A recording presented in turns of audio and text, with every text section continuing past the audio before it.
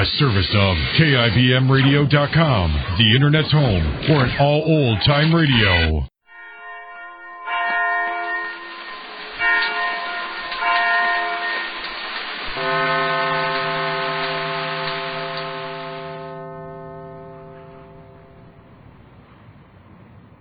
Colgate Dental Cream to clean your breath while you clean your teeth and help stop tooth decay, and Luster Cream Shampoo for soft, glamorous, caressable hair bring you Our Miss Brooks, starring Eve Arden.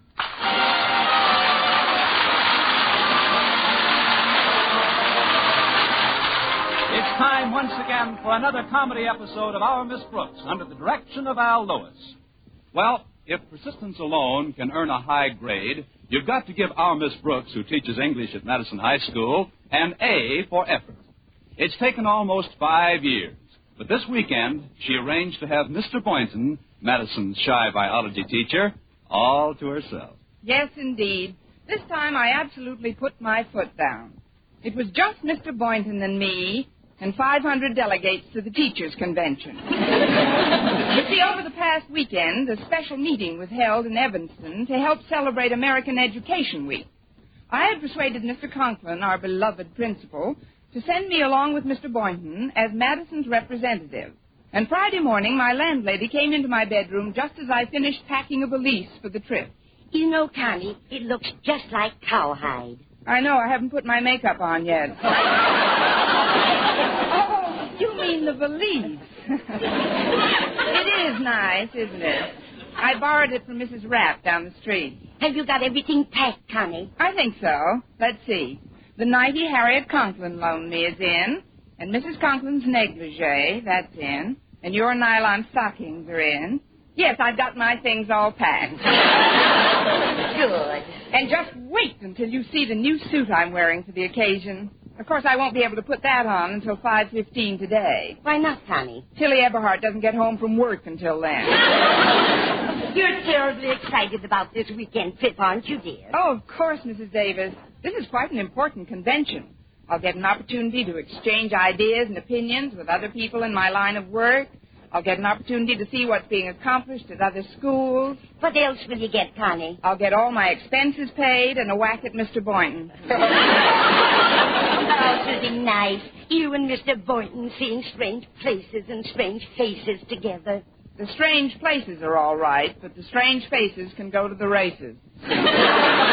There's one thing that puzzled me, Connie. Knowing your relationship with Mr. Conklin, how did he happen to choose you as a delegate? Oh, it's very simple, Mrs. Davis. Remember 2 weeks ago, Mr. Conklin got himself a new gray flannel suit? Yes, indeed. His wife, Martha, told me he spent a small fortune on it. I'm glad it was a small fortune. I spilled a small bottle of ink on it Monday. Didn't? He now has gray flannel pants and a very sporty blue jacket. Anyway, on Tuesday, he left his wristwatch on his desk, and I accidentally brushed it to the floor while I was picking up some papers.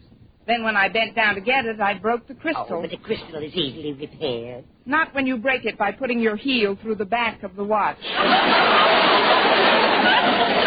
But, Connie, I still don't understand. Why did Mr. Conklin pick you for the convention this weekend? I was just getting to that, Mrs. Davis. You see, Mr. Conklin is buying a new pair of glasses this morning, and he wants to give them a 3-day head start. Sounds logical. Well, I know another English teacher at Madison who'll be mighty disappointed that she's not going on this trip. You mean Miss Enright? I do. She's almost as sweet on Mr. Boynton as you are, and this weekend trip would be a wonderful opportunity for her to cut you out with him. Please, Mrs. Davis, I just got up. Why talk about nightmares?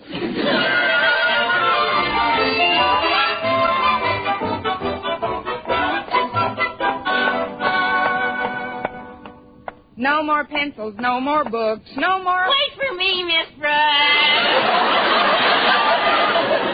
Well, Walter Denton, why didn't you pick me up this morning? You know my car's in the repair shop. So is mine. But I'm glad I caught you before you dropped into Mr. Boynton's biology lab. What makes you think I was going to drop into the biology lab? Please, Miss Brooks, it's too early in the morning for quicks. What I meant was, I thought I could save you from a big disappointment. Oh, that's all right. I'm used to him by now. I mean, what kind of disappointment? Well, Mr. Boynton isn't in school. What's more, he isn't coming to school today. What? But we're supposed to leave from here for the convention. Yeah, I know it, Miss Brooks, and I know how devastated you'll be by the news, but Mr. Boynton won't be able to go to the convention. He's sick in bed. Sick in bed? How do you know? Harriet told me. He called in a little while ago and left a message with one of the teachers. Well, how can I leave town if Mr. Boynton is sick? He has no more relatives in this part of the world than I have. Who'll take care of him? Let me put your mind completely at ease, Miss Brooks. Harriet and I can run errands for Mr. Boynton, and I'm sure Miss Enright will be glad to nurse him back to health. She's an RN, you know. Yes, I know. A real nothing. You're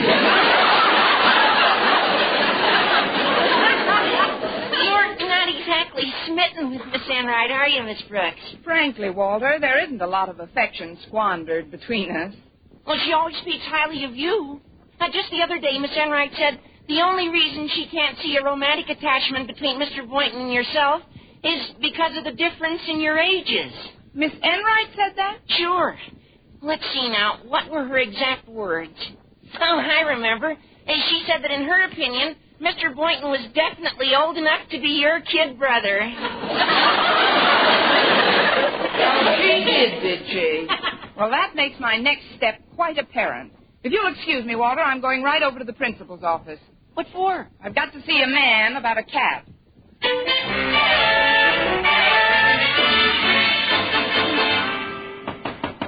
Come in.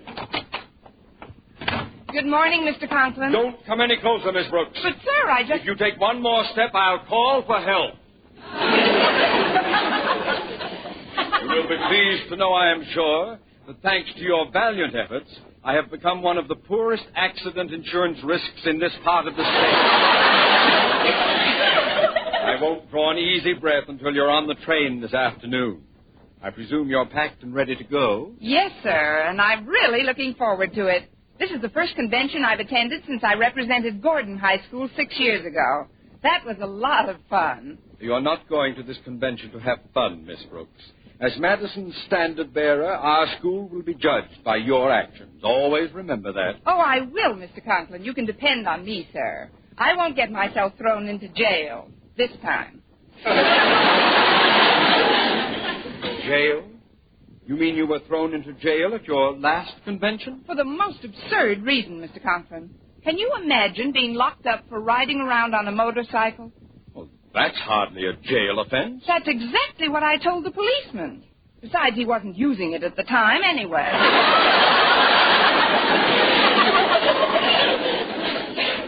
You took a policeman's motorcycle? It was just a lark. There was absolutely no reason for them to put that picture in the paper. What picture?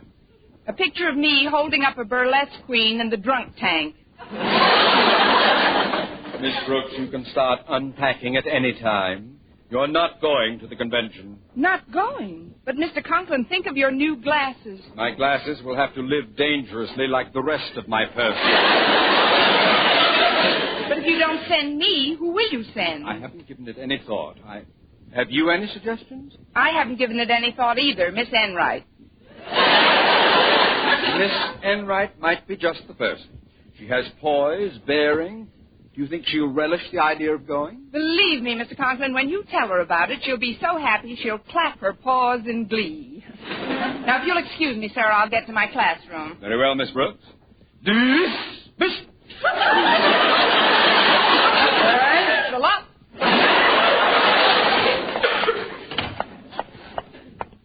Well, good morning, Miss Brooks. Good morning, Mr. Boynton. Wait till you hear the news. I was just in Mr. Conklin's office. Mr. Boynton, what are you doing up? Go right home and get back into bed at once. Bed? What for? I'm not sick. You're not? Oh, I never felt better in my life. What a revolting development this is. Walter told me that Harriet said you were sick in bed. Harriet? I didn't talk to Harriet. When I phoned the school this morning, I thought I was going to be delayed at the biology supply house, so I left that message with one of the teachers. What teacher? Miss Enright. I should have said which teacher. And she's a witch teacher if I ever saw one. Now, do you suppose she could have confused the words delayed with laid up? There's no confusion at all. This is the result of careful calculations. Miss Enright knew that Harriet would tell Walter. Also that Walter would, if he saw me, and that's customary, he'd be almost sure to, tell me, and then knowing what she would do, or thinking she knew what I would do, she told Harriet what I later heard from Walter. And then I did what she thought I'd do. Miss Brooks, are you all right? Why are you speaking in such jerky sentences? There's a good reason, Mr. Boynton. I have just been completely taken in by a very jerky teacher.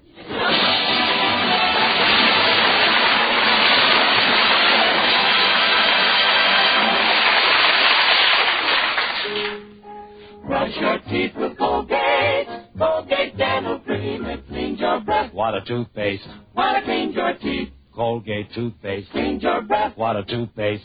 While it cleans your teeth. Colgate Dental Cream cleans your breath while it cleans your teeth. And the Colgate way stops tooth decay best. More than 2 years' research showed the Colgate way of brushing teeth right after eating helped stop more decay for more people than ever before reported in dentifrice history. Yes, the Colgate way stopped tooth decay best. Better than any other home method of oral hygiene. No other dentifrice, ammoniated or not, has proof of such results. And you should know that Colgate's, while not mentioned by name, was the one and only toothpaste used in the research on tooth decay recently reported in Reader's Digest. So always follow the Colgate way to clean your breath while you clean your teeth and stop tooth decay best. Brush your teeth with Colgate. Colgate Dental Cream. It cleans your breath. Water toothpaste. While it cleans your teeth. And the Colgate way stops tooth decay best.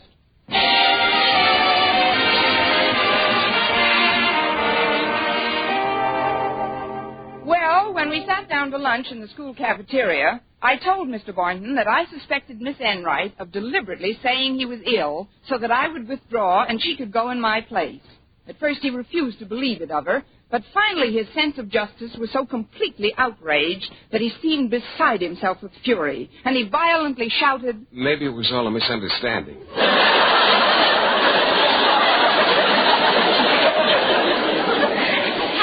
Why should Miss Enright think you'd stay home from the convention even if I were sick in bed? Because I would, that's why. Somebody would have to take care of you, get you your medicine and fix your meals and see that you were made comfortable. Miss Brooks, may I remind you that I'm not sick in bed? Oh, I know that, Mr. Boynton. And would you mind not taking my pulse? I need this hand to finish my wax beans. I still say that when people haven't any relatives in a place, it's up to the people who think something of people to do something for the people they think something of. Maybe I should teach Spanish. I know you're disappointed about not attending the convention, Miss Brooks, but if you have any suggestions you'd like me to put before the meeting... There's only one suggestion I'm worried about, and that'll come from Miss Enright to you. Hey, that's funny. What? You're mentioning Miss Enright. She's heading for the table now. Well, speak of the devil. It's just the way she's wearing her hair. Uh-oh, she spotted us. Hello, Miss Brooks. Oh, Mr. Boynton, why aren't you home in bed? His sheets caught fire. You know yourself, Miss Enright, that I only phoned to say I might be delayed getting to school. Delayed? I thought you said laid up. You did? See, Miss Brooks, it was a misunderstanding. Oh, of course. Like the one Custer had with those red chaps. Now, don't be a bad loser, darling. Not that you are, really. I understand that you personally recommended me to Mr. Conklin for the position of second delegate from Madison High. You did that, Miss Brooks? I wish my mother had quit after my two older brothers were born. Do you mind if I join you at this table? The cafeteria is quite crowded right now. Not as crowded as this table right now. Oh, go on, sit right down, Miss Enright. I see you have your own sandwich. Can I get you some water or a napkin or something? Oh, go ahead, Diamond Jim. Bring her a toothpick, too. I'd love some water, please, Mr. Boynton. Very well. I'll get some for all of us. I'm a great boy for water. He's a great boy for a lot of things. Well, you'll be happy to know, darling, that Mr. Conklin told me of my selection as second delegate early in the day. That's why I was able to get home during a free period, pack a valise, and put on my new fall traveling suit. You like it? It's all according how far you travel. Look, Miss Enright, we both know that your going to the convention is my fault. But we also know that my not going is your fault. Do I make myself clear? To me, yes. But I can't help wondering how much of you gets across to your pupils. That's the wrong attitude, isn't it, darling? Yes. Let's not spoil Mr. Boynton's luncheon with a lot of female bickering. You're right, Miss Enright. I might as well be a good sport about it. All's fair and you know what in war, I guess.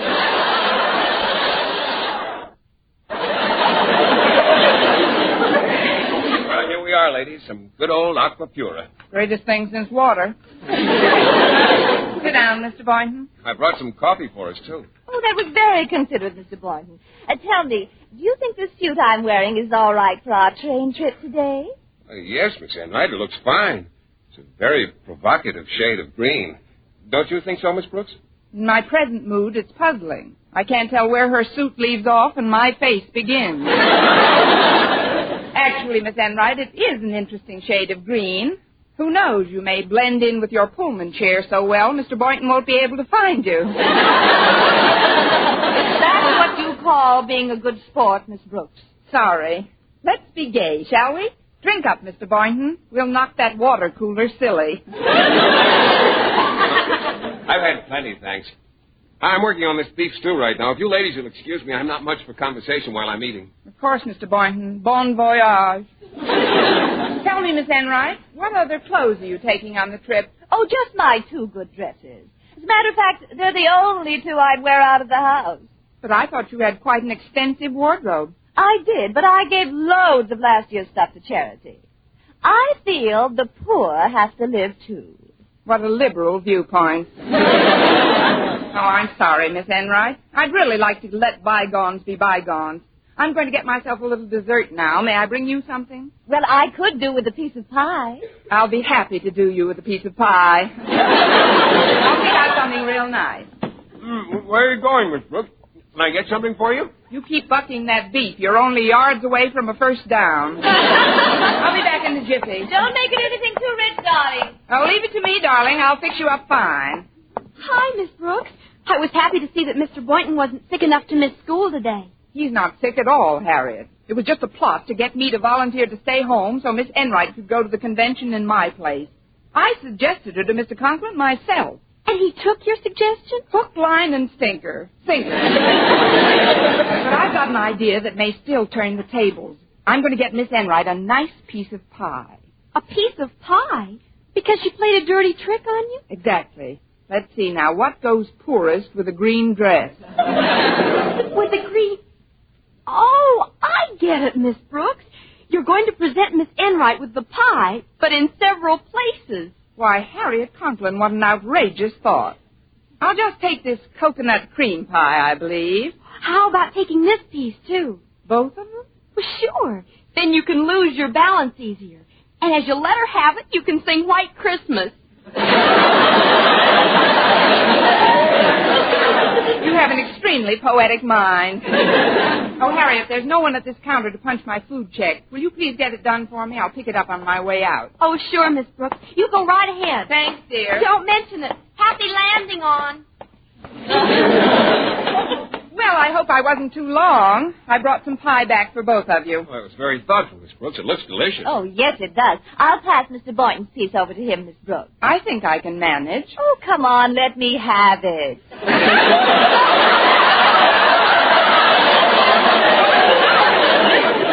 Well, if you insist.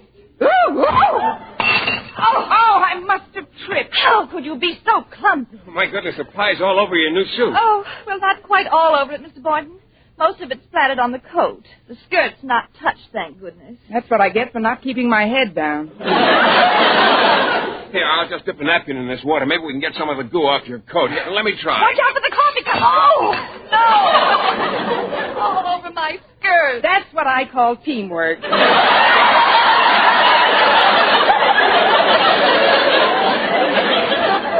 I'm terribly sorry, Miss Enright. Oh, my new suit is completely ruined. First pie on the coat, then coffee on the skirt. It's like I always say, what good's a piece of pie without a cup of coffee? Well, let's humor leaves me cold at this point, Miss Brooks. It's a good thing I had the foresight to pack my other dresses and leave them in my gym locker. Well, it is indeed, Miss Enright. You'd hardly have time to get new clothes this afternoon. The train leaves at 5:45. Well, accidents will happen. I apologize again, Miss Enright. And now, if you'll both excuse me, I've got to practice a bit.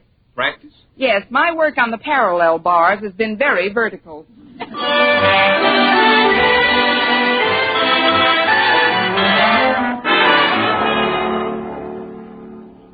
You sent for me, Mr. Conklin? Yes, Miss Brooks, I did. I have just spoken with Miss Enright.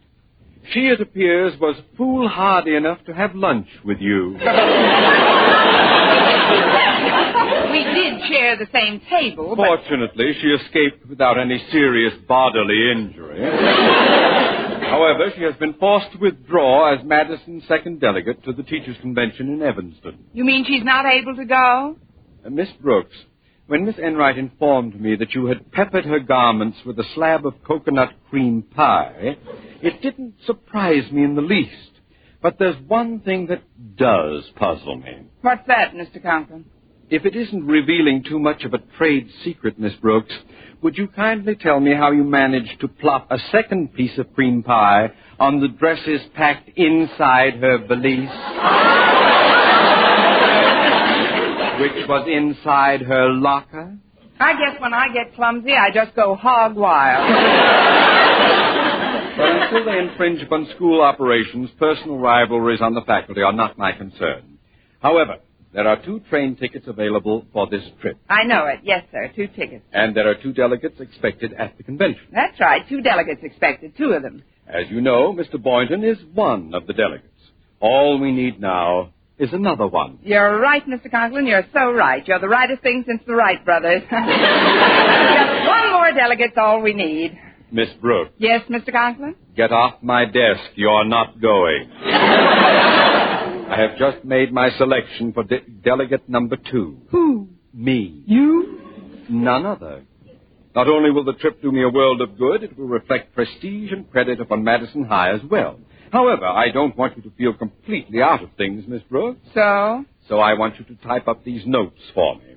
They contain some remarks I will make to the convention. Now, toddle along, Miss Brooks. Yes, sir. Oh, Mr. Conklin. Yes? I realize it's quite late, but how would you like to be my guest for a little lunch? Not today, thanks. But don't be discouraged. It was a nice try.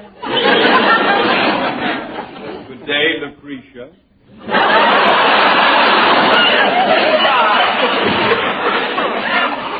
Don't be discouraged, he says. Of all things that happen to a person. Miss Brooks, you must be upset today. You're talking to yourself. I know. I'm a very good listener. Oh, it's you, Mr. Boynton. Yes, I'm going in to talk to Mr. Conklin for a moment. Mr. Conklin, are you in trouble? Oh, not at all. Rather not mention why I'm seeing him until after the interview. If you'll wait right here, Miss Brooks, I think I'll have a pleasant surprise for you when I come out of his office. Surprise? Yes, no, wait right by that fire hose on the wall. I'll just be a few minutes. Don't worry, Mr. Boynton. Unless the hose catches on fire, I'll be here.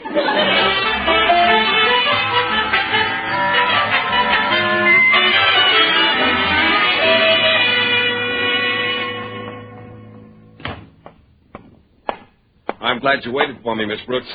This hose is doubled over exactly 62.5 times. Now, what's the surprise? Well, I knew how anxious you were to make this trip to Evanston, so when Miss Enright withdrew, I determined to prevail upon Mr. Conklin to let you go as originally planned. But there are only 2 tickets available, and Mr. Conklin is using one of them himself. I know that, Miss Brooks, but you're going anyhow. I am? Yes, I turned back my ticket to Mr. Conklin. Of course, he was a little timorous at first, but when I pointed out how helpful you could be to him, taking notes and typing and whatnot, he agreed to have you accompany him to the convention. But what about you, Mr. Boynton? Oh, don't worry about me. I'll be busy as a bee over the weekend. I'll probably go on a shopping tour with Miss Enright. You really must excuse me, Mr. Boynton. This is the only traveling dress I own, and I've got to fix it up right away. Fix it up? What's wrong with it? That's obvious. It hasn't any coconut cream pie on it.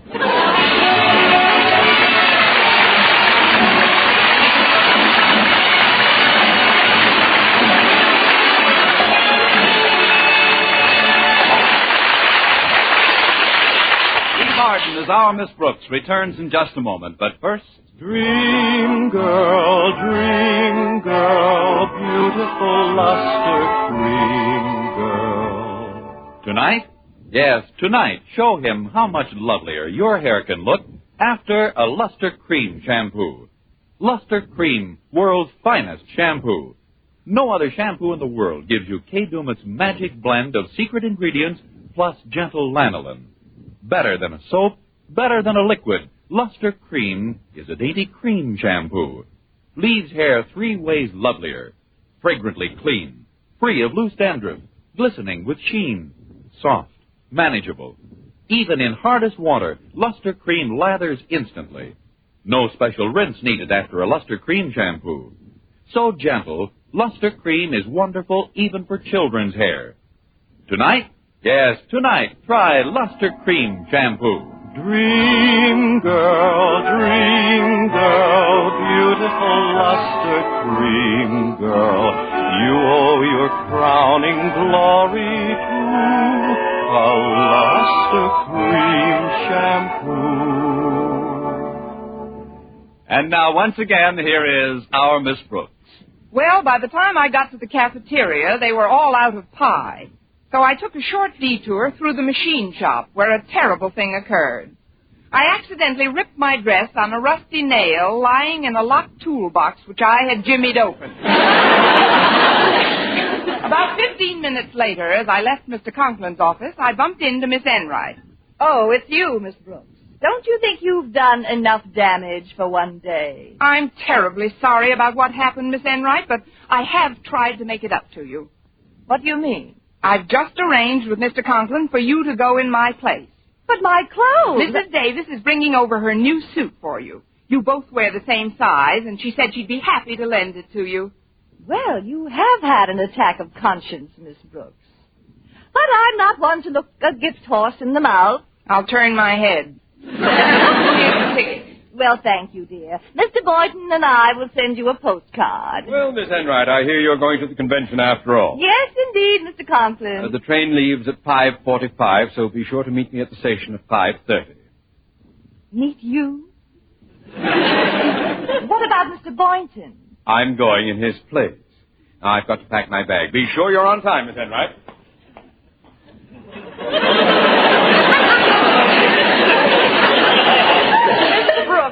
I won't forget this if I live to be 100. Oh, that's terrible, Miss Enright. You can't hold a grudge for the next 5 years.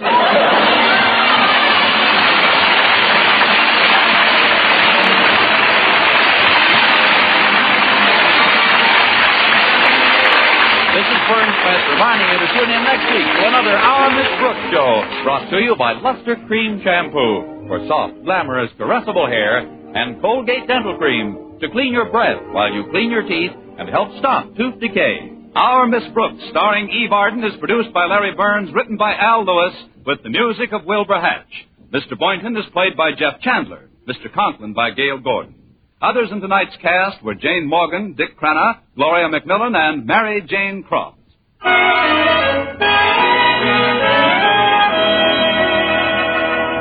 Doctors prove Palmolive soap can bring you a lovelier complexion in 14 days.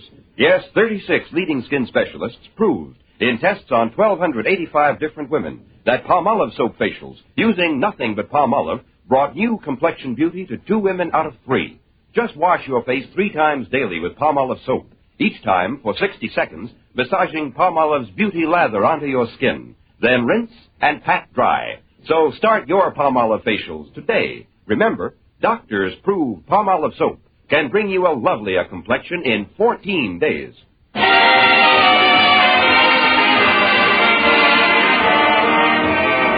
Folks, meet Eve Arden, radio's own Miss Brooks, at home and at school in the pages of the current Look magazine. Yes, it's a photo feature of Eve, her associates at Madison High, and with scenes of her home life after school is dismissed.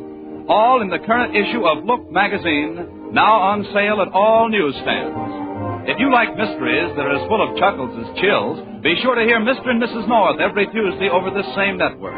Don't miss the exciting and laughable adventures of these amateur detectives.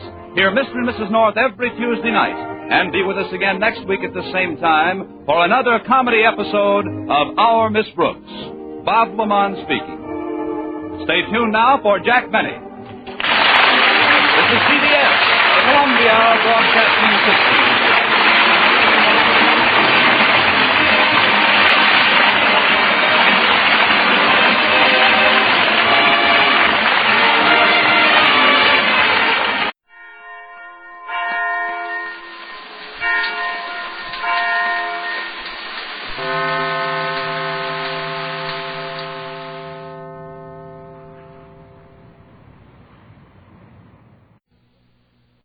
From Hollywood. Wait a minute. I got a poem.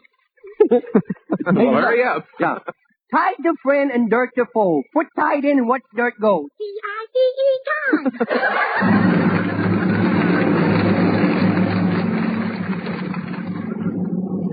From Hollywood, Procter & Gamble's Tide, the largest selling wash day product in America, proudly presents the Red Skelton program.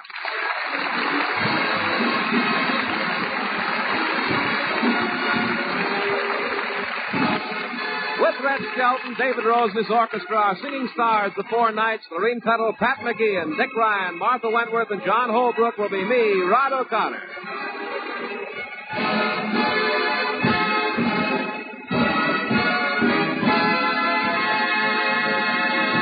Since day after tomorrow is Valentine's Day, we give you now, with their deepest affection, Metro-Goldwyn-Mayer's and Procter & Gamble's biggest comic Valentine, Red Skelton.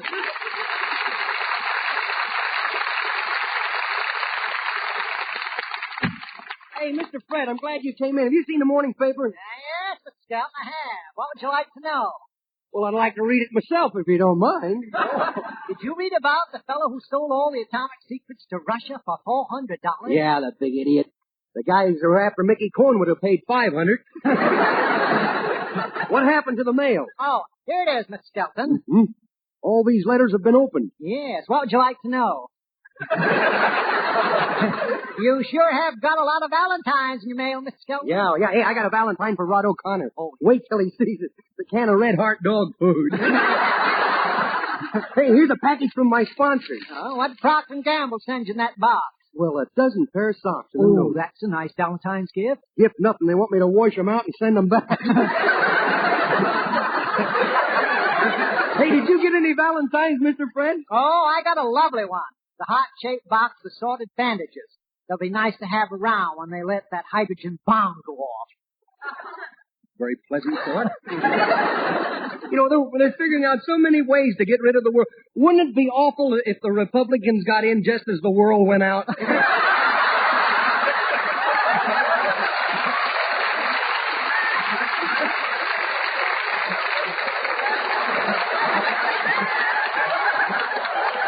I'm glad I said that. It ain't in here.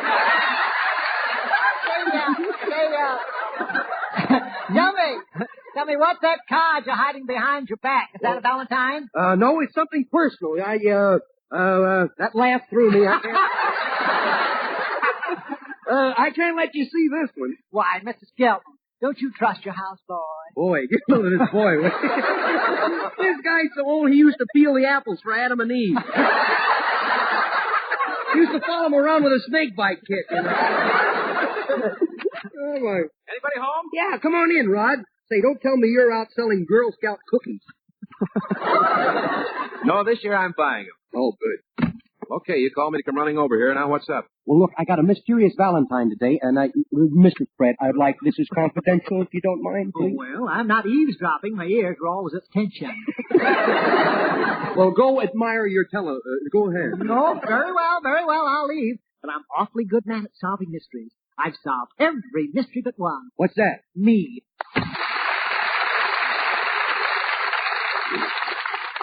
I think you made him mad, Red. I'd fire him except for one thing. I never hired him. Now, what about this mysterious Valentine? Well, it came in the mail today, and I don't know who sent it. It's got me worried. Here, look at this, boy. Boy, it sure smells nice. Yeah, there hasn't been a live fly in the house since I opened it. It's a mighty fancy Valentine. Yeah, read it. Wow, I didn't take it that way. It's signed L.R. Yeah. Who's L.R.? Well, it's got me worried. I don't know. Let's see. It could be Lana or Rita. Yeah, and then again, it could be Lassie and Rex, king of wild horses. Say, do you have a hidden past you're keeping a secret? Well, when I was Hagen back in Wallace Circus, there was the tattoo lady. I had designs on her. Then there was the bearded lady. Of course, I kept that a secret. We just sort of beat around the bush on that. Look, I got to find out who sent this card. I won't be able to explain it to Georgia. Well, why don't you just tell Georgia the truth, that you haven't the faintest idea who the card comes from? Oh, you dreamer, you. Are you trying to frame me? Supposing you got a card like that, would you tell your wife? What would you tell her? I wouldn't tell her anything. Just sit and listen. Now that we understand each other. Oh, why don't you just tear it up and forget about it? Because the envelope wasn't sealed, and I'm afraid Georgia's already seen it. Mm-hmm. Now, she'll probably be waiting around to see if I'll mention it. The only way I can clear myself is to find out who sent it. Okay, I'll help you. How about the 4 nights? No, they didn't send this Valentine. They sent me a record. Really? Chattanooga Shoe Shine. Would you like to hear it? Put it on for you. Yeah. Say, boy, they sure put a big heart in a big heart package, didn't they? Yeah, they're trying to shame me into more money, I think. Man, you been in that new shoe shine parlor yet? Where's that, man? 4th and Grand? That's the place. No, but I heard a lot of talk of it, though. Have you ever passed the corner of 4th and Grand, where a little ball of rhythm has a shoe shine stand? People gather around just to clap their hands. He's a great big bundle of joy. He pops a boogie woogie rag, the Chattanooga shoe shine boy. He charges you a nickel just to shine one shoe.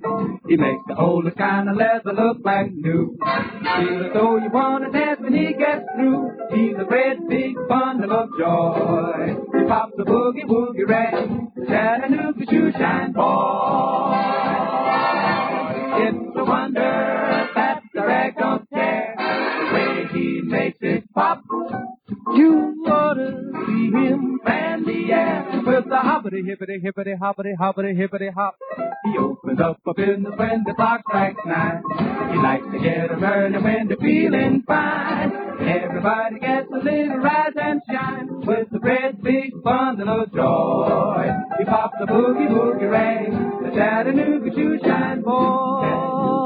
Chattanooga shine boy. Chattanooga shoe shine boy. Chattanooga, the Chattanooga shoe shine boy.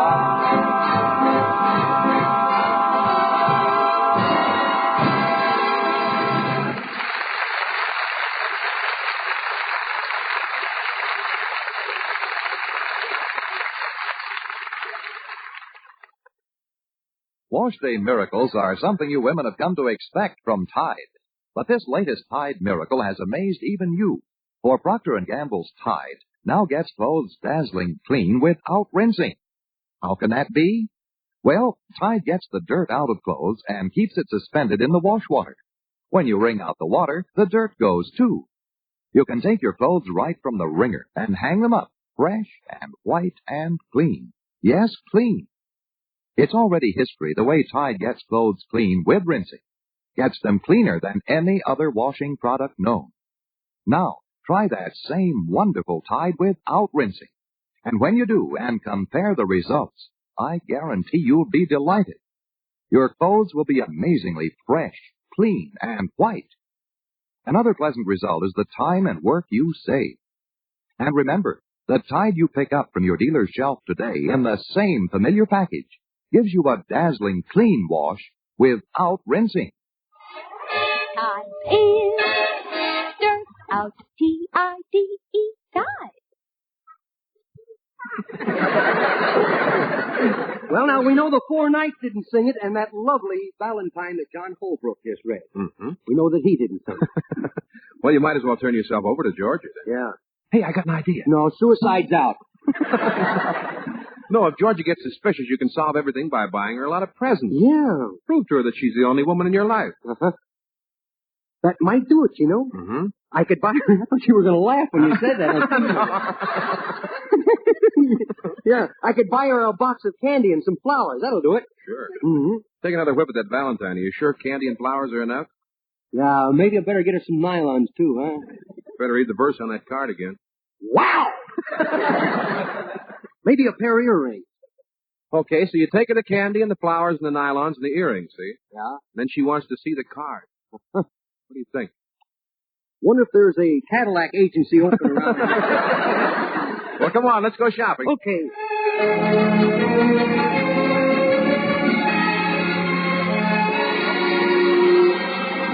Hey, you sure you didn't send me that Valentine's? LR. It could stand for Lardy Rod, you know. No, I didn't send you a Valentine. Oh, hey, there's Willie Lump Lump sitting on a bench waiting for a bus.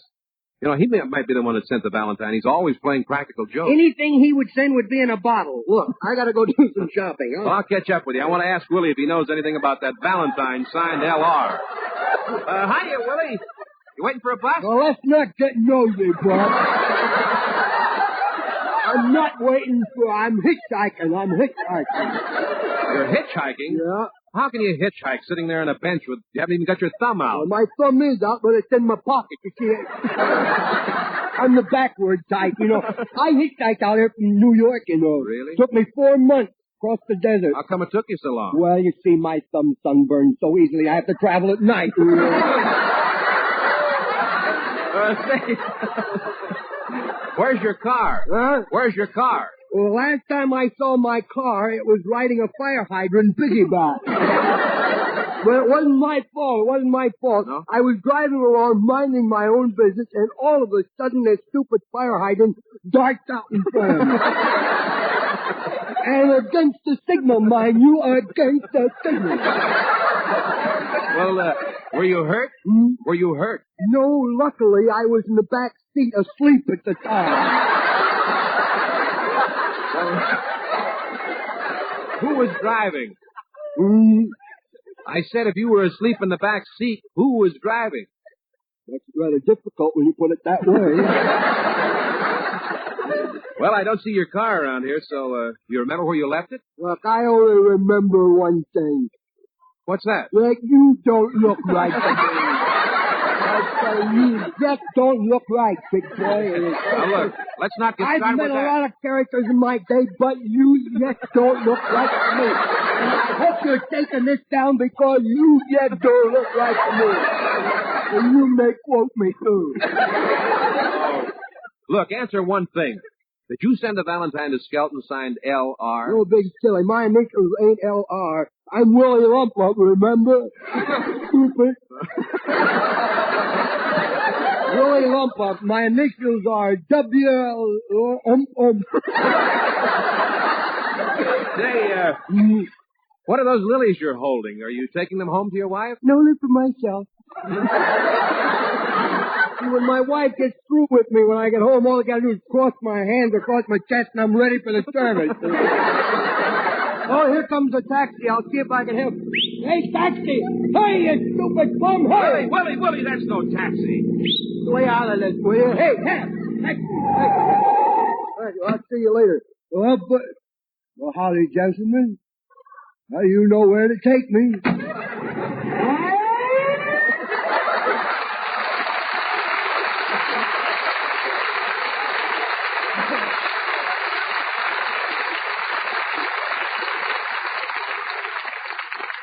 Well, I better see how Red's making out in the store. Hey, Rod, over here. I'm going to buy a what'd you find? Valentine for Ida Hawkins, you know. Really? Yeah, What'd you find? What'd you find? Look at this cute Valentine here. You open it up and you can hear Dave Rose and his orchestra playing There's No Tomorrow. Really?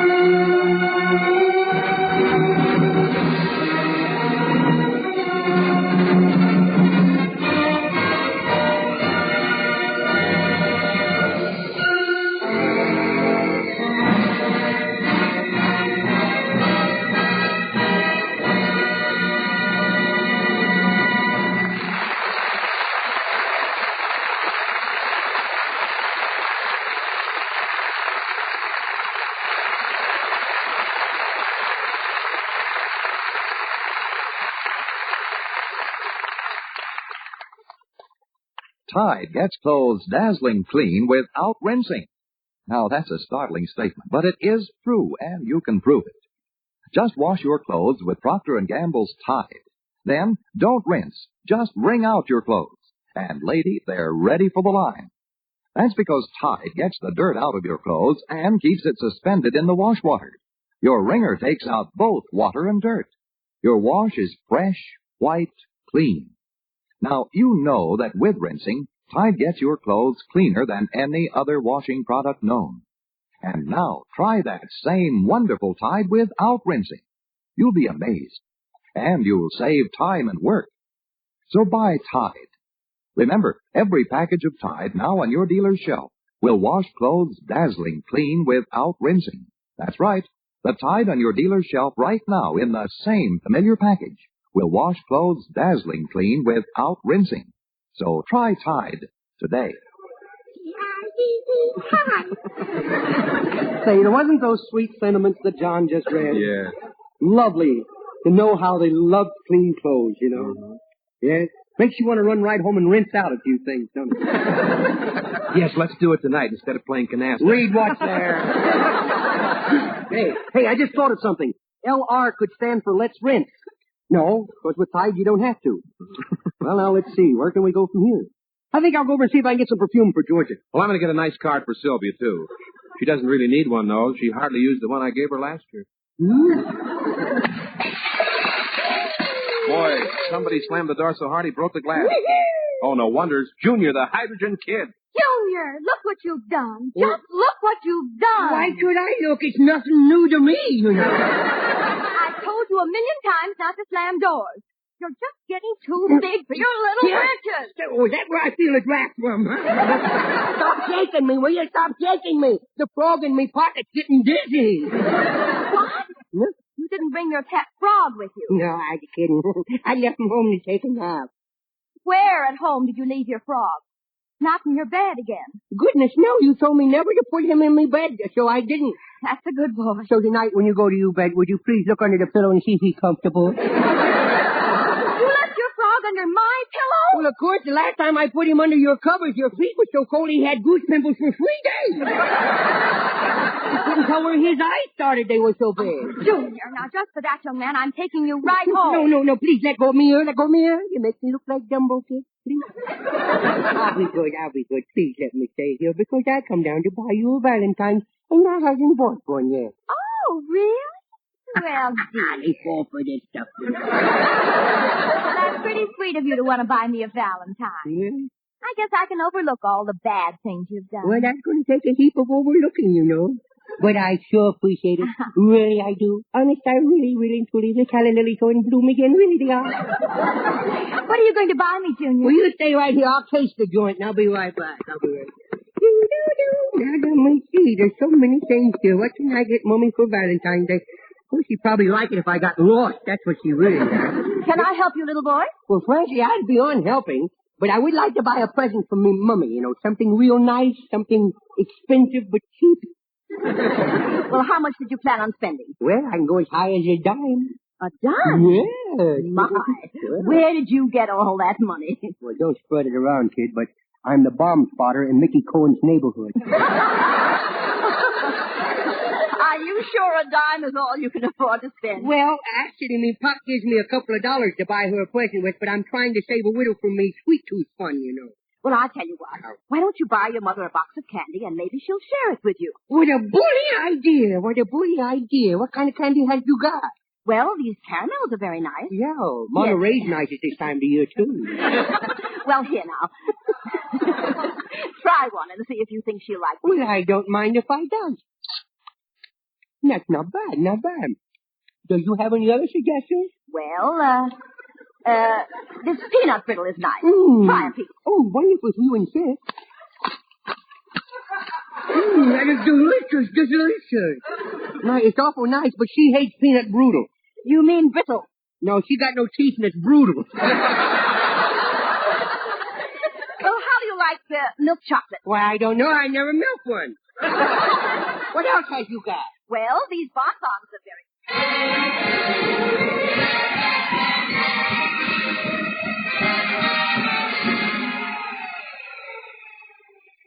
Please, lady, please. And then we have some lovely coconut cream candy. I don't really think I can sample anymore, you know. Them 75 pieces are beginning to gang up on me tummy, you know. Oh, you do look a little green. Are you ill? Oh, no, I'm fine. Tell me, where do you drop dead around here? Well, before you drop, just hand me the $2 to pay for the candy you've eaten. Here, don't get too near me. Don't get too near me. I think me tummy's coming up for air. Well, Junior, how are you making out? Please, Fatso, I'm sick enough without looking at all that pork. Junior, what's wrong with you? Never mind. Me sweet tooth anonymous. Tell him to come and get me. Call him. Me misspent youth is now catching up with me at last. I'm so sick I can't know me. Well, you better let me take you to your mother. Get your hand off of me, gelatin boy. Junior, why do you call me gelatin boy? Hasn't you heard? No. I called him the way I teased him. Junior, have you been in the green pain? No. They've been trying to pass me for a $10 bill. Mommy, take me home. I don't want to die without me Hopalong Cassidy boots on. Oh, what's happened to my baby? What's happened to my baby? Oh, cut out that Academy Award stuff. There's no use making us all sick around here, you know. I know what, dear. I'll buy you some candy, and that'll make you feel better. Please, if you love me, you'll never mention candy in front of me again. I'm going to put it on me blacklist along with spinach. He's eating so much candy, he could give transfusions to Hershey bars. Please, don't mention. Better take him home, Lorraine. Oh, my poor baby. Yeah, poor baby. Come along, dear. I'll never do another bad thing as long as I live. Oh, well, let's hope so, dear. Here, I'll open the door for you. Thank you. Did you notice, dear, they replaced the glass in the door? Junior! Hardly worth the trouble, was it, huh? Just wait until I get you home. I'm going to give you the spanking of your life. Please, Mommy, now, you come with me. Please, now, I'm sick. Let go of me here. I'm a sick boy. Let go of me.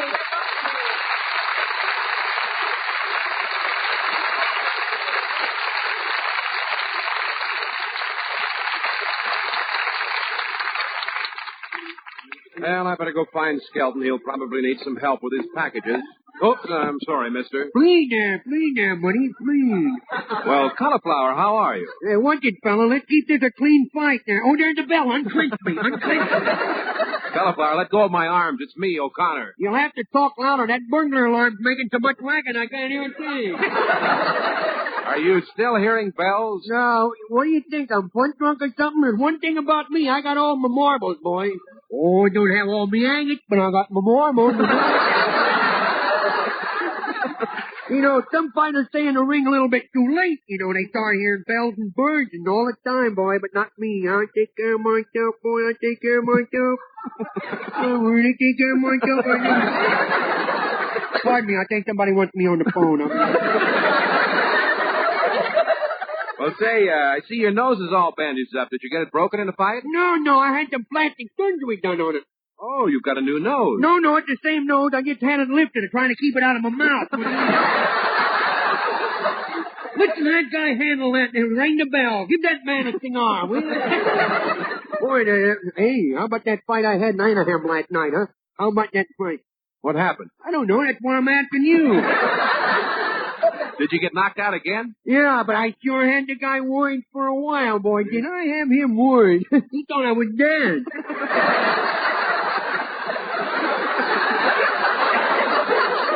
Boy, a flock of them flew over that time.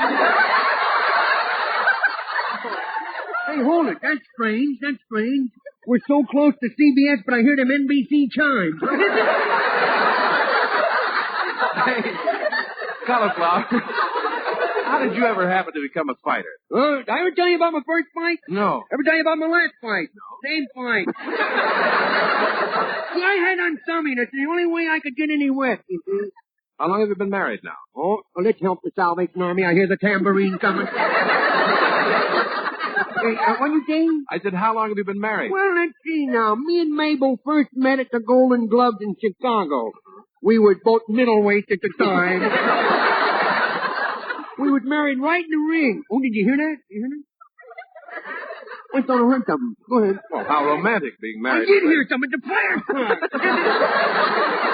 What's that? I said it's very romantic being married right in the ring. No, it was a necessity, see. The fight the night before the wedding, see, I had a big fight, and they couldn't hold out for the ceremony waiting for me to come too, see. Yeah. So the referee just stopped the count over me, and they pronounced me man and wife right in the ring.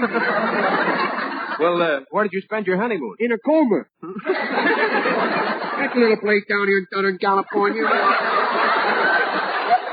Yeah, later, me and the bride spent 2 carefree weeks in the Main Street gym, All somebody slammed the locker door. Well, did your wife like spending her honeymoon in the gym? Well, sure, that way she could be near her mother, who was wrestling at the time.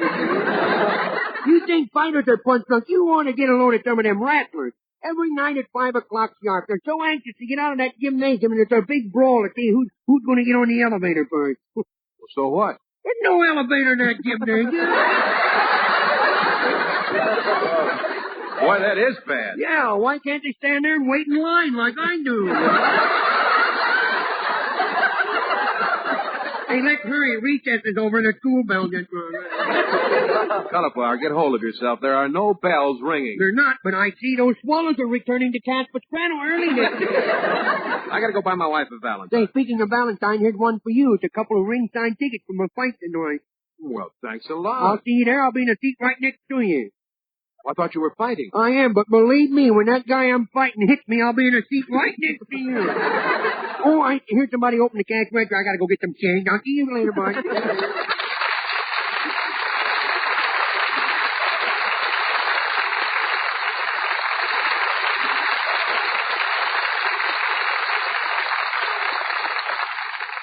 Oh, boy, is that guy punchy. He sure is. Why do you associate with guys like that? People that don't use their brains. Get intelligent people to run around with. Yeah.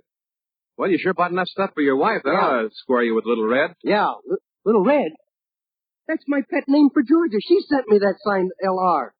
Hey, Rod, answer the phone.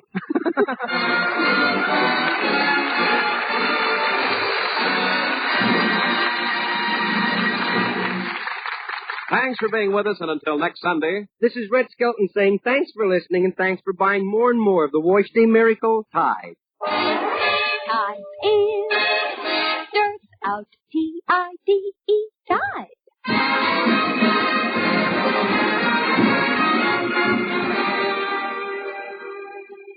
Now for beautiful natural softness, exciting natural sheen. Don't just wash your hair, condition it with New Dream. It's here, a shampoo that conditions your hair. Conditions your hair to natural softness, natural sheen. It's New Dream Shampoo, now with Beauty Conditioner. No other shampoo has this new Beauty Conditioner. It's an exclusive cleansing agent found only in gentle New Dream. Don't just wash your hair, condition it with New Dream. New Dream Shampoo, now with Beauty Conditioner. Try it.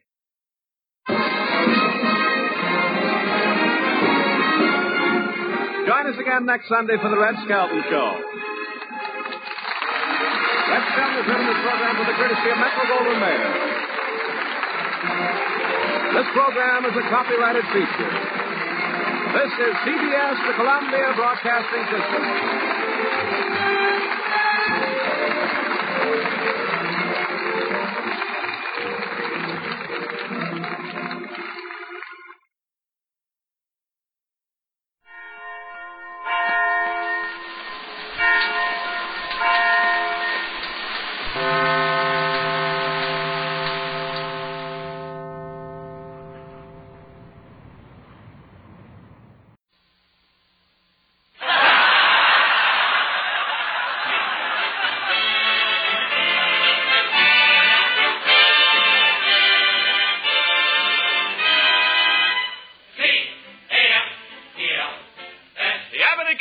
Program starring Bud Abbott and Lou Costello, brought to you by Camel, the cigarette of costlier, properly aged tobacco.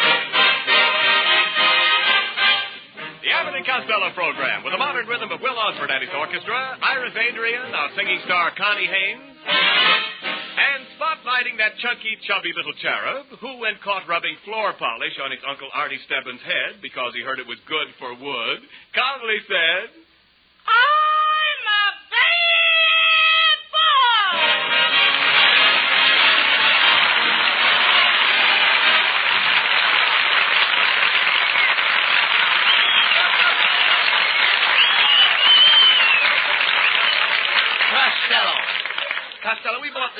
station 4 days ago.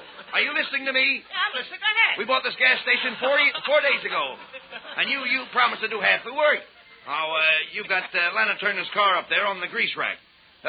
Why aren't you greasing it? Because Lana Turner's car makes me awfully nervous. Oh, how could Lana Turner's car make you nervous? Well, this is the first time I've ever been close to her chassis. Look, they'll be after her car in a minute. Now, get it off that hydraulic hoist. And take it easy, please. Okay. All right.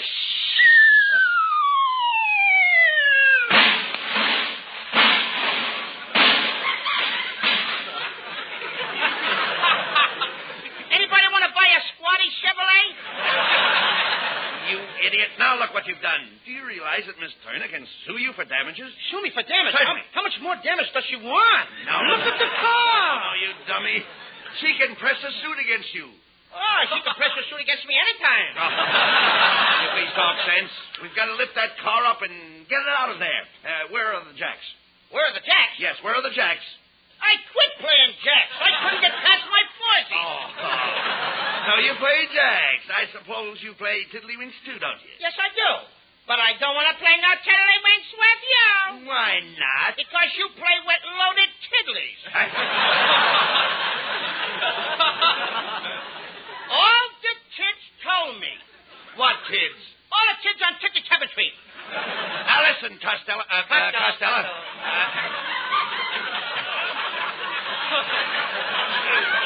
Look, I'm getting fed up with this. You haven't done a lick of work around here in 4 days. Oh, no. Only this morning I cleaned out that little pantry over there. Pantry? Yeah. That's not a pantry. Now he tells me.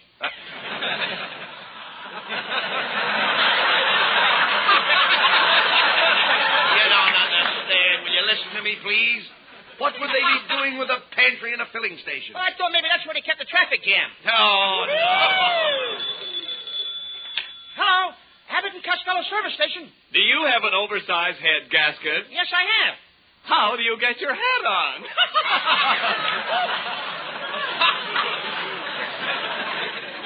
That was a very funny joke. I'll pull it on Abbott. Hey, Abbott, you have an oversized head gasket? No, but I have a new pair of cast iron fender pants.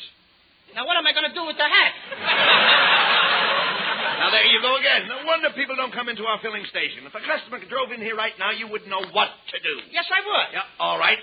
Suppose the man asked for Ethel. Well, what would you tell him? I'd tell him it was a day off. No, you'd put Ethel in the car. I'd put her in his car. I don't even know the girl. Oh, Ethel is tanked in front of the gas station. Oh, you want me to sober her up? No, please. You mean the kid got a little bun on? No, nothing of the kind. She's Listen a little bit tipsy. Will you listen to me, please? We got to drop the girl in front of the Nothing gas of the station. kind. I'm not talking about that. Look, if a man has a high-speed motor, he wants ethylene. He wants what? Ethylene. That's a new one on me, brother.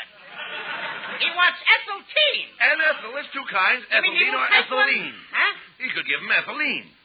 That's the one I better get to get the laugh. All right, well, get it that way. Get it the way you want. Go ahead. If he wants me to put ethyl on a diet, okay. Now, look. What would you do if a man drove into our gas station and his motor knocked? I open the door and let it in. No. Don't you understand? Don't you understand? He has a mist in his motor. Okay, she can come in, too. Please, just a minute, will you please? The man's motor is missing. Oh, what are you looking at me for? I'm the head taker. All right. I do go around taking motors, you know. There's other ways of making a buck. All right, I know that. Just forget about it. Look, wait a minute. What would you do if a man drove up with a flat tire? I would treat her just like any other lady. You don't understand. And self-service with me. I understand that. I mean a puncture, you nitwit. A puncture. Do you know what a puncture is? Oh, yeah. A puncture is a hissing sound followed by naughty words. Of all the dopes I ever met, that settles it. Take that uniform off and get out of here. Right here and now, I am going to sever my relations with you. You are? Well, yes. While you're at it, I've got an uncle that we should cut up, too. No. He's the meanest man that I ever... You better stop me. He's the meanest Will man. you never mind that? Listen to me. Okay. I mean you're through. Fired. Now get out of here. Go ahead. You mean I'm all washed up? You heard me. You're firing me, Abbott? You are fired. Please, Abbott. Give me another chance. No, never. We're through. Oh, pilgrims. Pilgrim what? Just pilgrims. You stopped my progress. What? All right, I'll give you another chance. Now, get in that car there and drive it over to the wash rack. It won't start. I tried it. No, what do you mean it won't start? All you have to do is choke your motor. Do what? I said choke your motor. Abbott, do you realize what you're saying? Well, certainly. Choke my motor? That's what you have to do. Do I look like a boy that would choke his own motor? Listen, I don't think you even know where your motor is. Sure I do. She's home with my folder. Your folder? Your folder? Yeah, good taking care of my little brother and soda. Oh, stop that silliness. I don't think you ever had a car. Oh, certainly I got a car, Rabbit. Only I can't think of the name of it, that's all. And all I know is that it ends with a ack. That's the name of my car. It ends with a ack. Is it a Pontiac? No. Cadillac? No. Now I remember. It's a Maniac. Maniac? Mm-hmm. Every time I drive down the street, everybody says, there goes a Maniac. You mean that old broken-down jalopy of yours? Do you call that thing a car? What do you mean, broken-down jalopy, Abbott? My car's good enough for the Army. A big general wants to borrow it. A general wants to borrow your car? I don't believe it. Oh, yeah, here's a note. I got a note right here from him. Look what it says. We'll be around to your house in the morning to pick up your car. Signed, General Finance.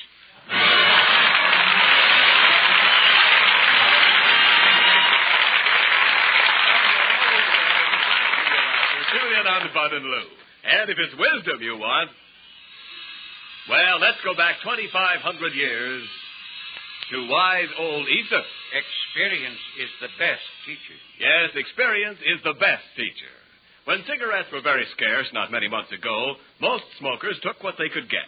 One day, one brand, another day, some other brand. Now, that experience taught smokers that the costly tobaccos blended in the traditional Camel way set Camels apart from all others. That fact is proved by today's record demand for Camels. As old Aesop also said, actions speak louder than words. Yes, actions speak louder than words. The actions of today's experienced smokers speak louder than any words about any cigarette. For more smokers are asking for Camels today than ever in Camel history. Yes, Camels are the choice of millions whose own experience taught them that the expertly blended, costly tobaccos of Camels set Camels apart. C-A-M-E-L-S. Yes, Camels are the choice of experience.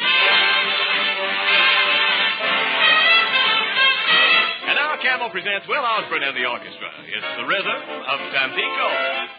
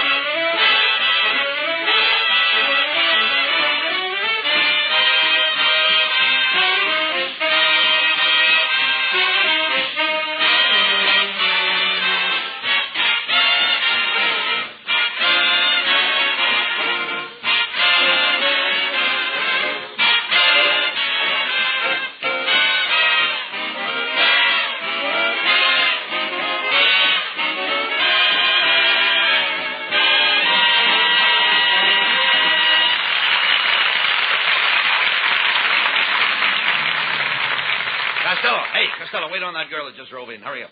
Okay, what'll it be, lady? I want some Duffy. I'm on my way to the movie studio. I'm working in a picture out at Om Geom. Om Geom? Yes. Are you acquainted with any of the actors at Om Geom? No, but I know the janitor at Republic. That's right near Universal. I'm so thrilled. I'm appearing in a new picture. It's all about the African jungles. The African jungles? Oh, whatever. You know what the jungles are. That's the home of the giraffe and the tiger. That's where the Mount Kays. The Mount Kays? The Mount Kays eat coconuts. Yes, in one scene I'm surrounded by starvage crocodiles. Crocodiles? Yes. Have you ever been frightened by a crocodile? No, but I've been chased by a skunk. Young man, are you trying to mock me? No, I like you a lot. I could go for you. Couldn't you go for me? Absolutely. And here I go. Hey, what was the matter with her? I guess I made her maud. Hey, Costello, there's another car driving in. Hurry up. See what they want. We're doing a nice business here. Hey, buddy. Huh? Give me it. What can I do for you? Shh, not so loud. Yes? Come closer. Yes, sir. How would you like to have a bunch of tires you could sell without priorities? I got a carload of hot tires I could let you have cheap. What? How dare you try to sell me tires without a priority? You are nothing but a crook, a chiseler, and a rat. I have a good notion to report you to the FBI. I am from the FBI. Just checking.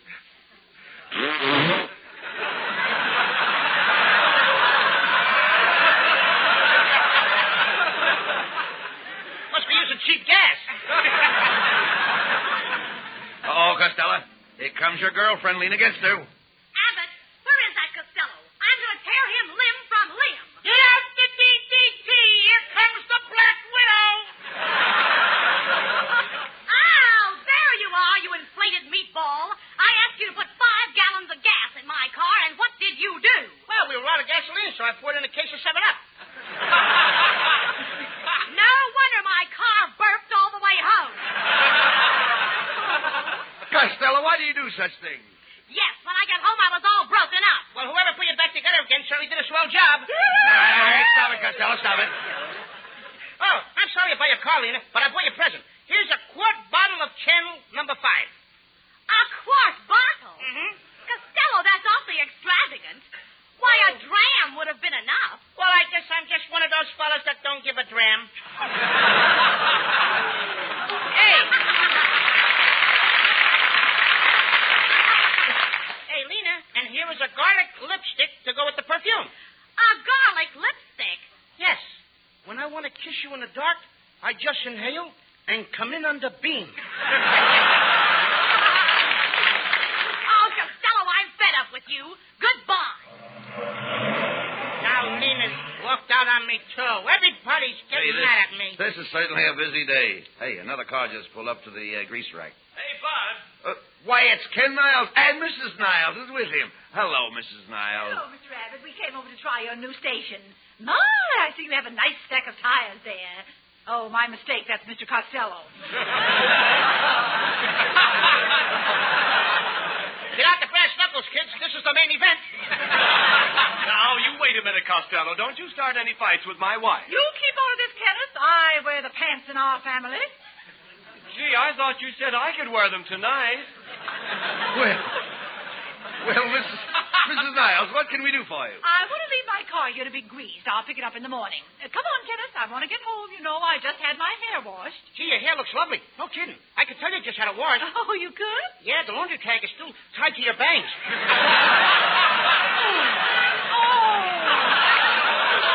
You'd better have that car greased and ready for me at 8 o'clock in the morning. Come, Kenneth. Do you hear me? Come along, Kenneth. Give him a little time, will you? His leash is caught around the gasoline pump. How dare you insinuate I have Kenneth on a leash? Come, Kenneth. Well, come on, get busy, Costello. Now look, Abbott. I sure don't Get want to busy, Costello, and grease Mrs. Niles' car. Why do I have to do all the heavy work around here? You know, I'm not a well man. Oh, stop. Now, honest, Abbott, I'm not. I only wish I was as strong as you. Oh, being strong is all in the mind. If you think strong, you'll be strong. Think of Atlas. You'll have a body like Atlas. Think of Hercules, you'll have a body like Hercules. That wouldn't work with me, Abbott. Why not? I keep thinking of Betty Grable.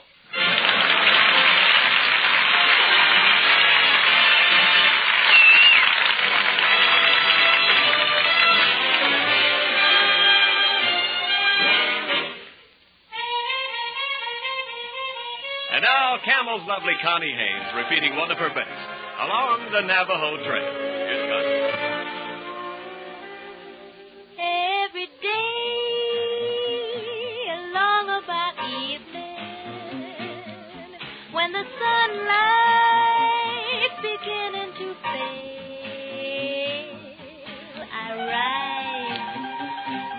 slumber and shadow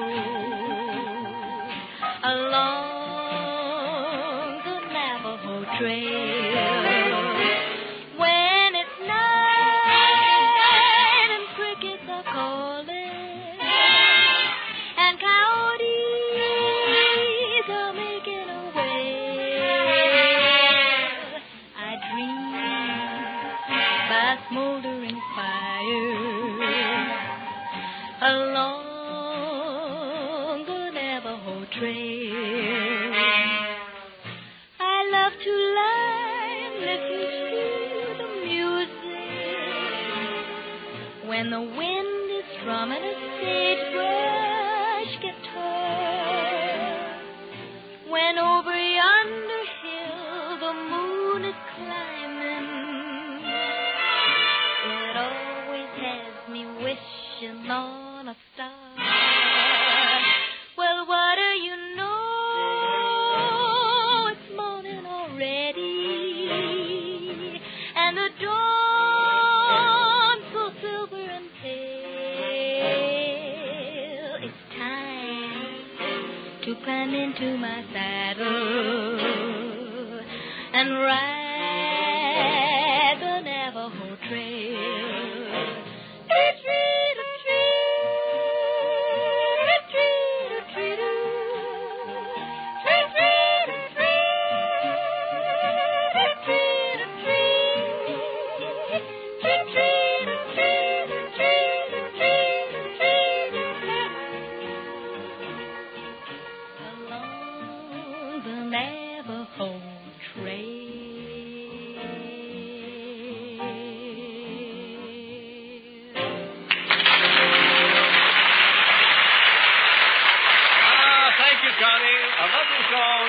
That's a perfect combination.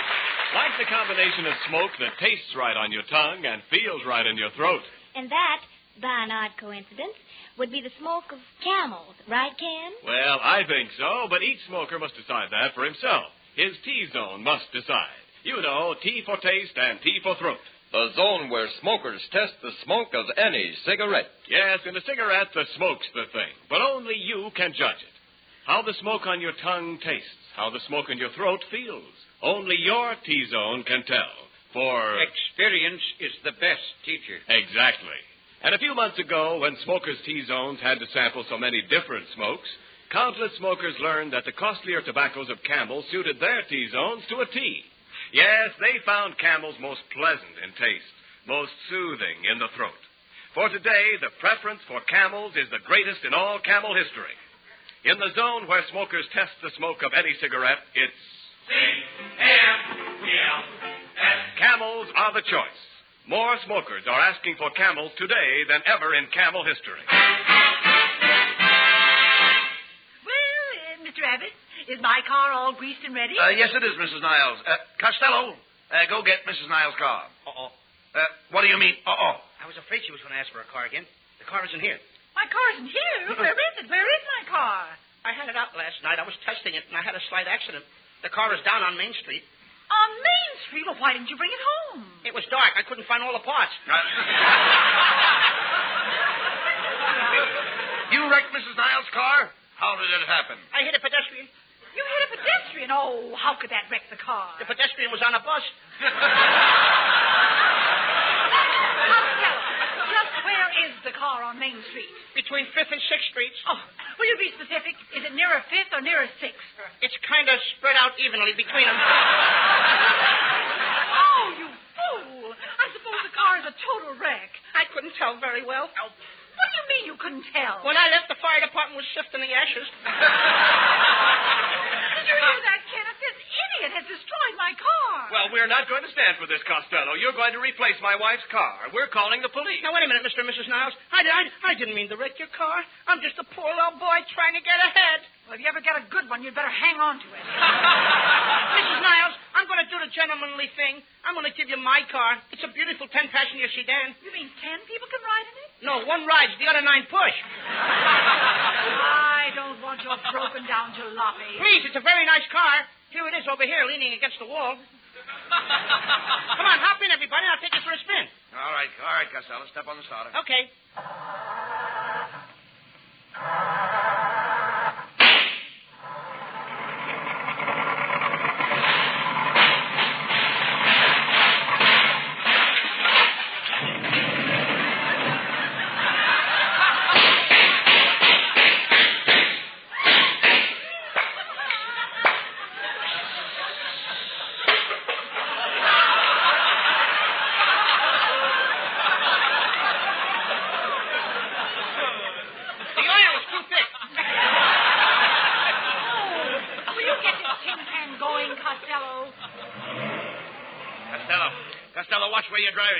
on the sidewalk. Oh, you're People a don't stranger? drive on the sidewalk. Oh, you're a stranger in California, eh, bud? Look out, look out. Look out. Give that pedestrian the right of way. Okay. Ah! You big fat dummy, can't you see where you're going? I got you, didn't I? Costello, you blockhead, you bumped into that woman. You told me to. I did not. I said give her the right of way. Oh, I did say give it to her right away. Oh, here comes the motorcycle cop. All right, pull over to the curb, you. I'm Officer Melonhead. Where do you think you're going, to a fire? Hey, Abbott, there's a fire. Come on, let's go see it. Costello, there isn't any fire. This guy just told me there's a fire. I did not. I just asked you if you were going to a fire. Sure, I'll go. I like to watch fire. Listen, Shorty, there isn't any fire. Didn't you just ask me if I was going to a fire? Yes, I did, but I always ask that. Whether there's a fire or not? Yes. Let me smell your breath. How dare you? How dare you insinuate that I drink? A bottle has never touched my lips. Oh, a cork sniffer. Insulting a police officer, and there's witnesses, too, huh? Who are these two people in the back seat? That's Mr. and Mrs. Ken Niles. Oh, indeed. And which one is Mrs. Niles? Wait a minute, Officer Melonhead. I don't go for that kind of remark. Which one is Mrs. Niles? These people's are friends of mine. I'm taking them for a ride in my car. Hey, Abbott, how do you like the guy? Asking me which one is Mrs. Niles. Good for you, Costello. You keep out of this, Ken. So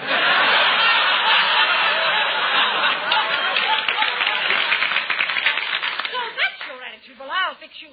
Officer, this man wrecked my car, and now he's trying to palm off this old pile of junk on me. Oh, he is. Is he trying to swindle a woman? Costello, you're going to jail. You are, Costello. You've got yourself into it again. Well, what's the matter with you? I guess I'm just a failure. I'm the kind of person my mother don't want me to associate with. I'm just an onion on the hamburger of life. I'm just a piece of flotsam going somewhere to get some. Well, Costello, what are you going to do about the car you wrecked? Mrs. Niles, I'm going to do the decent thing. I'm going to get a brand new car. What kind of a car are you going to get her? I'll buy a brand new Ford. What's the matter with a Chevrolet? Nothing. Let everybody buy Chevrolets. Just Chevrolets, huh? They shouldn't buy any other car, huh? Let them buy Buicks, Cadillacs, Pontiacs, Oldsmobile, Dodgers, Studebakers, Nashes, Packards, Hudsons. Sure. What do you care if Chrysler starves? I don't want Chrysler to starve. Let them sell 4,100,000 automobiles. Oh, now you want to jam the highway so my wife will have to drive 3 miles an hour, huh? Look, let it drive 30 miles, 50, 70, 80 miles an hour. How do you like this guy? My wife is cockeyed. He wants you to drive 80 miles an hour. All right, don't let it drive. Let her walk. Oh, she should walk down the street, have the sailors whistling at her. No, I don't want the sailors to whistle at her. Now you don't want the sailors to have any fun, huh? Let the sailors have fun. Go on, I know what you're thinking. Go on, say it. My wife kisses every sailor in town. Your wife don't kiss every sailor in town. Oh, you know the ones she kisses, but you won't tell, huh? Wait a minute, Melonhead. Where do you take everything I say and switch it for? Switch, huh? Now you're dragging my wife's hair into this. Go on. Tell all the people how ugly my wife looks without her hair. Say it. My wife is ugly without her hair. No, Melonhead. No, I think she's a slick little girl. Oh, slick. My wife looks like a billiard ball with legs. Go on. Go on. Start a rumor. Tell all the people that I married my wife. I only married my wife for her money. Melonhead, I knew your wife before you married her. She was a pauper. She didn't have a red cent. Now he tells me. Now, just for that, Costello, I've got a good notion to slap your ears down. Oh, you would have said it if you didn't have the policeman's uniform on. Oh, I wouldn't, huh? No, you wouldn't. No, I'd like to see you take that coat off. Oh, I'll take the coat off. Go on, take it off. I'll take it off. Go ahead, take it off. Okay, my coat is off. Now. Well, now what have you got to say? Did anybody ever tell you that you have pretty suspenders?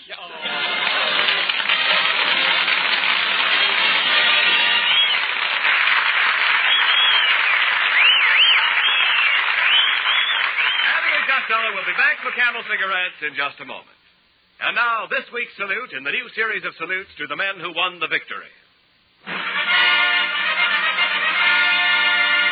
Tonight we salute the 38th Cyclone Division, heroes of the recapture of Bataan.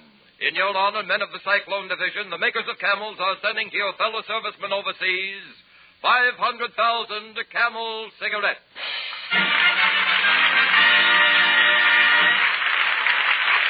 Each of the two Camel radio shows thus honors the different units of the Army, Navy, Marines, and Coast Guard, a total of 1 million camels set free each week. Camel broadcasts go out to the United States twice a week, are rebroadcast to practically every area in the world where our men are stationed, and in cooperation with the Good Neighbor policy also to Central and South America. Listen next Thursday when Camel again presents Abbott and Costello. And now here are Bud Abbott and Lou Costello with the final word. Well, Costello, Mrs. Niles is still waiting here. She wants to know what you're going to do about that car of hers that you smashed. Yes, Costello, I simply can't get along without transportation. Why, I've never walked anywhere in my life. When I first came to California, I drove clear across this great country. Well, gee, I can't get the kind of transportation you had when you came out here to California. And why not? They don't make covered wagons anymore. Good night, folks. Good night, Abe Green. Don't forget, buy your victory Good bonds. night, Abe and Patterson. Good night. Good night to everyone.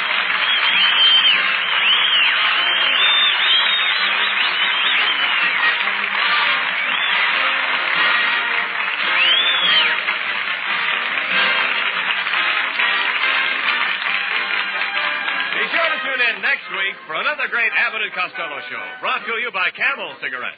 And remember, try Camels in your T-zone. See if they don't suit your taste, your throat, to a T.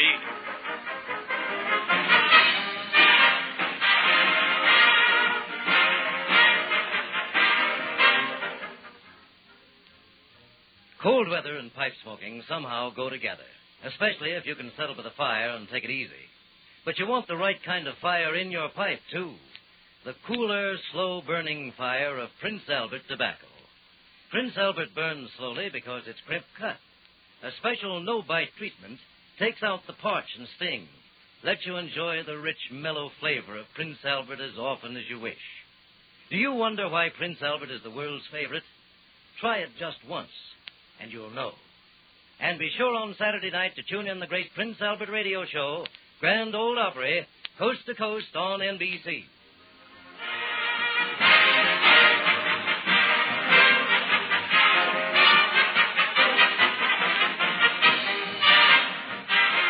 The Abbott and Costello show for Camel Cigarettes will be back at this very same time next week. Don't miss it. This is Ken Niles in Hollywood wishing you all a pleasant good night.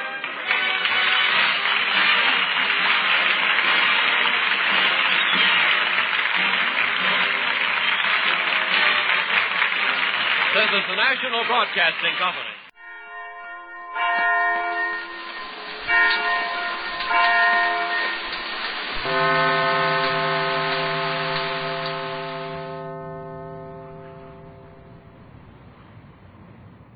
The secret word tonight is heart. H-E-A-R-T. Really? You bet your life.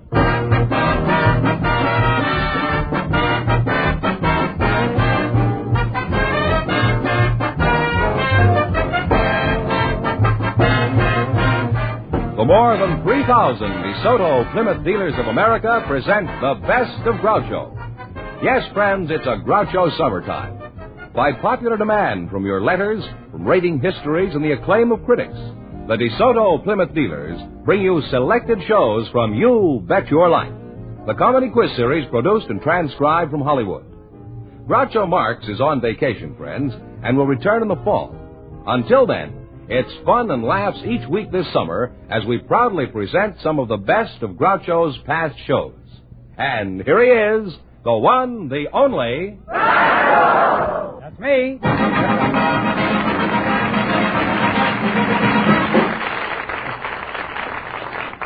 Well, here I am again with $1,500 for one of our couples. Fenneman, who's first to try for the $1,500? Well, we invited some weathermen and some cashiers who work in drive-in theaters to the program tonight, and just before we went on the air, our studio audience selected Miss Winnie Wynn and the weatherman John Aldrich. Folks, come over here and meet Groucho Marx. Welcome, kids, to You Bet Your Life. And if you say the secret word, you'll divide $100. It's a common word, something you always have with you. John Aldrich, huh? Speak for yourself, John Aldrich, wasn't it? Well, Miss Wynn, you're a movie cashier? That's right. Where are you from? My birthplace is Bristow, Oklahoma. Winnie Wynn. Isn't that a cute name, huh? You're a cute girl, too, huh? Thank you. I'll just call you Winnie. Winnie the Pooh, huh? How old are you, Winnie? 27. 27? Well, you don't look it. I thought you were about 21. Thank you. They must take good care of you in Oklahoma. Are you married? Yes, I am. Well, you don't look it. Mr., what is your name? Mr. Aldrich, huh? You're the weatherman, huh? Yes, sir. Where do you hail from? Des Moines, Iowa. You get that, son? I said, where do you hail from? Yeah. And you're a weatherman. Huh? That's pretty good. Yeah.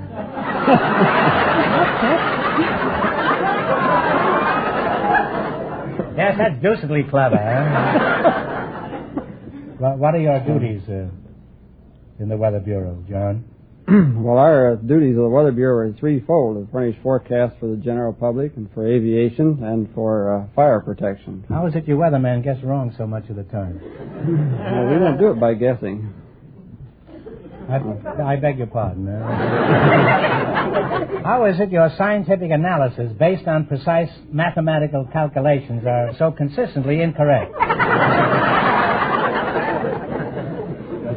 Riddle me that, old boy.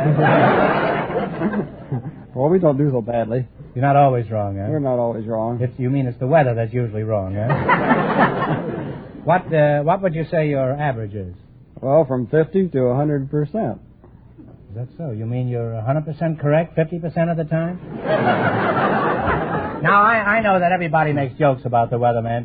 Do you have any favorite jokes? I imagine you get a lot of kidding about the weather. Well, I think my favorite is the story about the king who led his knights out to battle. And on the way, he met a farmer, and the farmer hailed him and says, "Ho, king, better not go on, it's going to rain." "Oh, no, I've checked with my prophets." So on he went, and it rained. And he was driven back defeated. So after beheading his prophets, the king sent for the farmer, and he said, "Look here, my man, how was it you knew the storm was coming?" "Well, Your Highness, I have a little beast of burden. He's very sensitive to weather, and when his ears are erect, why, you know the good weather's ahead, but when his ears droop low, why, it's a sure sign of rain." And from that day on, the jackass has been a weather prophet, and vice versa.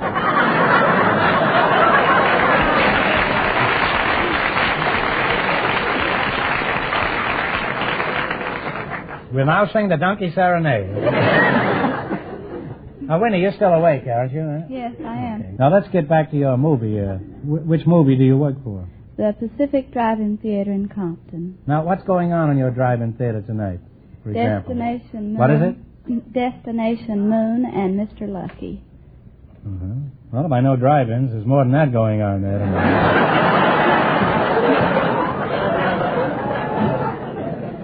You know, the last time I was at a drive-in, the movie stopped and it was 40 minutes before a customer complained.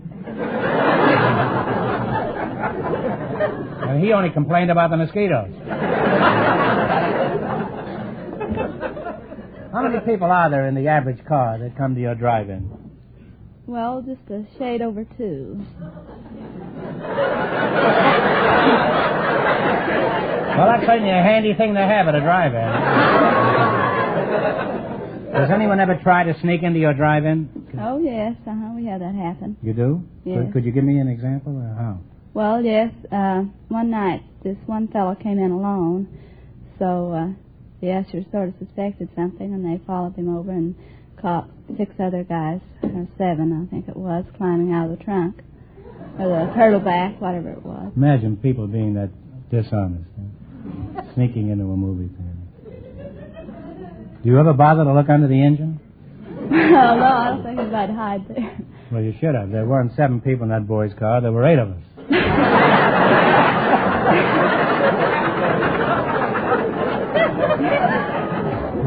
Well, I must say you're an interesting couple, and if I decide to go to a drive-in theater, I'll consult a good groundhog first. Or that jackass. And now, let's see if 2 heads are better than 1. You're going to play You Bet Your Life for a chance at $1,500. But first, here's something of importance. Everybody's talking about power steering, the new feature that helps you turn the steering wheel with so little effort. But wait.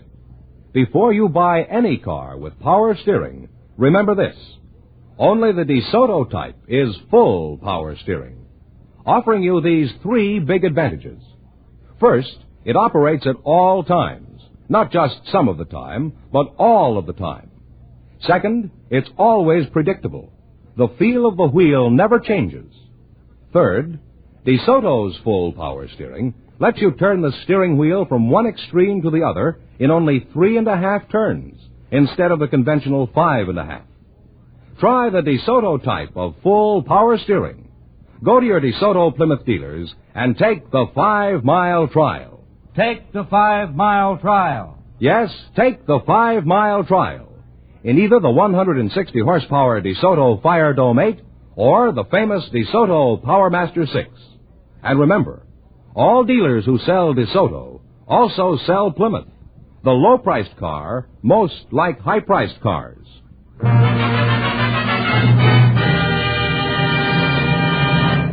Okay, now let's see if you two will get a chance at the $1,500. Fenneman, explain the rules in your broken English. All right. Each of our three couples has $20. They bet as much of that 20 as they want on each of four questions, and the couple that earns the most money gets a chance at the $1,500 DeSoto Plymouth question at the end of the show. That clear? All right, here we go. Let's see how high I can build you $20. You selected colors of flowers as your category. Now, here's your first question. How much of the 20 will you try? 16. What did you say? I said 10. We'll split it. 13. All right. What color is the poinsettia? Red. Red is correct. And you're on your way. You have $33. You're on your way with $33. Remember, you're going for $1,500. How much of the 33 will you bet on your second question? 20. Lift up a little, huh? Okay. 26? 26. All right. What color is the calla lily? White. White is correct. Really going on, you have $59. $59. How much of the 59 you going to go for? 50. Good. $50. What color is a daffodil? Yellow. Yellow is right. And you're going all the way to $109. $109 is your last chance to beat the other couples. How much of the 109? 90. Okay. $90. What color is a gardenia? White. White is correct. And you wind up with $199 from the DeSoto Plymouth dealers. Thank you very, very much.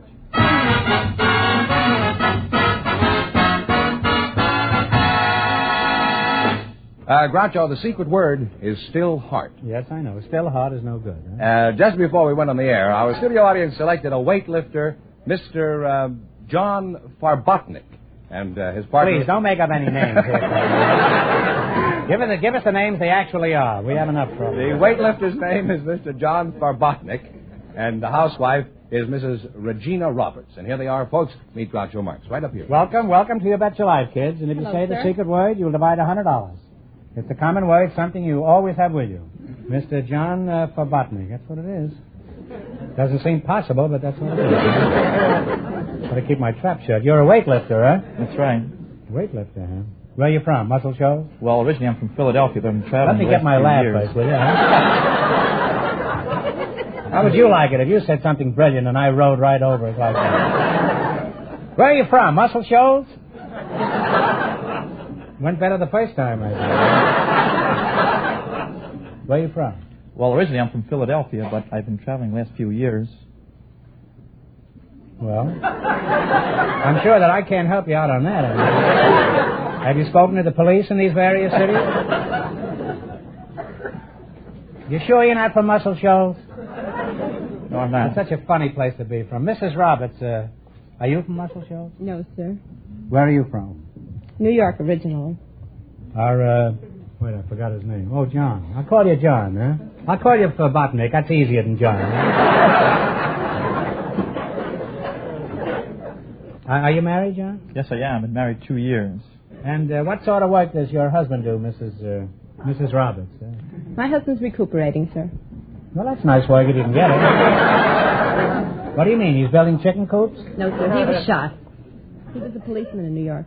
Oh, well, I hope he wasn't seriously hurt, was he? He's feeling much better since we've been out here. Well, wish him speedy recovery for me, will you? Thank you very kindly. And what did he do before... he was a policeman, huh? Was he on the force very long? 17.5 years. How did you meet him? My sister was expecting a baby.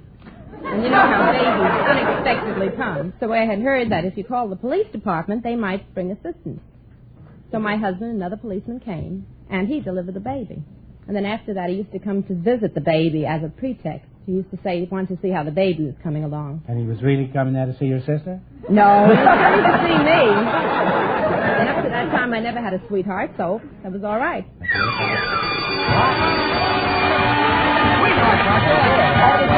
You said sweetheart, and you and John, Mr. Farbotnik, are going to split $100.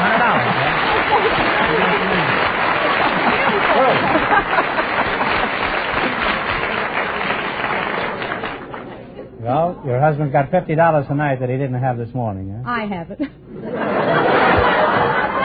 Well, Well, there is a difference. Now, Mr. Pobotnik, I'm fascinated. Have you got a nickname, or shall I keep calling you Pobotnik? Well, my friends usually call me Muscles. Are you from Muscle Shoals? No, I'm not. Well, what do you do? Well, I'm an instructor at the Physical Services Gymnasium at Westwood and Santa Monica Boulevards. I see. What kind of equipment do you have there? Well, we have toe-raising machines, we have leg-pressing machines, and latissimus dorsi machines, and machines develop your latissimus dorsi muscles of your Where is upper your back. latissimus dorsi? Or is it safe to ask that? Don't tell me it's in Santa Monica. Huh? Where is the latissimus dorsi? They're the large muscles of your upper back that give you the taper from your shoulders to your waist. I see. You're speaking for yourself now, are you? Samson, does all this weightlifting do you any good? Yes, it does. In what way? Well, I've seen fellows come into the gym and train for a year or so and come out with a perfect figure. Really? I went into a boiler theater the other night. Within 15 minutes, I came out with a perfect figure.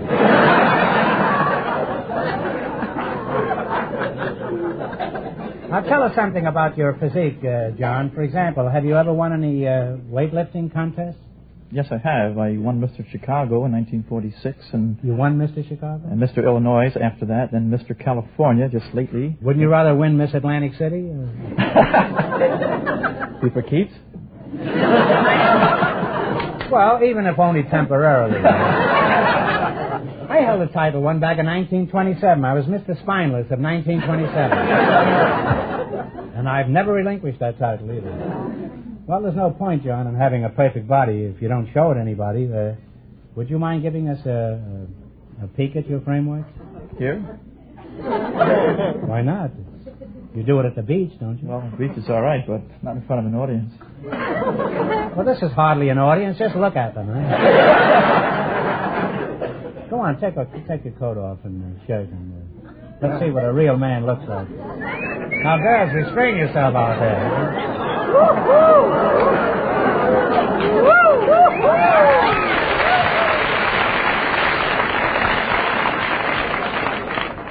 Are you sure you're not from Muscle Shoals? Say, are those real muscles? Sure are. They are, eh? How often do you have to pump them up? Well, I exercise them 3 times a week. How big are your measurements? I mean, how big is your chest? That is your chest there, isn't it? About 50 inches. 50 inches? Is that up and down or around? Say, John, would you object if Mrs. Roberts felt your muscles? Not at all. Go ahead, Mrs. Roberts. They won't bite you.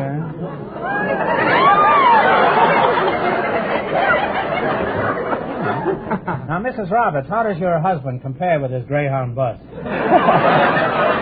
He doesn't have those muscles, but I like him better. I see. I like my husband, but oh, you fanatnik, huh?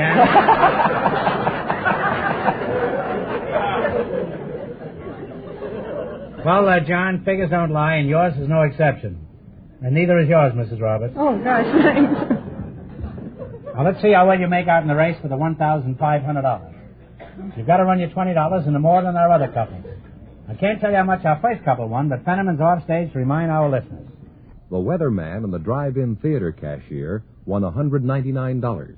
All right, you selected locations of countries. Now, you have $20. How much are you going to bet on your first question? 15. 15. What country is directly west of Spain? Portugal. Portugal is right. And you're off to a good start. You have $35. How quickly you knew that, Mrs. Roberts, huh? Remember, you're going for $1,500. Now, how much of the $30 will you bet on? $35 will you bet on your second question? 30. 30. What country is directly east of Alaska? Canada. Canada is right. Now you have $65. Here's your third question. How much of the 65? 60. What country is directly south of the United States? Mexico. Mexico. Boy, you're really on your way. You have $125. All right, now here's your last chance to beat the other couples. How much of the 125 are you going to go for? How much of the 25 are you going to go for? Here we go with the last whole thing. The whole works. How much? The whole thing. The whole works? Please. You terrify me, Mrs. Roberts. What country is directly east of Ireland? England. England is right. with $250 from the DeSoto Plymouth Dealers of America. Thank you very much. Thanks to both of you. Huh?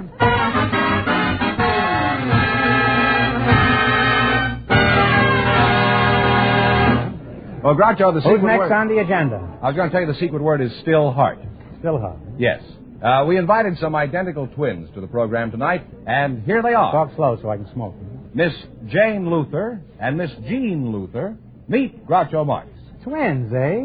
Yes, yes. Welcome for the DeSoto, Plymouth, Dealers. How are you?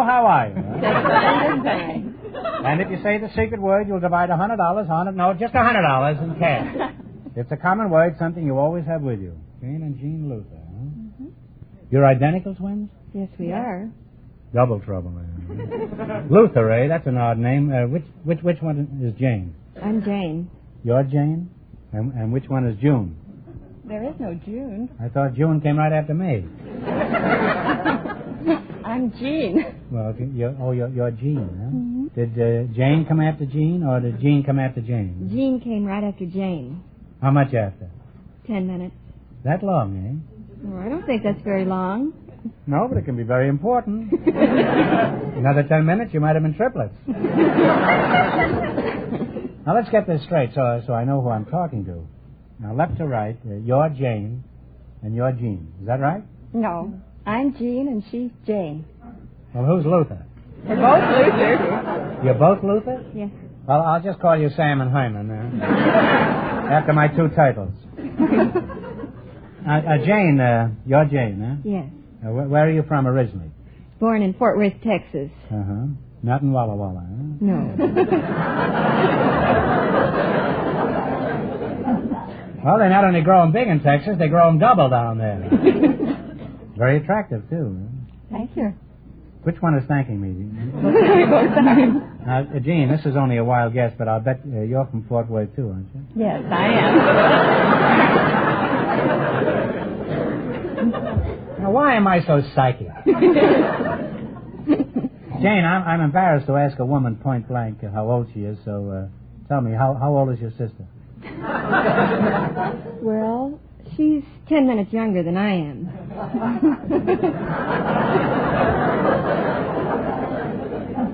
That's twins for you, double talk, eh? Jean, how old are you? And don't tell me 10 minutes younger than June. 28. Oh, 28, eh? Then June must be 10 minutes less than 28? No, that can't Jane. be right. June has 30 days. Jane, are you married, Jane? No, I'm not. In that case, Jean, you're not married either, am I right? That's right, I'm not married. You see, since you're both named Luther, you couldn't be married if your sister isn't. Well? Brother, am I shrewd? Just call me the fat man. Now, Jean, I'm curious to know why you aren't married. You're very attractive. I'm having too much fun just being single. Well, you may not be married, but you're certainly not single. What do you mean having too much fun? What do you consider fun? Well, I like to go dancing and skiing and ice skating, and I like to indulge in each sport with a different fellow. In other words, you're a three-man woman, is that it? Now, you say you're identical twins. Do you like the same boys? Well, we leave that up to the boys. But do you find out that you like the same type Yes, boys? we do, You like do, the same type. Well, that can be rather embarrassing, can't it? Yes. If there's only one boy and you both like him? Well, we let him make his choice, and then it's up to him. Well, how does he know which one he's picking? That runs into confusion. And sometimes runs into money. Well, I must say it's been very confusing talking to you two. Now, let's see if you two have two heads are better than one. You're going to play You Bet Your Life for a chance at $1,500. That's the DeSoto Plymouth big question. I can't tell you how much our other couples won, but Fenneman is off stage to remind our listeners. The weightlifter and the housewife are ahead with $250. Here we go. Let's see how high I can build you $20. You select it. Name the song. Oh, am I going to get mixed up on this? You know any old songs, Fenneman? I hope so. I may need all your assistance before I'm through here. Now, here's your first question. How much you going to bet? 15. 15? 30 you going to bet? You only have 20, you know. 15. Oh, 7.5 apiece. Yes. Da-dum, da-dum, da-da, da-dum, da-da-dum, da-da-da-dee. Old Lang Syne. Old Lang Syne is right. You twins are on your way. You have $35. $35. Remember, you're going for 1,500 clams tonight. Now, how much of the 35 you going to bet? 30. 30. If a body meets a body, come and fray the tune. Coming through the rye. Coming through the rye. Now you have $65. Boy, did I come through the rye the other night, huh? Here's your third question. How much of the 65 you going to go for? 60. 60. Oh,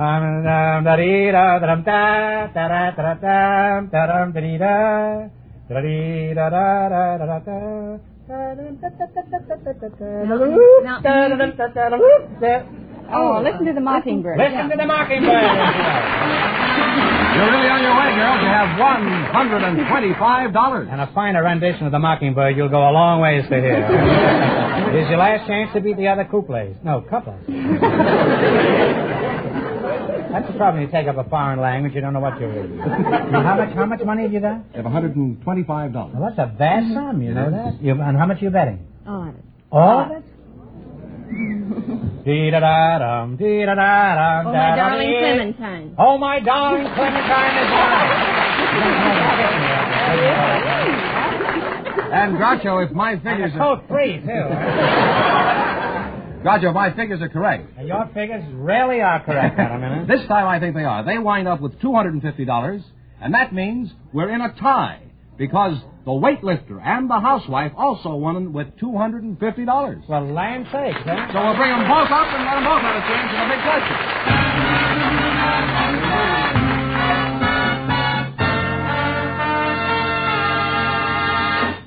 With the big 4th of July weekend coming up, chances are you'll be out driving. And before you go, make sure your car is roadworthy by giving it a complete checkup at your DeSoto Plymouth dealers. There, master technicians, experienced on the job, trained in factory methods, and using the most modern tools and equipment, will tune up your engine so it really sings. They'll check brakes and lights and other vital safety features and make any necessary repairs. Also, if a new part is needed, your DeSoto Plymouth dealer can supply you immediately with the right factory-approved parts. Remember, visit your DeSoto Plymouth dealers first. And keep in mind that wherever you drive, you'll always be near one of the more than 3,000 DeSoto Plymouth dealers of America.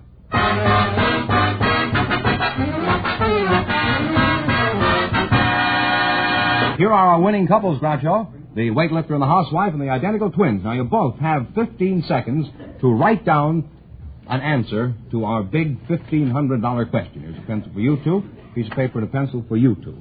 And if you... I don't know how... You want to try it? If they both get the answer, they'll split the money between them. That's the answer, And if the one team gets the answer, they'll win all the money. Let's figure. You see how simple it is when I do it?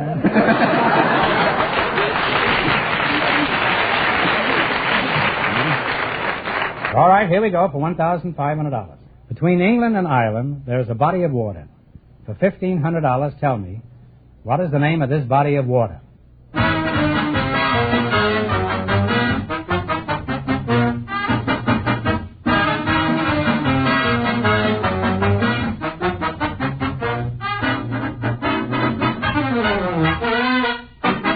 Irish Straits, and the twins said the Whale Sea, which is incorrect, so I think that the Mr. Fanotnik over here and Mrs. Roberts...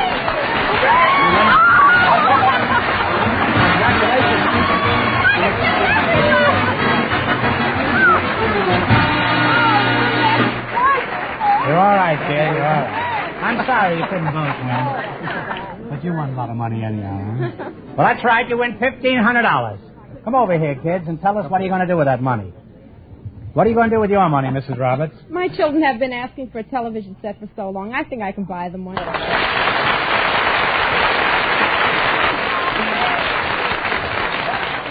The correct answer, technically, is the Irish Sea, but they said the Irish Straits, and we think that's close enough for them to win the money. Now, Muscle Shoals, what are you going to do with your swag? I just want to feel it for a while.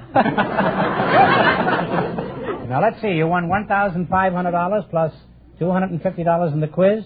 Say, you really cleaned up tonight. They had the secret word, too. And the secret word, eh? Well, let's see. $1,850 you're splitting. Well, congratulations from the more than 3,000 DeSoto Plymouth dealers from coast to coast. You bet your life.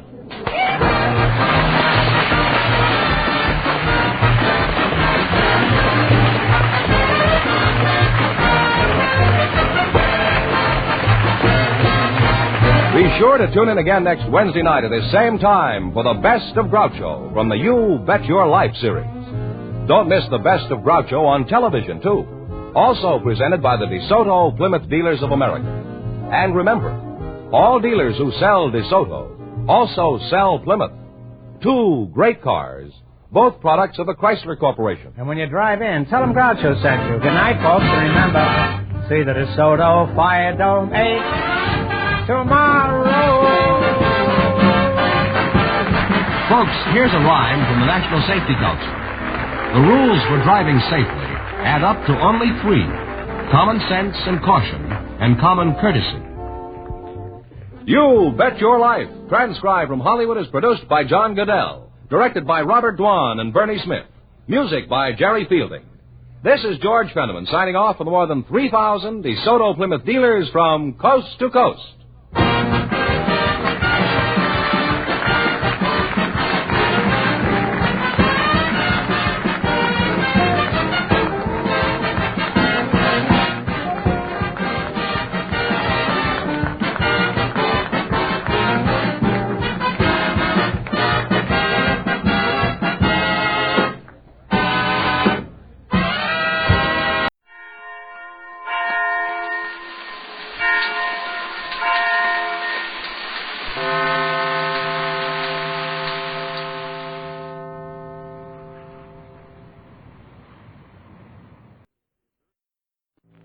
Well, sir, it's early evening as we approach the small house halfway up in the next block now.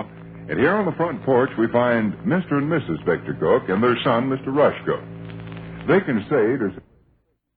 And young Rush is perched on the railing facing them. Listen. What's the situation we have to cope with? Situation? You're certainly kind of forgotten. You said at the supper table we had a situation to cope with. And it was so important you wouldn't discuss it while we ate. Must be some life or death crisis if it slipped your mind already. Oh, yeah, it did slip my mind. You noticed the house was on fire and planned on doing something about it later on?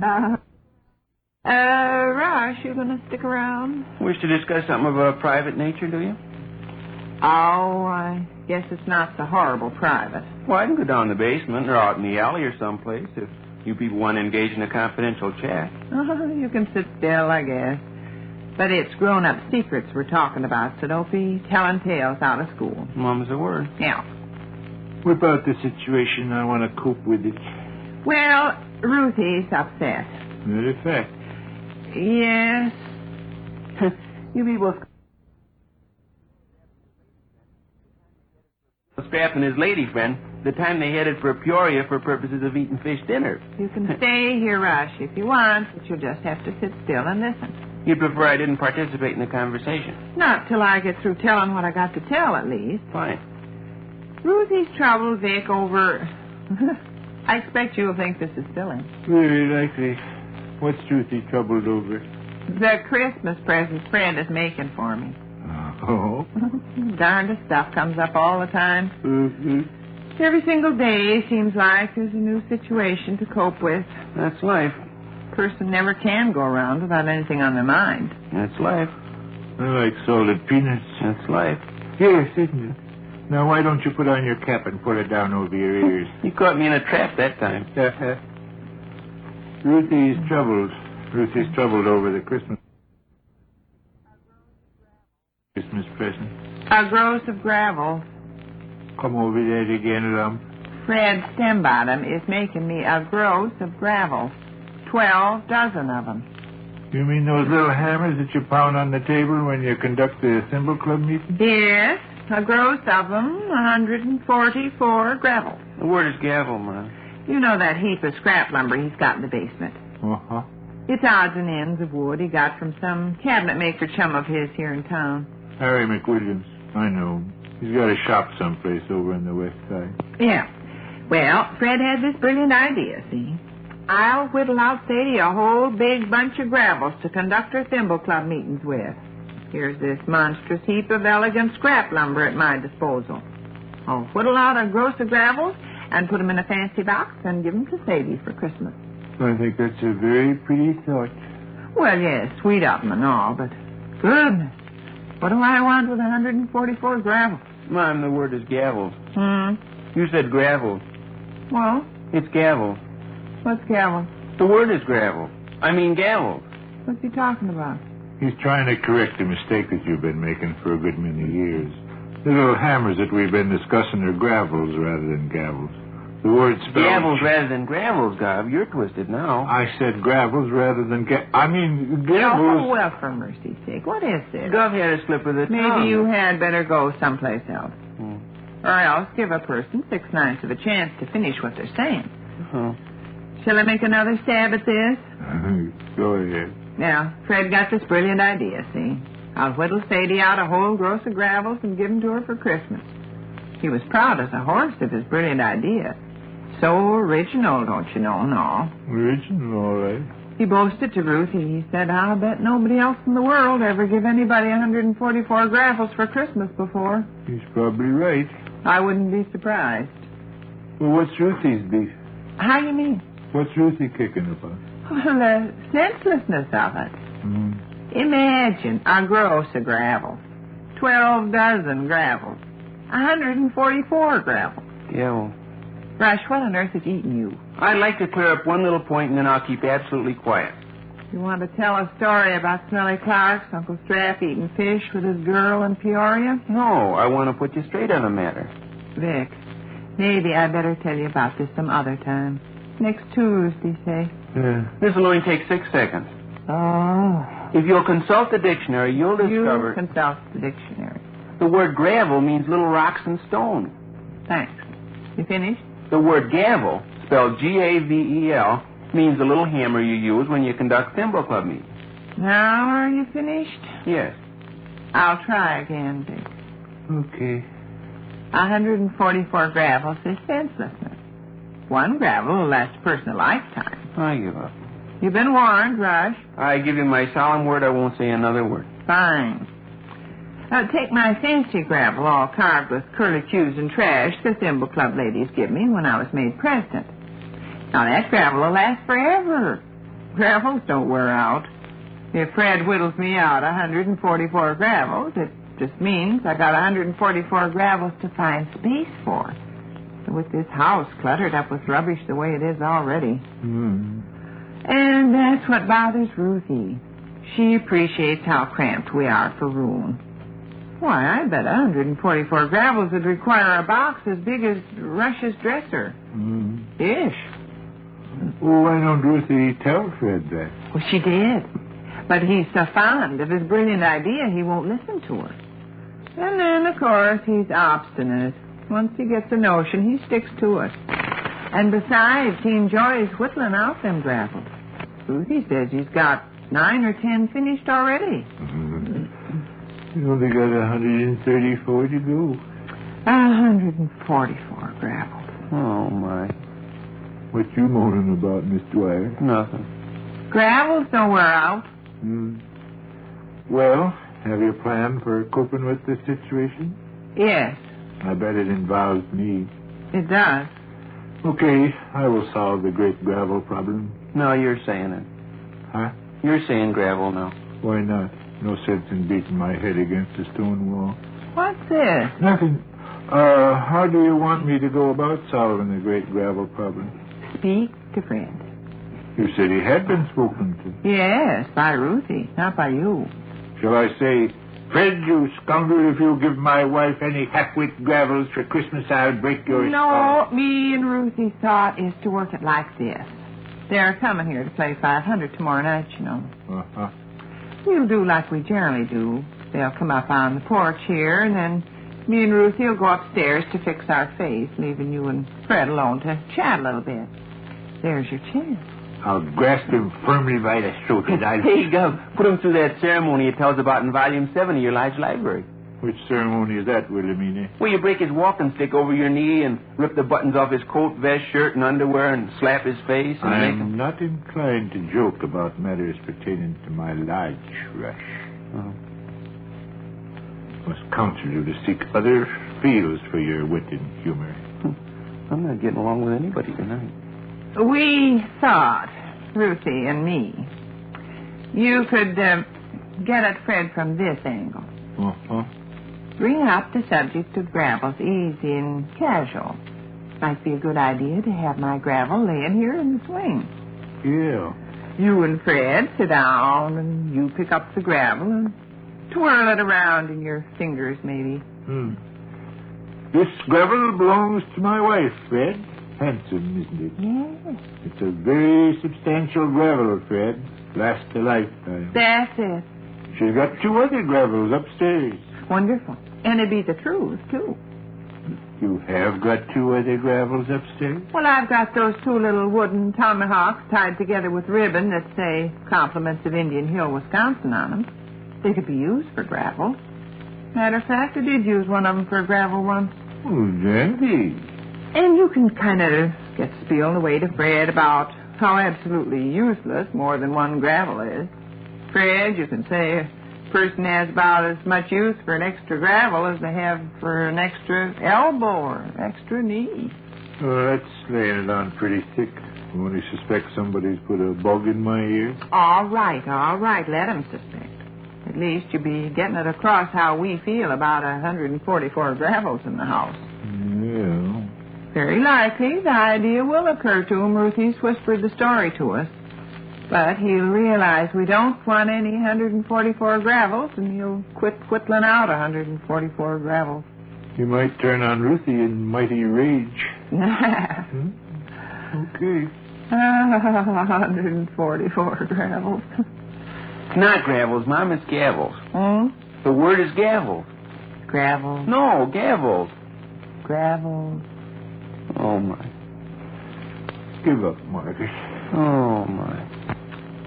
144 gravels. Think of it. 144 gravels. Which concludes another brief interlude at the small house halfway up in the next block.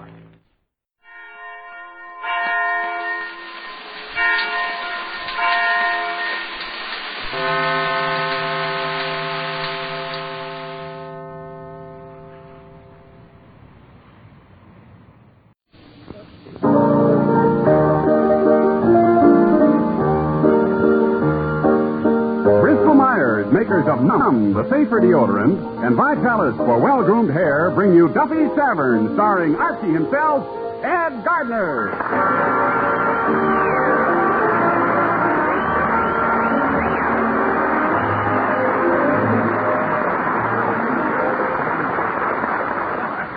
Hello, Duffy's Tavern. Where do you eat meat to eat? Archie, the manager, speaking. Duffy ain't here. Oh, hello, Duffy. Business, normal. Yeah, none. Well, I think we're victims of circumstances, Duffy. We just can't seem to find a customer with a nickel and a thirst at the same time. Well, don't blame me because our liquor happens to be non-habit forming. We're lucky that people come into this joint at all. If I wasn't such a genial bartender, goodness sakes, where we'd be. Well, it may please you to know, Duffy, I'm in a contest for the most popular bartender on 3rd Avenue. Duffy, I hope that was a sneeze. Well, anyway, the first prize is a free trip to Atlantic City, so don't be surprised if you get a postcard showing me down to me waist in bathing beauty. Huh? Go soak your head. Hey, Miss Archie, this bartender's popularity contest. Yeah? You really think you got a chance? Why not, Eddie? You've got to admit that, 1, I got good looks. 2, personality. 3, charm. Yeah. But on the other hand, people hate you.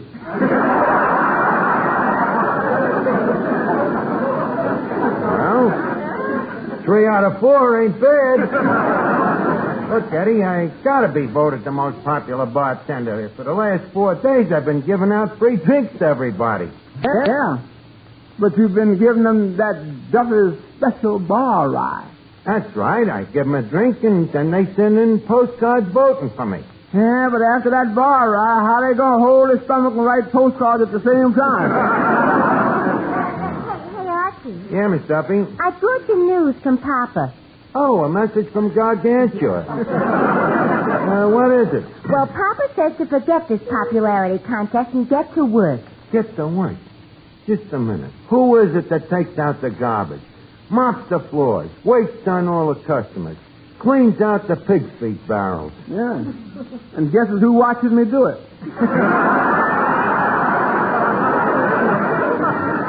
Eddie, don't be flippant. Believe me, Miss Duffy, I'm a very hard-working guy. Well, I wouldn't know. I only see you during business hours. Yeah? Someday when I've gone to Atlantic City, you and your old man will realize what a great bartender I am. Oh, he realizes already. Papa thinks the world of you. What? Yeah. But, of course, you know what Papa thinks of the world. What he thinks of the world ain't nothing to what I think of him, that lousy, cheap, conniving crumb. Well, if you feel that way about him, why do you keep working for him? Loyalty. But why I stay with him, I'll never know. He's about the cheapest, meanest guy that ever lived. No, I wouldn't say that. There must be somebody in this world that's cheaper and meaner than him. What are you, Eddie, a company man? What I'm getting excited about, I don't know. Pretty soon I'll be the biggest pebble on the beach at Atlantic City, just as soon as I win that popularity contest. Uh-huh. What? Mm-hmm. Is that so? Tell me, Doubtful Thomas, how many bartenders is there on 3rd Avenue? About 500. 500, okay. Out of this 500, who would you say is the most popular? Bud Gallagher over at Gogan's Bar. Well, who's the second most popular? Flash Mahoney. How about the third most popular? Benny Schultz. The fourth? Lefty Magruder. The fifth? Three-fingered Maroney. The sixth? All right, Eddie. The 499th? Sam Burke. And what about the 500th guy? Great big popular you.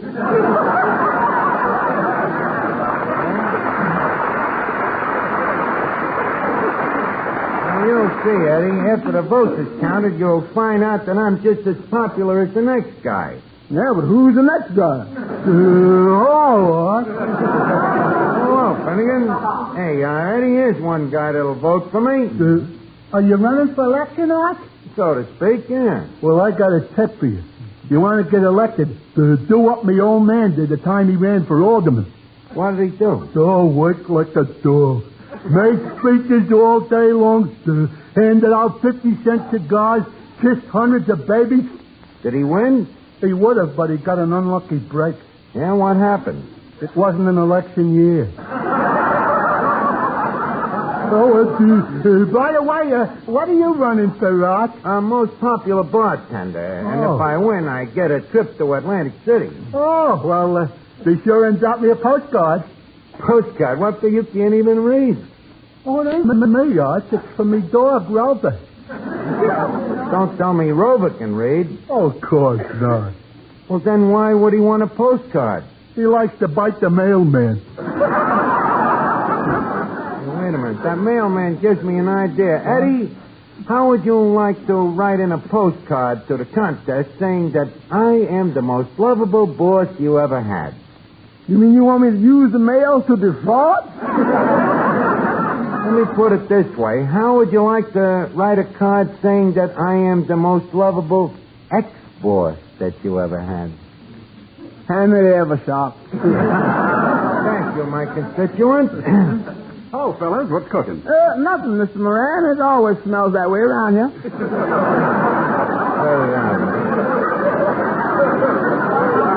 Wait a minute, Joe. How about giving me a vote as the most genial bartender on 3rd Avenue? Why, sure, Arch. I'd be glad to. Well, swell. Here, write it out on this postcard. Thanks. Now, what'll I say? Oh, anything that you can think of that makes me sound like a nice guy. Okay. I think Archie is the most genial bartender on 3rd Avenue, and it is very easy for Archie to be genial because everybody likes him. And everybody likes him because he always looks so good. And he always looks so good because he uses Vitalis. You think these people is interested in me boudoir habits? Well, why not? They could learn a lot. Maybe they could. After all, every man is interested in keeping his hair well groomed. And Vitalis does just that. Particularly if you're troubled with hair that's unruly or dried out by sun, wind, and water. Why, no other hair preparation can give your scalp and hair better protection than Vitalis and the 60-second workout. For the Vitalis formula contains 2 of the same ingredients that many skin specialists prescribe for dry, flaky scalps, plus all the other extras that make your hair healthier looking and more handsome. So try the Vitalis 60-second workout. Let it prevent scalp and hair dryness, rout flaky dandruff, and give you the best-looking, healthiest-looking head of hair you ever had. You look your best tomorrow if you get a bottle of Vitalis today.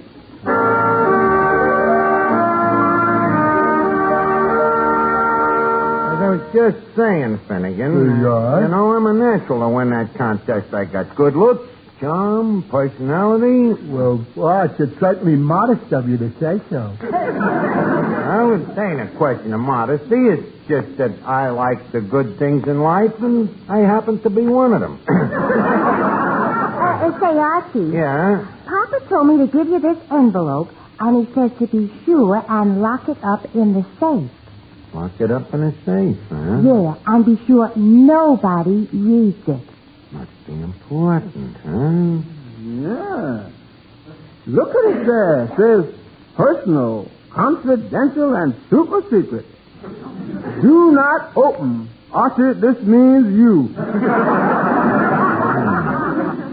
I got a funny hunch there's something in that envelope Duffy don't want me to see. Now, there's a shrewd observation.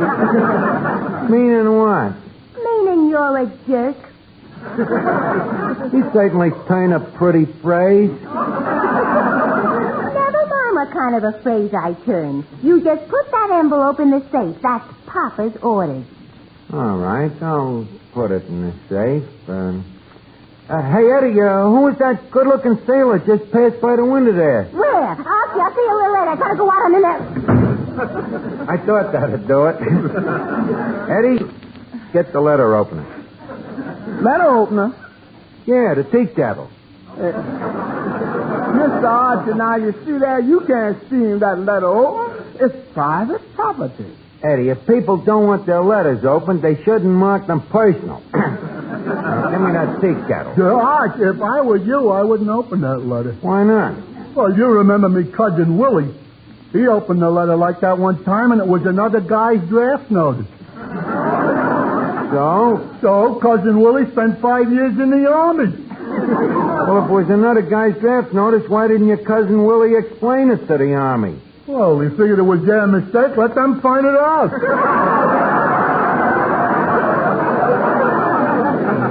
You know, I think Mrs. Finnegan is right. Yeah. You better put that envelope in the safe. Yeah, maybe you're right, Eddie. Mm-hmm. No, I can't do it. I gotta open it. If I don't find out what's in an envelope, I go nuts. You know, with a thing like that hanging over me, I couldn't concentrate. And, you know, if I can't concentrate, I can't think. And if I can't think, I can't work. If I can't work, I lose my job. If I lose my job, I go hungry. Then what? I start stealing. And the cops is after me. So I hide out here in the tavern. The cops find me, see, and they start shooting at me. Then what happens? They miss me, and they kill you. Kill me? Yeah. So you see, Eddie, it Ain't just idle curiosity about this envelope. I'm opening it to save your life. It's too bad that contest ain't for the windiest bartender. Never mind the caustic. Now, give me the tea kettle. Okay. Now, hold the envelope over the steam, Eddie. Okay. Yeah, that's it. Now, let's see what's inside. Holy cat, look. Duffy's will. Let's read it, Eddie. Okay.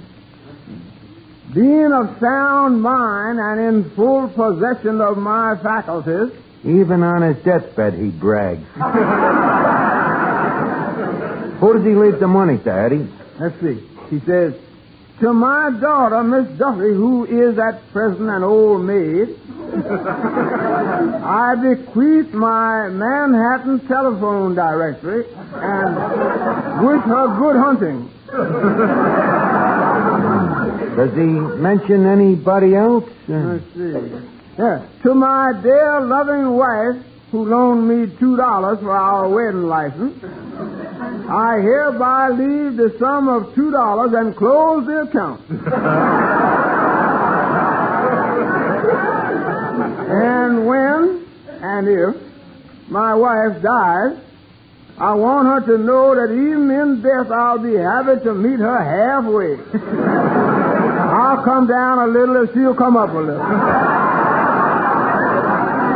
8 to 5, it's the other way around. But, Eddie, don't he mention nobody else? Yeah. I hereby reward my faithful employee, Eddie Green. He need never work such long hours for such short pay again. He's fired.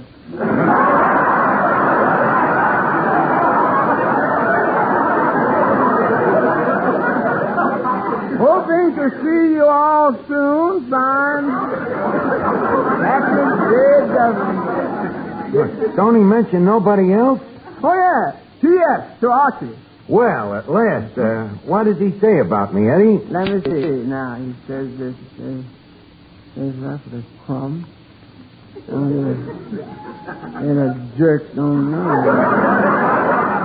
Oh, get a crooked. Laziest. This I know, but what's he leaving me? Oh, yeah. I hereby recognize that Archie is responsible for making Duffy's Tavern what it is today. Nothing but insult. Let me see that thing. In view of the above, it is my last wish that upon my death, the sole owner of Duffy's Tavern will be my good friend Archie. Eddie, did you hear that? I'm the heir consumptive to the tavern. I can't figure it out, though. Why is the guy leaving the joint to me? Revenge? I don't know. But leave us not look a gift to us in the mouth. I'm the new owner of Duffy's Tavern, Eddie. I think this calls for a drink. Here you are, old man. Yeah, thanks. Woo, well, here's to our new owner. Best of luck. Thank you, Eddie. Down the hatch. Oh, that was good. Uh-huh. You like that drink, Eddie? Yeah. It's going to cost you 50 cents. 50 cents? You heard me. From now on, no more free drinks. As the new owner of the tavern, it's business before friendship. But Archie, a few minutes ago, everything was on the house. Mr. Finnegan, anybody can be free with the other guy's money, but to be stingy with your own money takes real character. But, Mr. Archie... Sorry, gentlemen, your arguments fall on dumb ears. In the future, I will thank you to remember that I am the sole owner of the tavern once removed. What do you mean? Once Duffy's removed, I'm the owner. Let's see now, how could I get Duffy to play ball with us? Play ball? Yeah, drop dead. I wonder how his health is. Miss Duffy. Yeah? Nice weather today. Yes, it is. Your father still alive? Of course. Oh, has he been doing anything harmful to his health lately? What? I mean, don't you think he should take a trip and get away from it all? It's funny you should mention that. Just the other day, Papa was talking about taking a trip around the world. Mm-hmm. The trip I had in mind was even longer. I think I'll give him a call. Hello? Is this the late Patrick Duffy? Well, look, old man, this is Archie. I'm a little concerned about your health. How's your liver? It is? Oh, that's too bad. It's better? Yeah. Look, Duffy, I think you ought to relax. You know, take up a hobby. Oh, I don't know, like golf, bowling, suicide. Well, think it over. I'll call you later. You know, Eddie, it's my own fault that Duffy's cabin is so run down. With a little extra work, this place could be a gold mine, you know it? Well, it's smart enough of you to admit it. Oh, I'm big enough to admit it when I'm wrong. Yes, I look back now, I think the whole trouble is that I ain't been driving you hard enough. Now, just a minute. Quiet, we're in conference. Now, in the future, I want you to keep busy around here. Get them cobwebs off the ceiling and clean out the kitchen and mop that floor and wash them walls. Tote that barge and lift that bell. Now, look, Captain Bly, when I'm going to have something to do all these things? My good man, why do you think we give you a lunch hour? Lunch hour? The time I get off from lunch, I ain't even got no time to eat. I'll just spend my 10 minutes being hungry. Then in the future, cut it down to 5 minutes. It'll be better for your stomach. And remember, Mr. Green, the company is more important than the individual. In other words, if this industry is to propagate, each link in the chain must be pulled asunder. We must all picture ourselves as busy little beavers building a dam. Oh, please, there may be ladies present. Finnegan, I have the floor.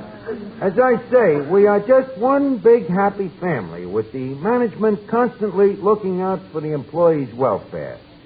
And in closing, I would like to mention that by subscribing 90% of your salary to our benevolent pension fund, you can retire on half pay at the age of 103.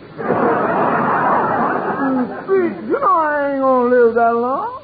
Mr. Green, the management is scarcely responsible if you happen to be in delicate health.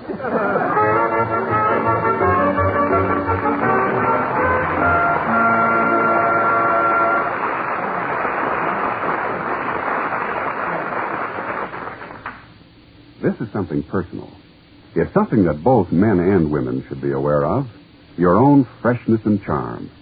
Trust Mum for that. M-U-M. Mum.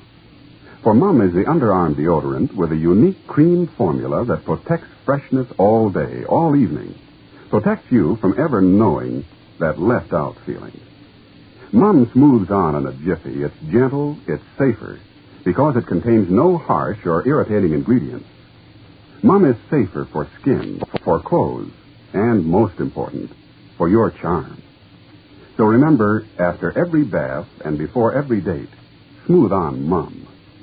Your bath washes away the past, but Mum safeguards the future.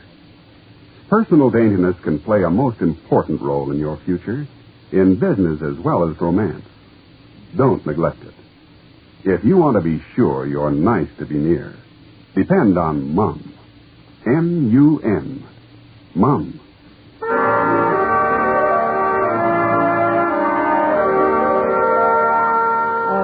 What are you doing there, Miss Doctor? Oh, nothing. Just waiting for Duffy to drop dead. Say, come to think of it, Eddie, didn't the doctor once tell Duffy he had a weak heart? What about it? Give me that phone.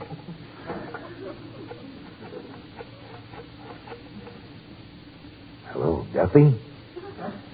Move!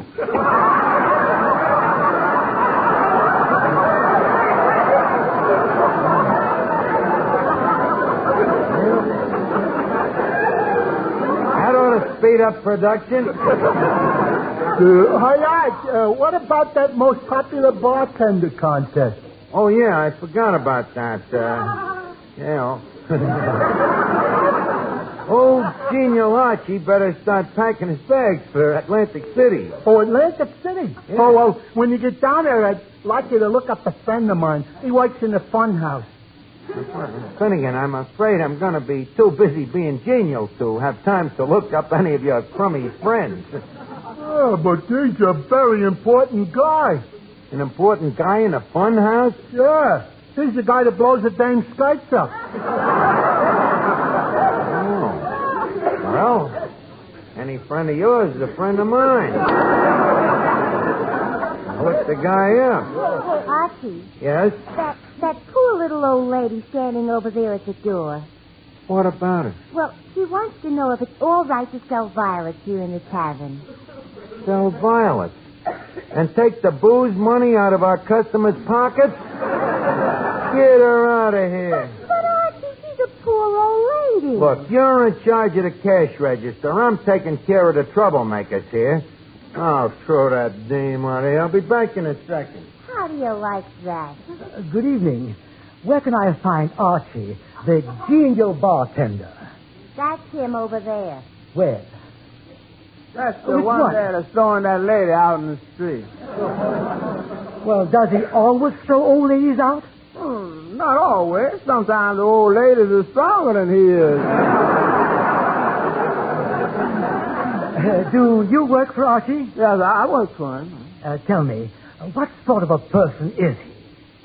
Well, let's put it this way. As the president might say, he's a sort of a boss, spelled backwards. What you want to see him about? Well, I am the judge of the most popular bartender contest. Oh, well, I'm sure he'd be happy to see you. Make yourself at home. Yeah, have a drink on the house. Thank you. Well, it's no less. The nerve of that old hag. Oh, a customer, Eddie? Well, sort of. I'm giving him a drink on the house, see, on the counter. A drink on the house? Look, Mr. Green, if you think you can give free drinks away to every bum that walks into this... Bum? Look here, you... Archie's the name. Archie the genial bartender. Eddie, throw this moocher out. And if there's any argument, let him have the bung starter. You hit me with that bung starter, and I'll have my lawyer sue you for every penny you've got. Oh, yeah? Well, you better tell him to wear a bathing suit. I happen to be on my way to Atlantic City. Atlantic City, huh? Yeah, and you can tell your lawyer to look up the winner of the popular bartender contest. Now, have you anything further to say before we throw you out? Yes, just one thing. What's that? I am the judge of the popular bartender contest. And so, as the setting sun sinks slowly behind the horizon, we say farewell to beautiful Atlantic City. Excuse me, did you say you are the judge of the contest? I did. Eddie, in that case, I guess our little joke is over. We can drag that dear little lady back out of the gutter again. And now, sir, about my trip to Atlantic City. Your trip to Atlantic City, huh? A man who shoves his employees around, throws old ladies out in the street, insults customers. You are a disgrace to the bartender's profession. Good night, you hypocrite. Eddie, I wonder if the guy is on to me. Well, what's the difference? One of these days I'll own Duffy's Tavern and I can buy Atlantic City. Hey, Archie. Yeah? I got another envelope here from Papa. Another envelope? Yeah, and he wants you to put it in the safe. Let me see. It says personal. Do not open. Eddie. Pico? Yeah. Steam it open, huh? Now, ain't Mr. Duffy going to get suspicious when all of his letters start smelling like orange Pico? Yeah, maybe you're right. Maybe we shouldn't do it. Leave us just tear it open. Let's see here. Dear Archie, thanks for getting back to work. Signed, Patrick J. Duffy. P.S. The will is a phony, and so are you. That dirty Duffy promised me he's going to die and just to get me to go to work. I just hope that guy lives to be 103.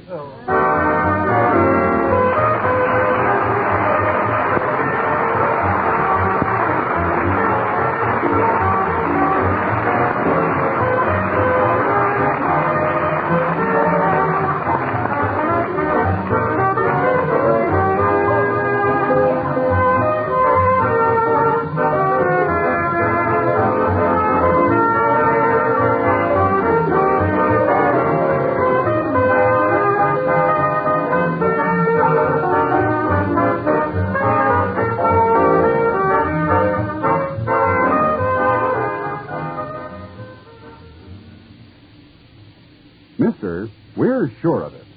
Try just one tube of Benex Brushless Shave Cream, and we're sure you'll use Benex for life. Yes, we're certain that Benex, B-E-N-E-X, will give you the best shaves you've ever had. Benex Brushless gives extra easy shave, thanks to a special beard softening formula. Benex Brushless is extra smooth, lighter, so different it rinses off your razor instantly. Benex Brushless gives you extra comfort. A special after-shaving action leaves your face feeling wonderful. Just try Benex. See for yourself. That's Benex, B-E-N-E-X. Benex Brushless Shave at your nearest drug counter. Get Benex tomorrow.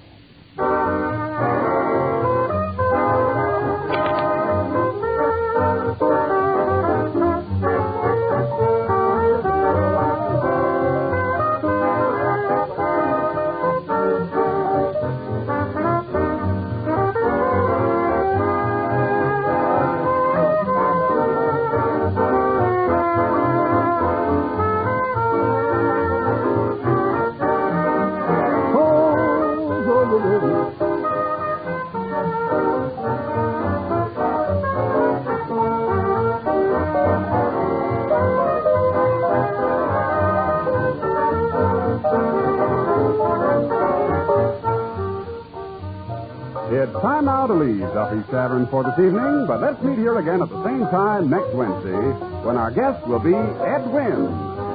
Duffy's Tavern is brought to you by Mum, the safer deodorant, and Vitalis for well-groomed hair. Each Wednesday, Bristol Myers brings you Duffy's Tavern and Mr. District Attorney, which follows immediately over most of these stations.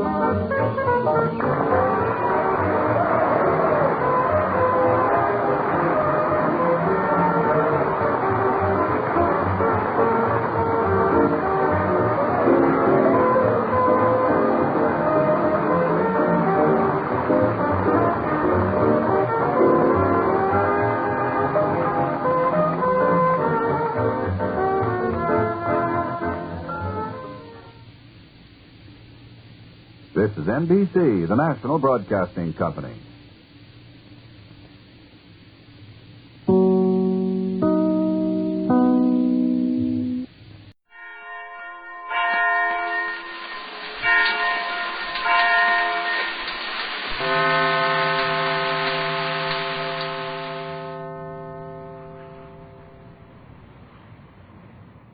It's new. It's amazing. It's Prell, P-R-E-L-L, Procter & Gamble's new Radiant Cream Shampoo in the handy tube.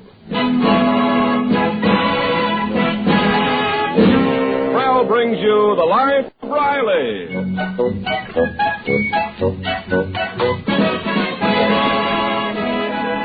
Prell, a shampoo that removes dandruff in as little as 3 minutes and leaves hair radiantly clean, radiantly lovely, presents the life of Riley with William Bendix as Riley.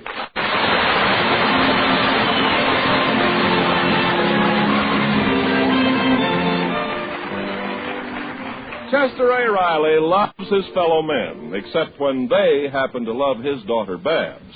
He regards all of Babs's ardent boyfriends with disfavor, except young Simon Vanderhopper, whom he actually despises. For further details, let's go back to the other evening. Riley's just come home. Gosh, I'm hungry, Dumpling. How's about supper? Well, soon, dear. We have to wait for Simon Vanderhopper. Simon Vanderhopper? Why do we have to wait Simon's having dinner with us, Daddy. He's taking me out tonight. I forbid it. I won't have that Simon taking my daughter to them cheap dance halls. But, Daddy, I've seen what goes on in them dance halls.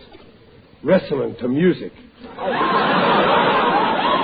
Riley, And the dancing ain't the worst of it. After the dance, those kids hop into their parents' cars and drive around like crazy, 60 miles an hour. First thing you know, there's a smash up and the car is wrecked. And if you think I'm going to let Babs wreck our brand new car... Riley, we haven't got a car. That's right. Throw it up to me. Besides, we're not going to a dance. Simon's taking me to a meeting of the Da Vinci Art Club. I don't care. I don't want you going around with that sofa loafer. He's not a loafer, and he'll be famous someday. Simon's got great artistic talent. Yeah, some artist. You know those billboards on the corner with the cute little babies on them? I caught Simon drawing mustaches on them. Oh, I don't believe it. Well, go down to the corner and see for yourself. All those poor babies look like Dewey. Oh, relax, will you, Riley? Say, Mom, when do we eat? I'm starved. Oh, that must be Simon. Well, that pest is here. Serve the soup. Well, give him a chance to get in the house and be sweet to him for once. Okay, right after dinner, I'll sit on his lap. Good evening, all. Hello, Simon. How are you, Simon? Babs, don't move. Ah, beautiful. The way the light picks out the auburn glint in your raven-colored hair. And your eyes, two limpid pools of lovely blue. Just stand there and let me drink it all in. First he eats my food, now he's drinking my daughter. Oh, well, dinner's ready. Sit down, everybody. I hope I didn't hold dinner up. I had to stop off at the art shop and buy some clay. I'm going in for sculpting now, you know. You know, Simon, I wish I knew more about art. Pass the salt, Junior. It's our greatest form of culture, Mrs. Riley. Pass the pepper, Babs. Now, you take Gainsborough's Blue Boy. What do you think of it? Well, Pass the vinegar. Think of what, dude? Blue Boy, Mr. Riley. Blue Boy. You're a great horse on a fast track, but he's no more. Daddy, wake up. Well, what's the big joke? You think I said something stupid or something? Pa, Blue Boy is a famous painting, not a horse. Well, he's a horse in my circle. Pass something, somebody. Cheer up, Mr. Riley. We can't all be art connoisseurs. Well, say, Mother, maybe Simon could pick out that thing you want for the piano. Well, maybe... What thing is that, Peg? Well, I've always wanted a sort of small statue for the top of the piano. Oh, that. Well, I told you I'd get it for you, Peg. Say, I saw just the thing the other day. A little bust of Tchaikovsky. It's on sale at Ye Little Knick-Knack Nook. Tchaikovsky? Why, that'd be just right. Could you buy it for me, Simon? I'll buy it for you, Peg. I respect your judgment, Simon. Delighted, Mrs. Riley. I'm just the man to handle a matter. Now, wait a minute. Why can't I handle a matter? Ain't I your husband? Oh, now, dear. What do you know about art? Blue Boy on a fast track. I don't have to stand for this. My own family laughing at my ignorance. As the head of this house, you've got to respect my ignorance. Don't worry, Mr. Riley. We won't tell anyone about Blue Boy. We'll keep it a secret among the 5 of us. You mean the 4 of us, Simon? But there are 5 of us here. Yes, now, but you're talking in the present tense. I'm talking in the predicate. Simon, get out of this house.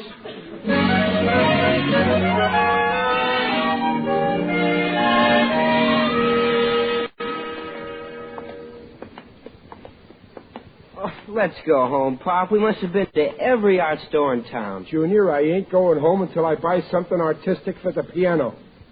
I'll show your mother I'm just as smart as that idiot Simon.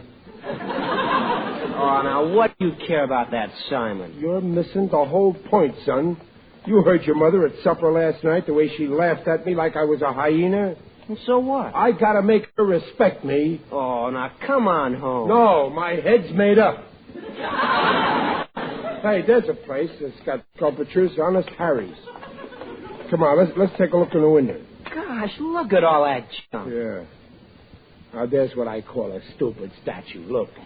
that naked truck driver delivering a basketball. Pop, that's Atlas holding up the world.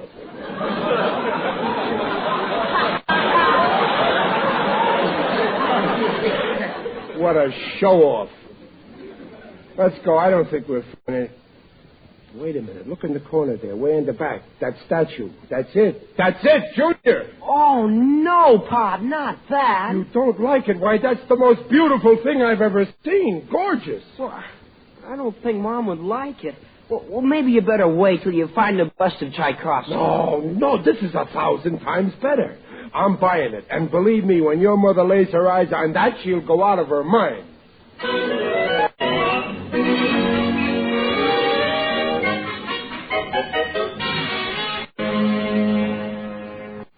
Oh, this thing weighs a ton. Here we are, Pop. Now watch the steps. Yeah, I'll tell you. Open the door, Junior. That's it. I'll get it in. Peg, I'm home. Well, Daddy, what's in that big package? Riley, what in the world have you got there? Well, Junior, let me tell him. It's a present for you, Dumpling. For me? What is it? Now you'll see that Simon ain't the only one knows something about art. Riley, you bought a bust of Tchaikovsky. I told Pop that's what you wanted, I but got you something even better, bigger and better. Here, let me put it on top of the piano. It's a little heavy, but... Oh, unwrap it, Daddy. Don't keep us in suspense. Okay, get ready for a big thrill. There she is. Venus de Milo in the flesh. Daddy! Big, ain't she?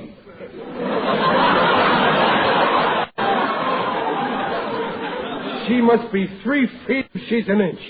Reaches almost to the ceiling. Yes, it's quite a sight. Oh, you don't know the half of it. You see that wreath of flowers around her head? Well, they light up. Light up? Yeah. Red and green. Red and green? What for? For the beauty of it. And that's nothing. Her eyes light up, too. Oh, no. Well, sure. That tells you what station you got. Station? Yeah, that's the big surprise. Venus has a built-in radio in her stomach. A built-in radio? You just turn her eyeballs in their sockets and the program comes out of her mouth. Well, what do you think of her, eh?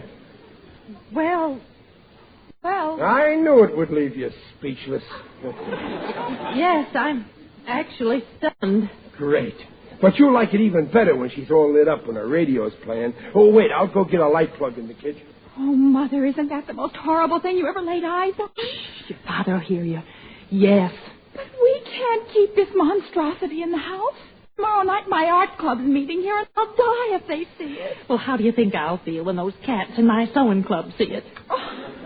Oh, Junior, why'd you let him buy it? Well, I tried to stop him. Almost did, too, but then that salesman got hold of him and started to flatter Pop and tell him he was smart and, well, you know, Mom, like you do when you want to get money out of him.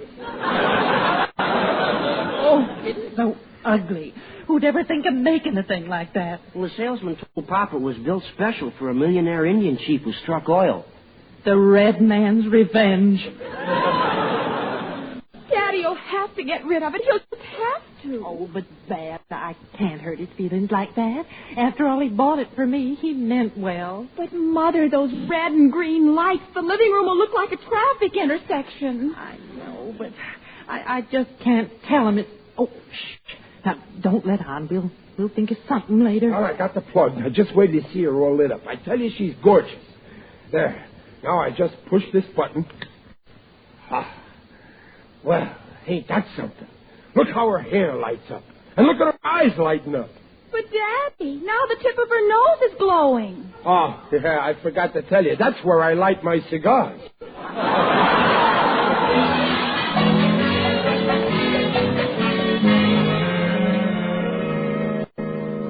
It's in there, Simon, in the living room. Honestly, it's the most gruesome thing you've ever seen. Oh, it can't be that bad. After all, it is Venus de Milo, and... I'm not a drinking man. How can I be having the DTs? you it was horrible. Oh, you got to get rid of this thing, Babs. What if the art club should see it? I know. I pleaded with Mother, but she says we'll have to put up with it, at least for a while.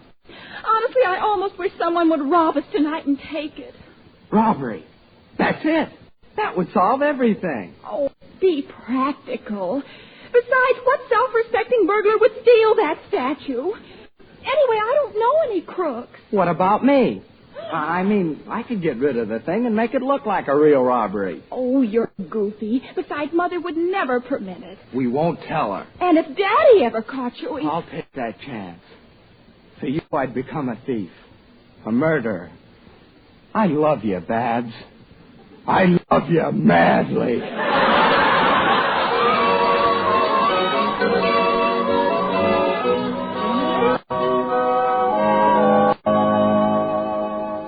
Morning, Dumpling. Morning, Babsy. Morning, Daddy. Morning, dear. You ready for your breakfast? Yeah, in a minute. First, I'll go turn on Venus so we can get the news straight out of her mouth. Oh, wait, Daddy. What's the matter? Oh, nothing. Go on. Yeah, I'll be right back. I love you. I love you. Babs, come here, quick. Well, what happened, Riley? Something wrong, Daddy? We've been robbed. She's gone. Venus is gone. Oh, that's awful. I mean, that's awful. Why, where could it have gone, Riley? Well, she didn't go herself. Somebody took her. She's kidnapped. Oh, good heavens. Is anything else missing? Ain't the statue enough? I'd like to lay my hands on the one who stole it. Some crooks have got no respect for other people's property. Riley, who are you phoning? The police, that's who. Oh, that's Simon. We're going bike riding. Come in. I ain't got enough trouble. He has to show up. Good morning, everybody. Swell day, isn't it? Oh, something wrong? Plenty's wrong. We've been robbed. Venus is stolen. No. You don't know who did it, do you? No, but when I get hold of him... Hello? Police headquarters, Sergeant Clinton speaking. Oh, police? Listen, she's gone. She's missing. Oh, take it easy, mister. Who's missing? Venus. I woke up this morning. Missing, huh? Yeah. Can you give us a description? Yeah, she's about 3 feet tall. 3 feet. How much does she weigh? Around 200 pounds. 200? Yeah, and she's beautiful. 3 feet tall, 200 pounds. Sounds gorgeous. Where was she the last time you saw her? In the living room last night. She was all lit up.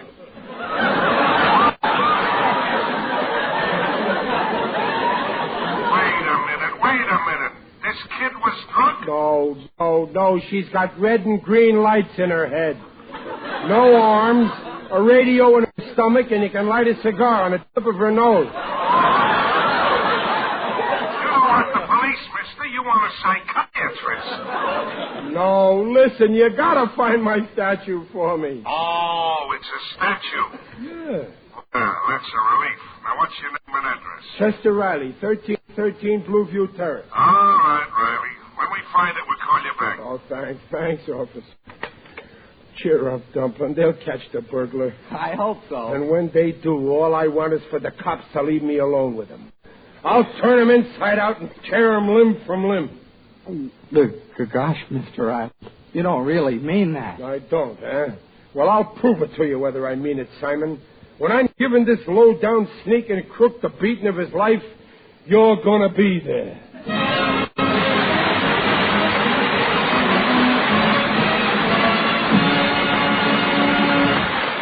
We'll hear the second act of The Life of Riley in a moment. Thousands cheer for Prell. The new star of shampoos is Prell, Procter & Gamble's Radiant Cream Shampoo in the handy tube. Everybody's cheering for Prell because Prell leaves hair more radiant for 2 reasons. First, Prell removes unglamorous, unsightly dandruff in as little as 3 minutes. Examinations by a group of doctors proved it. Second, Prell leaves hair more radiant than any soap or soap shampoo. Prell can't leave a dulling soap film. Prell leaves hair radiantly clean, radiantly soft, radiantly smooth and beautiful. Easy to manage, too. And the whole family cheers that handy-to-use Prell tube. No messy jars, no slippery bottles. And a little Prell makes mountains of lather. You'll sing the praises of P-R-E-L-L Prell Shampoo. Leaves hair radiant, gleaming bright. Not a bit of dandruff is inside. Comes in a tube, handy too. P-R-E-L-L Prell Shampoo.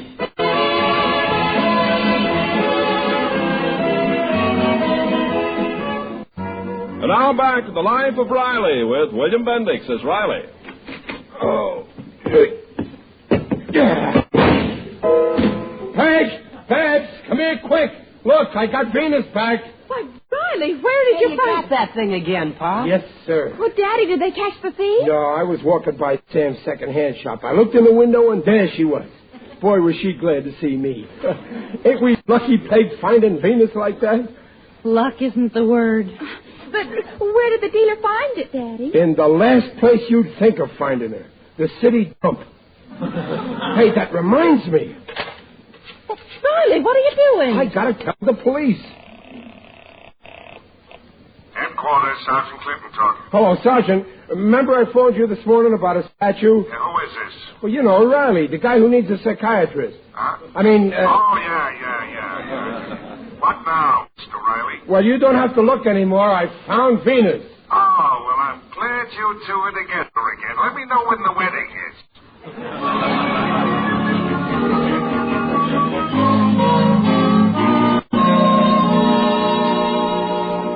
Come on, Riley. We'll be late for the lunch. I'll see your Squopature later. But this will only take a minute, Gillis. You gotta see Venus. It's beautiful. What's there to get so excited about a statue? On account of that statue, I got back my family's respect. You see, my wife thought I was... All right. I heard the story 1,000,000 times already. Well, let's go in the back way, shorter. Oh, when you see Venus, you fall in love with her, too. But, Mother, just look at that statue. Oh, they can't stop raving about her. Well, I know it's repulsive, but they'll just have to live with it. Repulsive? Oh, no, they can't be talking about the statue. Cheer up, Riley. Maybe they're talking about you. Oh, I hope so. But how could Daddy have such dreadful taste? Well, after all, he's a man. Oh, now look, Babs, we just can't let him know how we feel, so let's not talk about it anymore. Come on, dear, we'll be late for the movies. Oh, all right, but Simon was right. He said it belongs in the city dump. Well, let's go. Gillis, I must be dreaming. Let me pinch you. Come on, let's go to the line. Gillis, they don't respect me after all. So what if your family don't respect you? Why should you be different from any other married man? Come on. Oh, somebody at the back. I don't want to see anybody. Hello, Mr. Riley. Hi there, Mr. Gillis. Simon, you're just the one I want to see. Always glad to see a fellow art expert. Why, you weasel, if it hadn't have been for you, they'd have liked that statue. You poisoned their minds against me. Riley, take it easy. Let me at him. I'll slaughter him. Help! Riley, stop. You're going for joint. Simon, listen to me carefully. Yes, sir. Look at my face. Your face? Open your eyes. Take a good look at it. I'm looking at it. Riley, stop torturing the boy. Now listen, Simon. Forget you ever saw this face. You never saw me before in your life. But Mr. Riley... From now on, we're through. I don't exist no more for you. No matter where you see me, don't you dare recognize me. You understand? Yes, sir. Yes, sir. Don't even look at me. Yes, sir. It'll be a pleasure. I mean... Simon, get out of this house!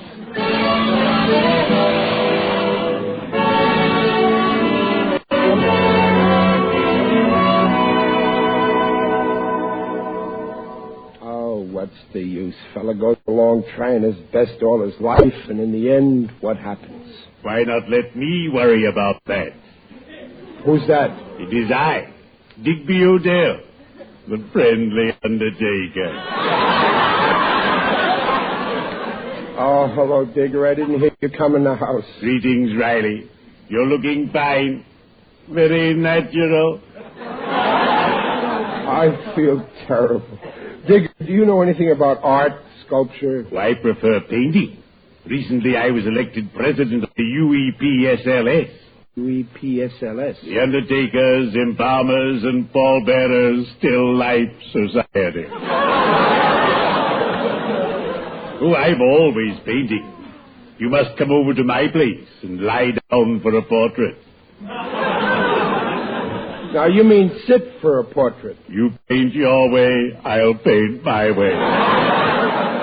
But, Riley, you seem unduly disturbed. Yeah, it's that statue there. What statue? On the piano behind you. Well, what about do? Pretty bad, huh? Horrible. So Peg and Babs were right. They hate it. They're so right. All right, so it don't look so good, but it's practical, see? Venus has a radio in her tummy. Egad, man, you're not serious. So remember, folks, hurry and buy a box of Vitobepto. Vitobepto is guaranteed to add 10 years to your life. Shut that thing off.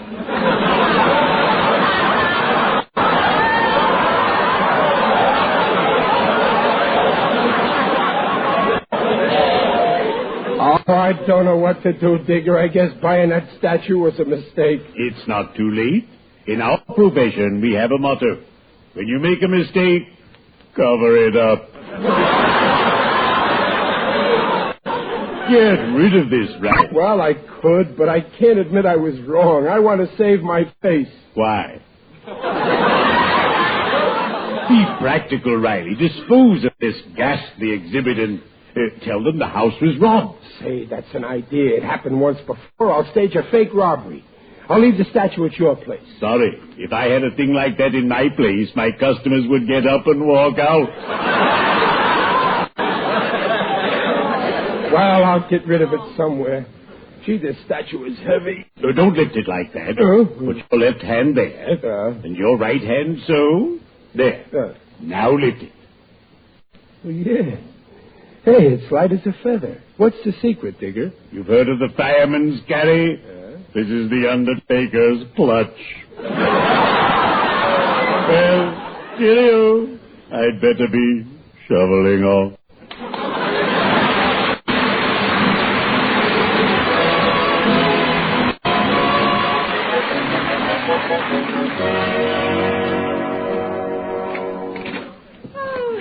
Enjoyed that movie, Babs. So did I. I adore Cary Grant. Oh, he's nice.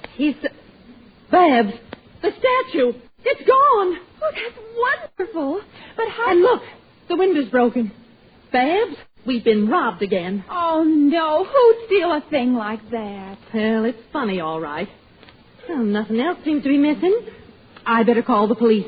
Oh, Mother, no. They might find it. Well, we can't have burglars wandering in and out of this house. Operator, give me police headquarters.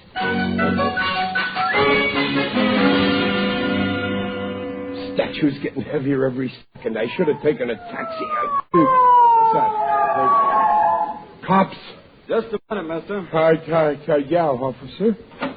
What are you carrying there under that sheet? This? Well, that's nothing. It's just my wife. Your wife, huh? Yeah, she's a little stiff tonight. I mean, I ain't done anything, officer. Your wife, huh? We better take a little ride down to the station. No, wait, officer. I can explain. You see, I took this statue, but I robbed it, but I didn't really rob it. I just stole it, so you're hanging with the man.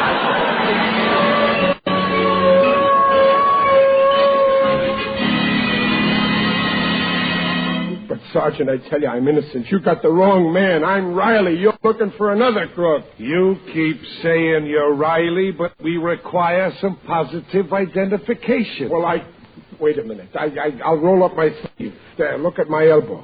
You see that wart? It's a birthmark. I've had it since I was 20 years old. Well, that's hardly proof. What? Do you deny this is my elbow? Look, you were picked up with the stolen goods belonging to a Mrs. Riley. You claimed you're her husband, but Sergeant you have... Clinton. Yes? I just talked to the Riley house again. Someone's on the way here to identify the stolen goods. Good. If this guy's Riley, they can identify him. Do you deny this is my wart? After I'm identified, I'll make trouble for you. I'll have you court-martialed. Sit down. Yes, sir. Excuse me, I'm Simon Vanderhopper. Mrs. Riley sent me down to identify... Simon, you darling, I'm glad you're here. Tell this policeman who I am. Just a minute. A young man, can you identify this statue? Yes, sir. That was stolen from the Riley house. Good. Now, how about this man? He claims he's Chester Riley, is he? Well, go ahead, Simon. Tell him who I am. I never saw his face before in my life. What? Simon, what are you saying? How could you forget this face? Simon, tell him. I don't recognize you, sir. Simon, you... As far as I'm concerned, he doesn't exist. Well, I guess I'll be going. Simon, no, you can't do this. You can't leave me rot in jail. I want to rot at home. I'll do anything, Simon. Anything you say, only tell him who I am. Hey, what is all this? Is this guy Riley or isn't he? Well, to tell the truth, Sergeant, I never knew Mr. Riley too well. Maybe if he let me visit his daughter more often, I would have gotten to know him better. Simon, I promise. From now on, you can see Babs every week. It's a funny thing, Sergeant. He does seem to be a little familiar. Twice a week, Simon. His name is right on the tip of my tongue. Every night in the week, Simon. I got it. Who am I? Chester Riley, my future father-in-law. Hiya, Dad.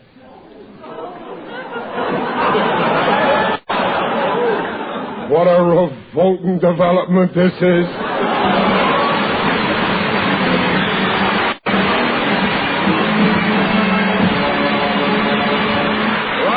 We'll be back in just a moment.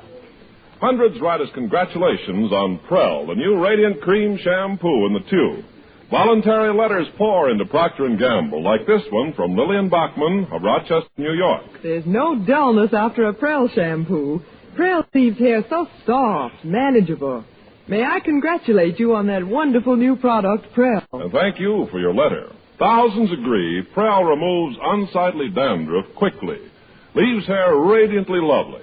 And they like Prell's handy tube. Yes, thousands cheer for P-R-E-L-L, Prell shampoo. Leaves hair radiant, gleaming bright. Not a bit of dandruff is inside. Comes in a tube, handy too. P-R-E-L-L, Prell shampoo.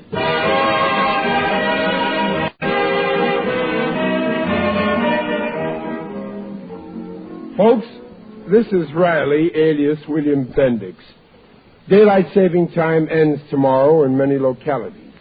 If your community has not been operating on daylight saving time, we will be with you 1 hour later every Saturday from now on. Is that right, Ken? That's right. So please check your local newspaper for the correct time, and we hope you'll be with us. Oh, I will. I never miss it. Good night, folks.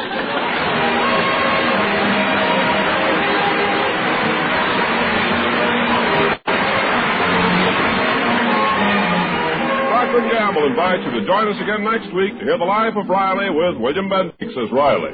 The script is by Alan Lipscott and Reuben Ship. Music by Luke Kozlov. Mrs. Riley is Paula Winslow, Digger Odell is John Brown, Babs is Barbara Eiler, and Junior is Tommy Cook. The Life of Riley is produced and directed by Irving Bracker.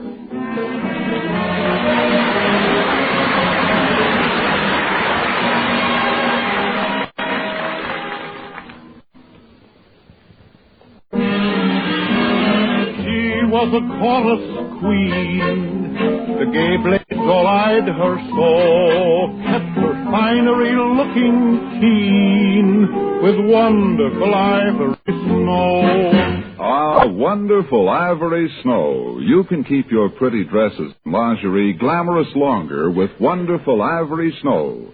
Your hands will tell you why ivory snow keeps lovely washables lovely longer.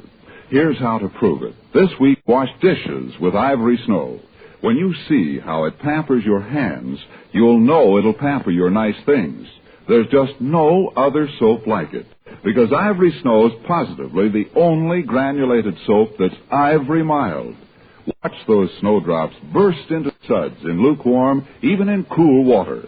Remember, your hands will tell you why ivory snow keeps pretty things lovely longer. Ivory snow is so kind to your hands, you just know it's kind to sheer nylons, dainty lingerie, and other nice washables. Yes, wonderful ivory snow. S-N-O-W.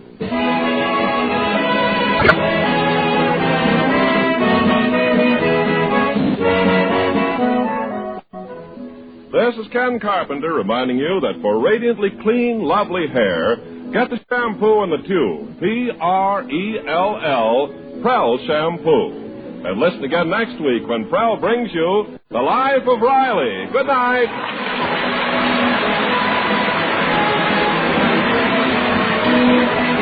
This is NBC, the National Broadcasting Company.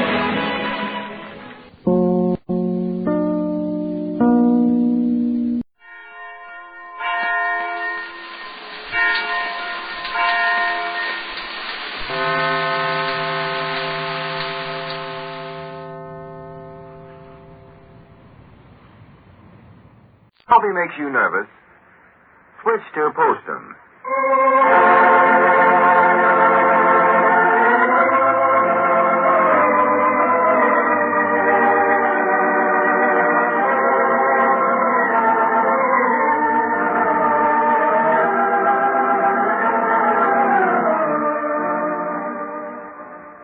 The makers of Postum, the favorite mealtime drink in millions of American homes, present those two lovable old characters from the hill country, Lum and Abner.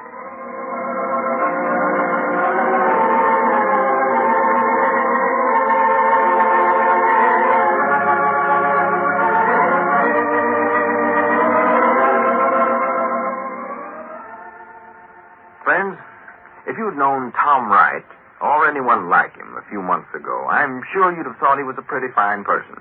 He had a good job, a nice home, just about everything he wanted. And one reason for his success was his grand disposition. He was so cheerful and good-natured, an altogether likable person, always ready to help the next fellow. Then somehow Tom began to change. One day, his employer asked him to do some small favor.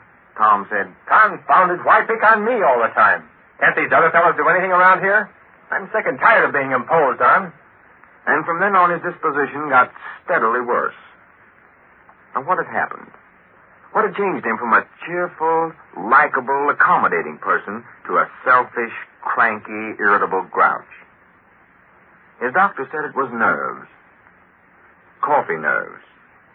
And by that, don't get the idea. I mean, coffee makes everybody nervous, because nothing's further from my mind. Lots of people can and do drink coffee with no harm at all. But lots of others shouldn't touch it.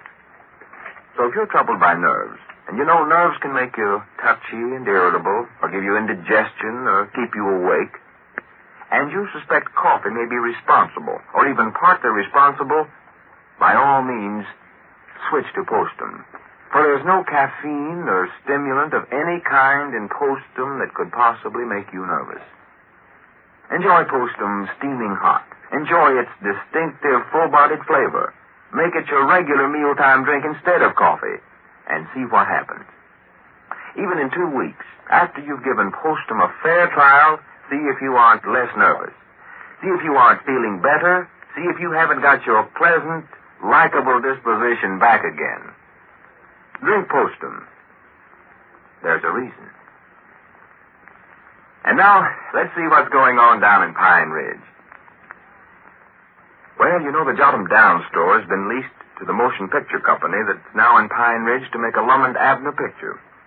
The old fellows decided to put on a sale last Tuesday and dispose of all their old merchandise, and so make the store more modern for the picture company, only to learn that this was the one thing they didn't want done. So now they've been forced to recover as much of the former stock as possible, so as not to change the appearance of the store. As we look in on our little community today, we find Lum and Abner down at the store after a very busy day. Listen. Well, that's about everything, ain't it, Lum? Yeah, let me get this set of buggy harness hung up here. Well, sir, the store looks just about like it did before we had the sale, don't it? Granny's, I hope so. They made enough to do about it. I still don't see why that picture company was so dead set on having the store look old-fashioned like this, instead of fixing it up nice and up-to-date like we wanted to do. Me neither. But they said we had to put it back like it was, or the whole deal was off. Yeah, I know Uncle Henry Lunsford thought I'd lost my reasoning when I went over there yesterday and paid him more for this set of buggy harness to get it back than I charged him for it the day before. Yeah, that's a fine howdy-do. Have a sale, get rid of everything we got, and then go out and buy it back for twice as much. Yeah, that sale cost us about $200 just to get the store back like it was. Just about. And Squire Skimp's making all the money out of it, too. paying us $150 a month and renting it to the picture company for $500 a week. Yeah. Makes me so dead blame mad every time I think about it. I could go just work. quit bringing up the subject. The deal with Squire's done made. Ain't no use to try to do nothing about it now. I can think of a lot of things we could have did, but ain't no use to lock the barn after the horses stole. Huh? I said, nothing. I'm sorry I said it. Whose horse is stole? Nobody's. I just said that. Well, now, somebody's horse has been stole around here long. We ought to tell Elizabeth. She's a chief of police, and it's up to her to... For goodness sake, there ain't been no horse stole, Abner. I just said there ain't no use to lock the barn door after the horses stole. Yeah, well, how could they lock the door after he stole if he ain't been stole? You're trying to protect somebody, Lum. I know. You just let that slip. That's about what you done. Abner, if somebody's horse was stole, I'd tell you. I was just using that old... Oh, no, you don't. No, you don't. Just because it's some friend of yours. It ain't no friend of mine. Well, what you trying to protect him for, then? I ain't trying to protect nobody. Well, who is it, then? Nobody. Well, it's bound to be somebody. Horse can't just get stole by itself. There ain't been no horse stole. You said there was a minute ago. Now you're trying to back out of it. I ain't trying to back out. Just hush up about it. I've said all I'm going to. Oh. Refuse to answer questions, huh? Elizabeth could take you right down and lock you up in jail, Lum Edwards. Lock me? You ain't accusing me of stealing no horse, are you? Well, you might not have sure enough stole him, but you're just as guilty as the feller did. Protecting him this way. Harboring a criminal, that's what you're doing. Interfering with the law. That makes you a party to the crime. Now, wait a minute here. You're going just a little too far there. Granny, you drive a feller plumb subtracted. Yeah, give me the 3rd degree. That's what's making you feel that way. I'm breaking you down. That's what I'm going to doing. break you down directly, and it ain't going to be by asking no questions, neither. Where was you at on the night? Who was it? Look me in the eye, Lum. Do I know him? No. I don't know. Let's see. Is it vegetable or mineral? Was it Snake Hogan? No, Abner, no. Well, tell me when I'm getting warm. I'm not going to tell you nothing. For as I know, there ain't been no horse stole. And if there is, I don't know who done it. Well, that's just the trouble. Nobody wants to help enforce the law around here. How do you expect Elizabeth to catch him if you... I don't want her to catch nobody. That's just what I figured. More than likely some friend of yours. I told you it weren't no friend of mine. Now, just hush up about it, Abner. Just don't bring it up again. Let's talk about something else. Yeah, all right. I won't say no more about it. But I just want to warn you, Lum. If whoever it was stole that horse is a private friend of yours, and you don't want to see him get in no trouble, if you'll see him and tell him to take the horse back to whoever it belongs to, I won't say a word to Elizabeth about it. Just to help you. All right, Abner. Thank you. I'll see that the horse is took back. Now, that settles it, don't it? Yeah. I don't feel just right about it, though. Feel sort of guilty myself getting mixed up in it this way. Especially after all I've said about crime not paying. Well, you just forget about it now. Everything's going to be all right. There's just one little thing that's worrying me. Well, now, there ain't no use to worry about it, Abner. I'll handle it. Well, it's going to be harder to get that horse back in there than you think it is, old Lum. I don't think we'll have no trouble. Just forget about it now. Well, I hope you ain't forgot nothing. Forgot nothing? Yeah, didn't you say a while ago that the barn door was locked after the horse was stole? I was just thinking you might have trouble getting him back in there. Well, if it's locked, I'll get a key somewhere. Now, please, Abner. Please don't say another word about it before I go stark raving mad crazy. Oh, I won't tell a soul. Your secret's safe with me, old boy. Well, good. I'm glad that's over. I'll know better than to start something like that again. Yeah. It ought to be a good lesson to you, Lum. Yeah. You ever hear me using another one of them old lettered sins in front of you again, I want you to whop me one. I believe that was our rain. Yeah, just sit down. I'll get it. Oh, yeah, that's right. It might be that feller. You better talk to him. What feller? You know, barn, horse. Huh? The horse thief. Oh, for goodness.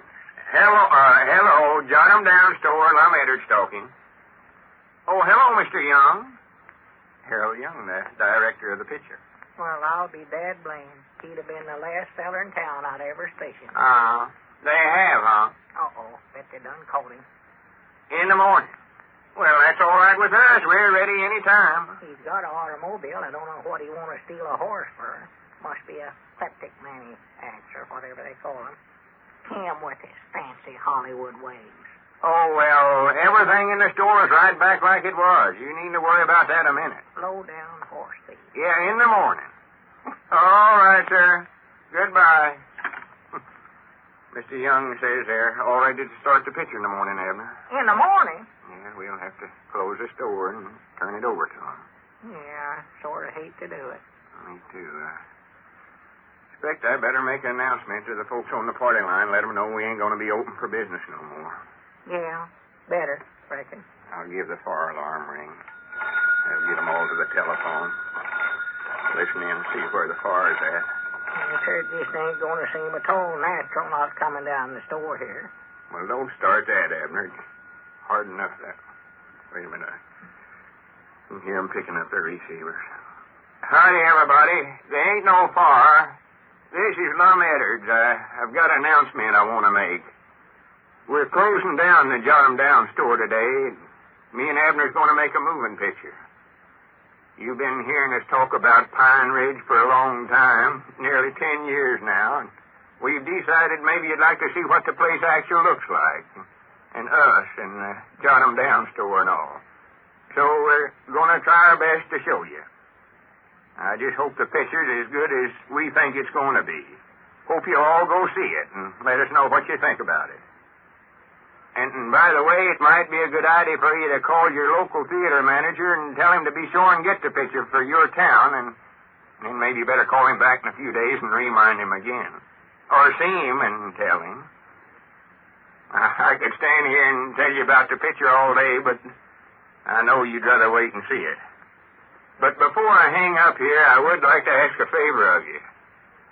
For over 2 years now, the Postum Company has made our little visits with you possible. And I think it'd be awful nice of you folks to sit down right now and write them a little letter of thanks. It'll let them know you've been listening. We'll appreciate it, and I know they will. Just address your letter to the Postum Company, the Postum Building, New York City. Well, I reckon that's all. I don't like to say goodbye. Abner, have you got anything you want to say?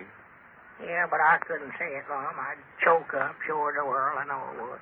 Well, folks, thanks for your loyalty, your many nice letters, and your friendship. Our best wishes for your health and happiness till we meet again. Goodbye.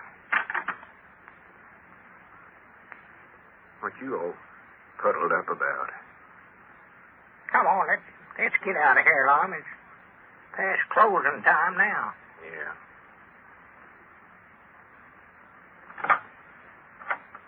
Wait a minute. Let me have one more look before we close the door.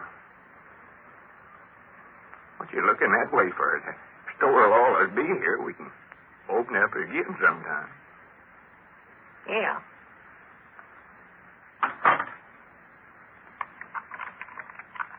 Where's the... Oh, you've already got the sign on there. It don't look hardly right. Jot 'em Down store. Temporary closed. Tonight brings us to the close of our present series of programs with our two old friends, Lum and Abner. In bidding them and you goodbye, the makers of Postum wish to express their sincere thanks to the old fellows, and also to tell you how we appreciate the many friendly letters we've received. We sincerely hope you've enjoyed our little visits to Pine Ridge and that you'll continue to enjoy fond memories of them. And we hope, too, that you'll continue to enjoy the product that's made it possible to present Lum and Abner. Enjoy Postum. So until we meet again, may luck and happiness and health be yours. This is Lou Crosby speaking. Ladies and gentlemen, in saying goodbye for this series, I'd like to add my thanks to you, the listeners, and to Postum, our sponsor, for my small part in the past programs. And to my old friends, Lum and Abner, thank you for a swell association. Best wishes for the success of your Pine Ridge picture. Good night. Goodbye. This is the Columbia Broadcasting System.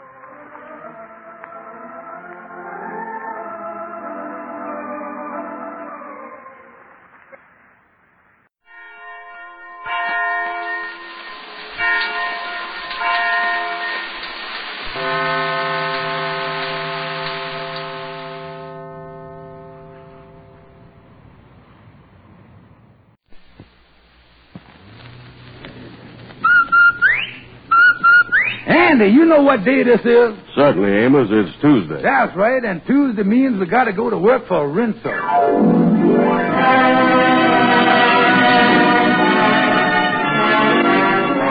Yes, sir. Rinso, the soap that gets clothes, Rinso White and Rinso Bright brings you the Amos and Andy Show with... I'm Gary Gibson. Yes, I'm Gary Gibson. I'm sorry. Sorry to bother. Harry McDaniel as Fanny Simpson. Bud Gluskin and his orchestra. So famous Delta Rhythm Boys.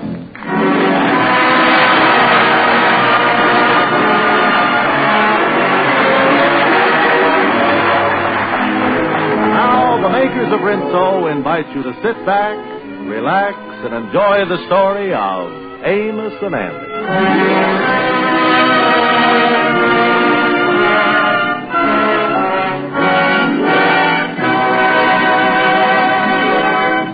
This summer, Andy has taken a job at a summer resort.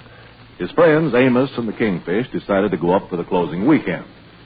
They haven't seen much of Andy since he has met one of the local girls whose financial setup appeals to him.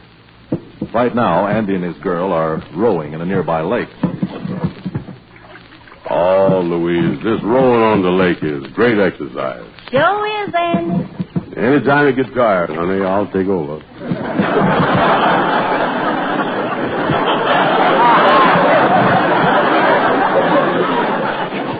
It's nice being out here in the lake. Yeah, I like to let my feet drag along in the water here. I bet it feels good, don't it? Yeah, I caught a halibut once this way. Well, let's drift along the shore here, Andy. Yeah, let's do that. You know, Louise, this has been a wonderful summer. I'm really in love with you with all my heart. And I've been wondering about that. Will you love me for myself or that inheritance I'm getting next September? Oh, Louise, darling, how can you say anything like that? I wanted to marry you the first time I seed you in the bank. You know, I think I love you too, Andy, but I don't know where to marry you. You see, I don't want to move to the city. There's only one spot where I want to live. Your spot is my spot. Right over there in Rocky Hills, right at the top. It's the one and only place I'll ever live. Well, I done made a lot of money this summer over at the hotel, enough to buy a lot and finance your house. Let's consider ourselves engaged and the wedding to take place in the near future. I is crazy about you, honey. Oh, Andy, sure enough. Kiss me. When we get back. I don't want to take my feet out the water.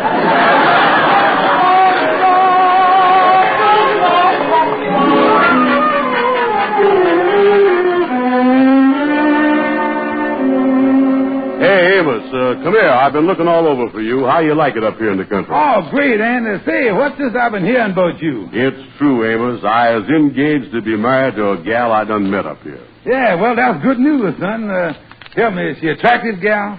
No, the fact is she's on the homely side, but her money is good looking. Yeah? I can carry that around in my wallet instead of her picture. Yeah, but who is she, Andy? One of the local belles up here. Her name is Louise Henderson. She got a fat face and a fat body. And a fat pocketbook, huh?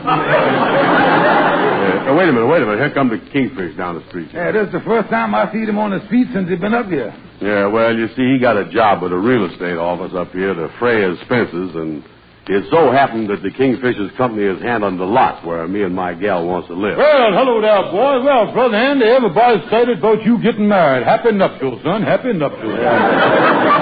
Thank you, Kingfish. Yeah, Kingfish, it looked like Andy going to take the big step and join the League of Frightened Men. Oh, marriage is a wonderful thing, though.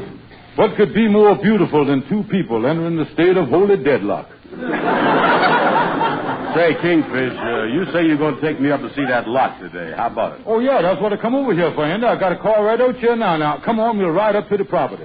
Yeah, take a good look at it, too, before you buy it, Andy. Yeah. Of course, I only got $500 to spend altogether. Oh, well, I think I can get the lot for you for $200. Oh, great. That leaves me $300 for the house. And that's a very exclusive section. Very exclusive. Yeah, well, I'm glad to hear that. Because I wouldn't want to put up a $300 house and have some other people come up there and build some cheap houses around.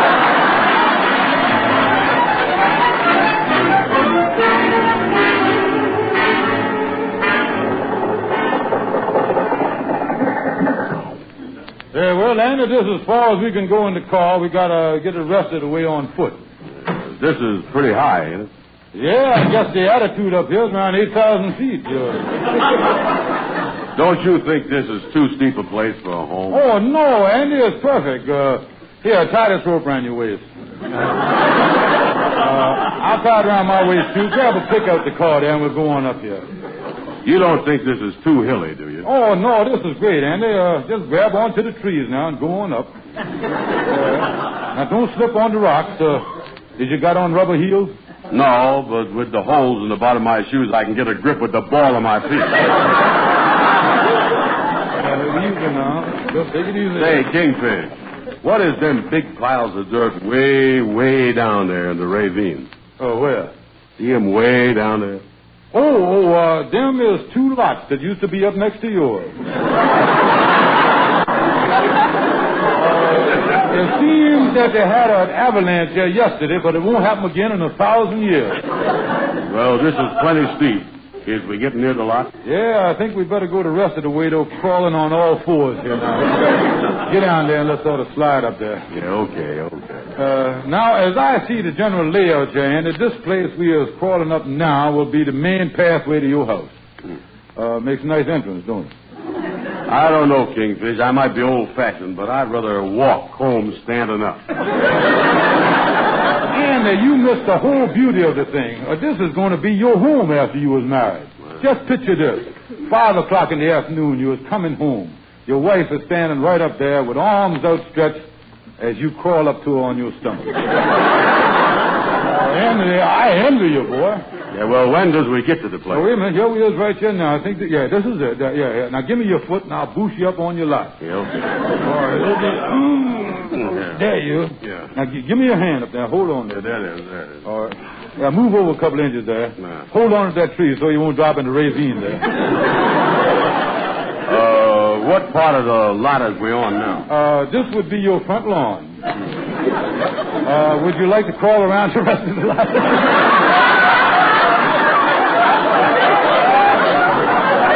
No.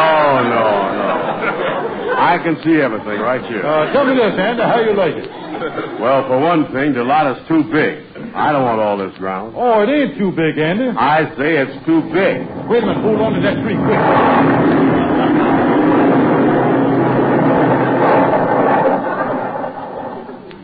Ain't too big now, is it?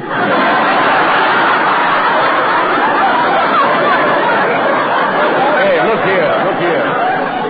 That was another avalanche. Well, wait a minute. That's the last avalanche we're going to have. Now, wait a minute, Andy. Now, forget them. Just look around, Andy. Don't you realize what a beautiful spot this would be for a home? As the poets would say, this is a vegetable paradise.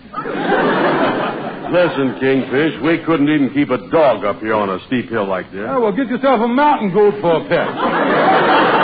Another thing, they don't bark all night. Yeah, but they butt. Well, let them butt. Some night when you come home all tired out, he can butt you up the hill, huh? Yeah. Now, there's one thing that you was forgetting, Andy. Didn't your finance Louise say that this is the only place that she wanted to live at? Yeah, that's right. I guess I better make her happy and buy this place. Yeah, now that's $200, Andy. It's a deal. I guess me and Louise can be happy up here. Oh, I know you can, Andy. Another thing, you kind of love her, don't you? Yeah, don't forget you got money. Mm-hmm. I think a lot of her at that. Sometime when I was out here in the country by myself, the birds seemed to be chirping her name. And sometimes when the wind is blowing, every little breeze seems to whisper Louise. Birds in the trees seem to twitter Louise. Each little rose tells me it knows I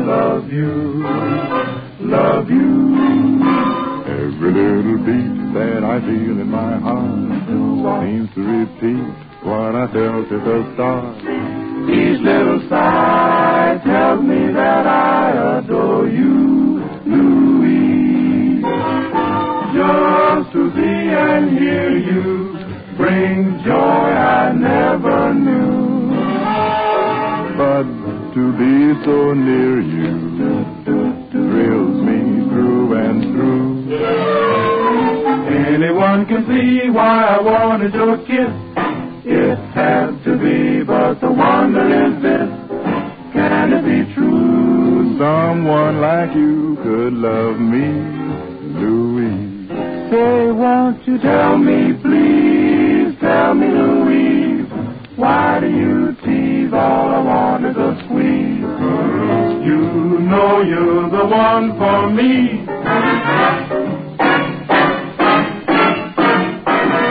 Often when I'm gloomy and in my lonely room, thoughts of you come to me like sweet perfume. Anyone can see why I wanted your kiss. It had to be, but the wonder is this. Can it be true? Someone like you could love me. Lovely Louise.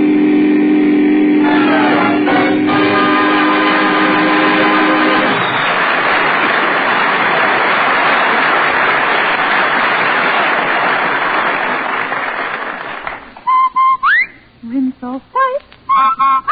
Rinse off bright. For a wash that's dazzling as it can be, give it the Rinso 1, 2, 3. 1, 2, 3. It's a fact. Rinso gets out stubborn dirt 1, 2, 3. For Rinso has a triple action formula. Yes, Rinso gives you all three. 1, Rinso's soapy rich base makes suds that drive deep down. Gets out stubborn dirt without hard rubbing or scrubbing. 2, Rinso's suds booster means even in hard water, you get heaps of hard-working suds, and fast. 3, Rinso's grease chaser goes after grease and grime, but it's easy on hands. Helps prevent yellowing of clothes, too. So if you want a wash that's the envy of the neighborhood, just remember... Rinso white. Rinso bright. For a wash that's dazzling as it can be, give it the Rinso 1, 2, 3. 1, 2, 3. Get Rinso.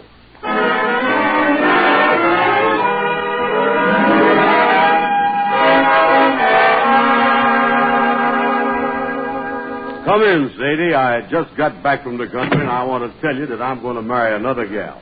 Another gal? What has she got that I ain't got twice as much of?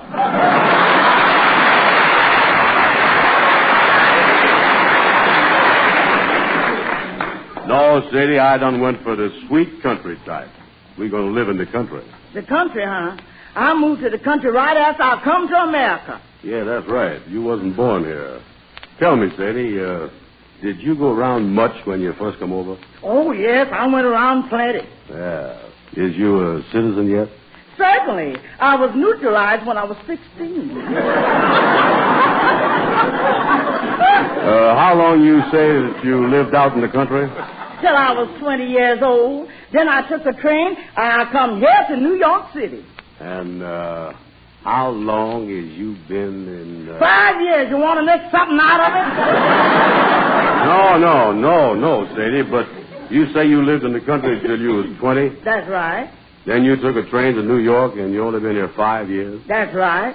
Well, how... It was a slow train. I'm glad she's gone. I done been on some slow trains, but... Oh, hi, Kingfish. Hey, that city almost knocked me down. Well, Brother Andy, look here. I got some plans right here that I just got from the architect for your house. Beautiful home. Look at here. Let's look here. Yeah. Now, what would this cost? $285.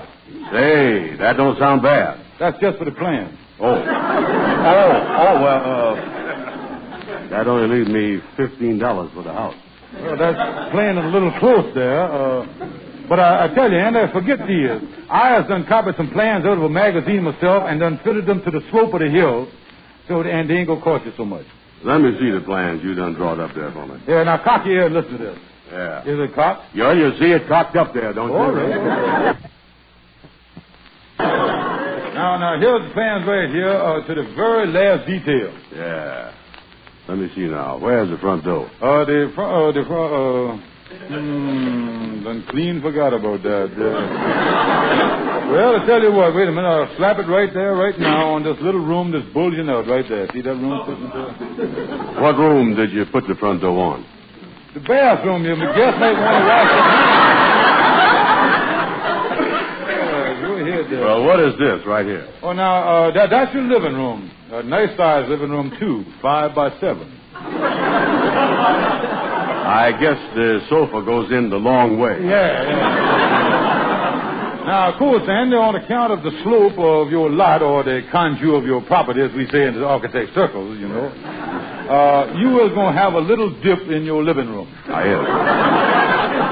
Yeah, the front of your living room is going to be 8 feet lower than the back.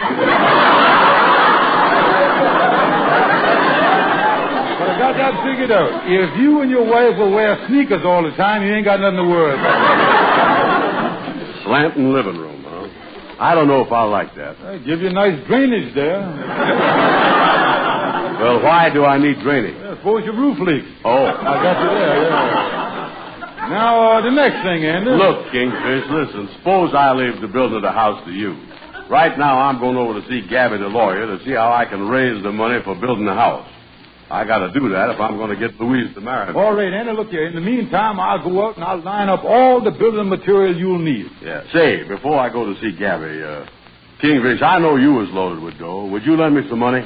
No, and can't work it out. All my money is tied up in currency.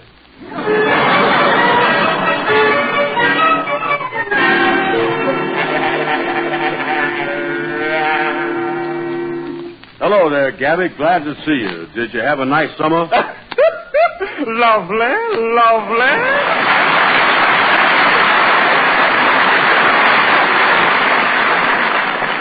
I see, though, that you was back at work. Oh, yes, indeed. I just revised my scale of fees. You know, the cost of living is way up. Yeah. Well, how does your fees run now? Well, it all depends. Suppose the case where there's a lot of work. Research, have to take the case to court, try the case, then appeal it, take it to a higher court. Yeah. How much is that? 85 cents. Well, that don't sound bad. And, of course, I'm still going to keep my legal practice on a higher plane. Yes, sir. My practice is always going to be dignified. Yeah, well, Gabby, what I was here to see you about, you see, I made $500 this summer, and the thing is... Gabby, get off my lap. Oh, sorry, Andy, I'm sorry. You see, I done already spent part of the money on a lot. I got a little money left, but I needs to borrow some money to put up a house.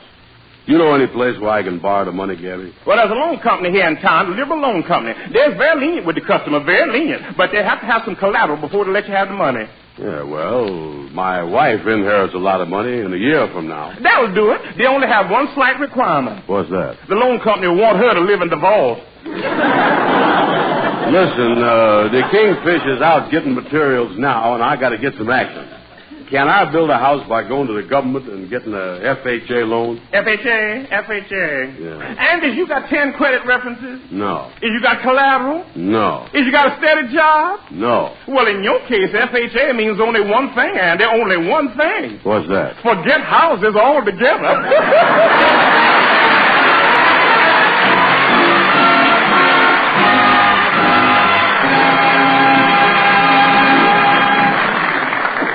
Lady, if your husband's dirty work clothes are a special wash day headache, listen to this. My husband's a mechanic, so of course his things get pretty grimy and greasy. But do I worry? No, indeed. I just give them the Rinso 1, 2, 3. They're clean in a jiffy. And no wonder. Rinso's triple action formula includes a special grease chaser that goes after grease and grime. Rinso's soapy rich base makes suds that drive deep down. Get out stubborn dirt without hard scrubbing or rubbing. And Rinso's Suds Booster means even in hard water, you get heaps of hard-working suds. And fast. Yes, it's as easy as 1, 2, 3 to turn out a wash that's... Rinso white. Rinso fight for a wash that's dazzling as it can be. Give it the Rinso 1, 2, 3. 1, 2, 3.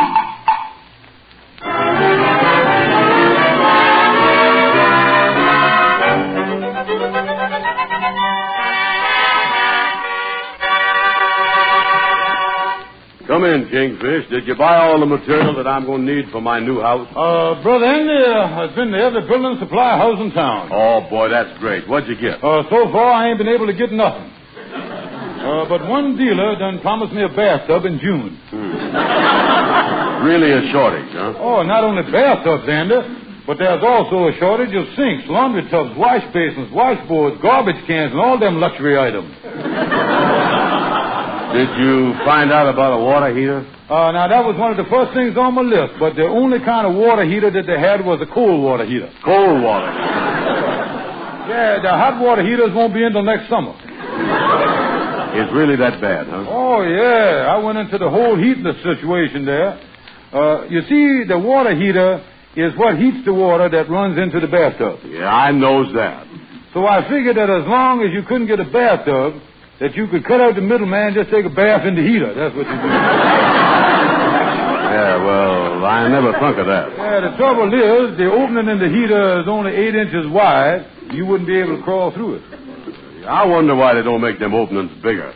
Well, it's on account of the metal shortage. The way the salesman explained it to me is that the factory's only equipped to leave small openings so they can't do nothing about it till the post-war period is over and the government lets them get back to the normal inflation, you see. Well, that sounds illogical, all right.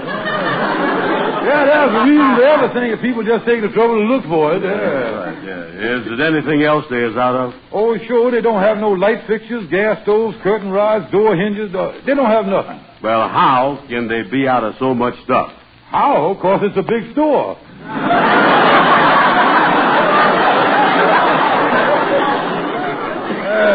You ought to see that catalog of things they ain't got.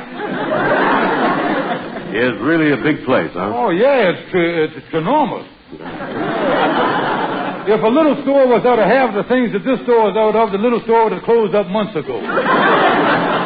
Well, I don't understand it, because I see stuff in windows all the time. Oh, them is only samples, Andy. They don't sell them. Well, if they don't sell nothing, then how can they make any money? That's what they keep asking the OPA. Well, wasn't you able to get nothing at all that was on your list? Well, I did have a little luck with the refrigerator, Andy. Remember that one that we was looking at in the window that had the nice big deep freeze department and the big ice department and all that stuff? Oh, you mean you was able to get me that refrigerator? No, but I might be able to get you the little light bulb that goes on when you open the door.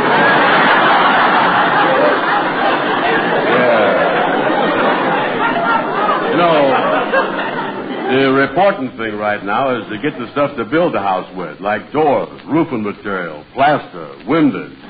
Speaking of windows, do you want wood or metal? Glass is easier to see through. Yeah, the glass is tough. Yeah, wait a minute.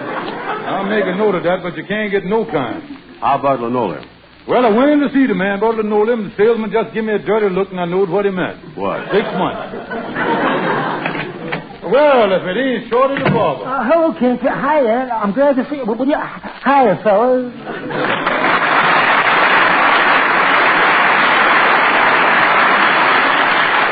How is everything at the barber shop, Shorty? Oh, business is so wonderful. I've never been so busy. The customer just keep I don't get a minute to slow. Hey, Shorty, Andy is trying to build a house. Yeah, and I'm having trouble getting stuff, too. I want a bathtub. Well, I got some very good connections. Well, I can get the connections. What I want is the tub.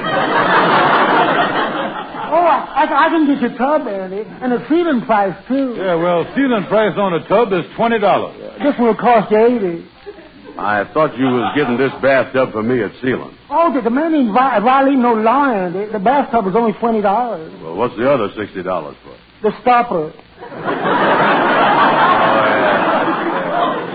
You got to take something else with it, huh? Well, how about a sink? Oh, the sink will cost you $18. That's by the ceiling. Yeah, how much is the stopper in the sink? Oh, you get that free. Oh, boy. Then I really get the sink at $18. No, $55. But before you can have the thing, you got to buy 70 bags of fertilizer.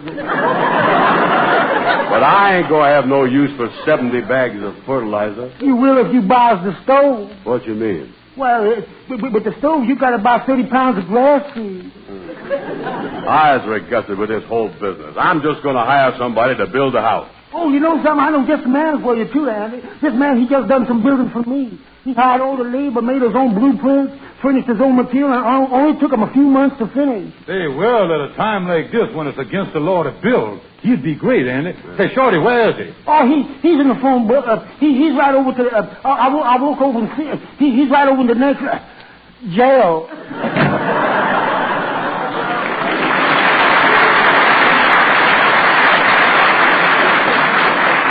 Kingfish, listen, I was getting undiscouraged, you know it.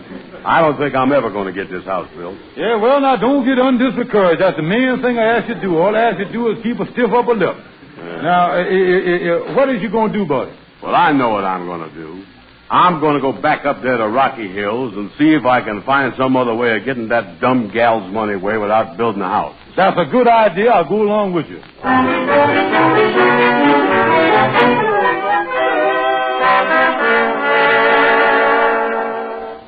Kingfish, I tell you, I can't understand. Yeah, well, now, wait a minute. Just take it easy now. Let me get this thing straight now. You went up to the clerk at the hotel there now. Yeah, I've been talking to him. Yeah, well, when you talked to him, what did the man say to you? He told you that your gal Louie is done left or something like that and didn't leave no forwarding address. Yeah, that's right. She ain't nothing but a two-timing crook. She run out on me before I could get her money. Well, that's where it goes. You see, I done told you women is fickle, Andy. They're fickle. Well, but as dumb as she was, she didn't have sense enough to come in out the rain. Yeah, well, now, what is you going to do now? Well, I can get the best of her one way. How does? I happen to own the only lot in town here that she wants to live on. And when she gets her inheritance in a year, I'm going to make her pay plenty of dough for that ground. Yeah, that'll fix her good. Oh, boy, I got her tied up good. And right now, it's going to give me a great pleasure to tear up this picture of her that I've been carrying around in my wallet. Yeah, wait a minute. Let me see the picture before you tear it up. I ain't never seen you, gal, you know.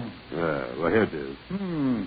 Say, Andy, now I know why Louise told you she'd marry you and you got to buy that lot on top of the hill. Why, Kingfish? She's the gal that owned the lot. She told me to sell it to you.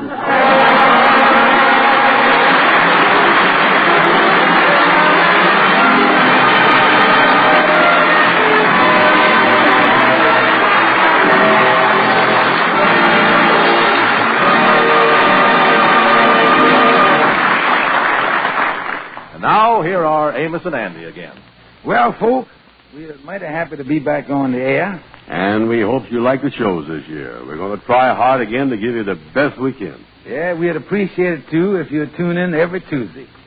And every wash day, we hope you'll do what Mr. Cadell says. You know, give your clothes that Rinso 1, 2, 3. Thank you, Amos and Andy.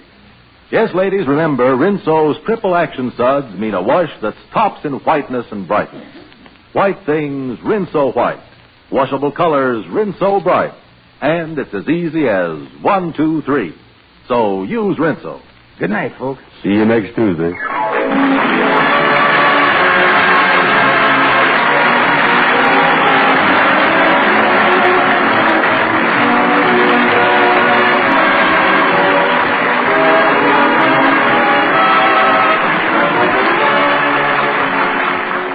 Be sure to be with us next Tuesday evening at this same time when the makers of Rinso will again present the Amos and Andy Show.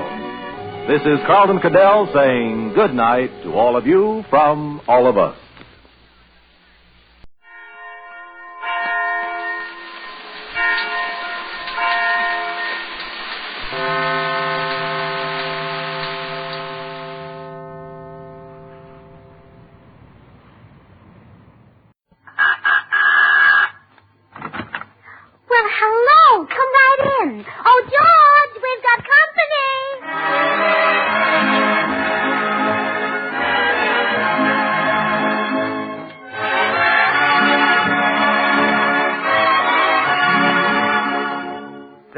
Goodwin speaking for Lever Brothers, makers of Swan, the new white floating soap.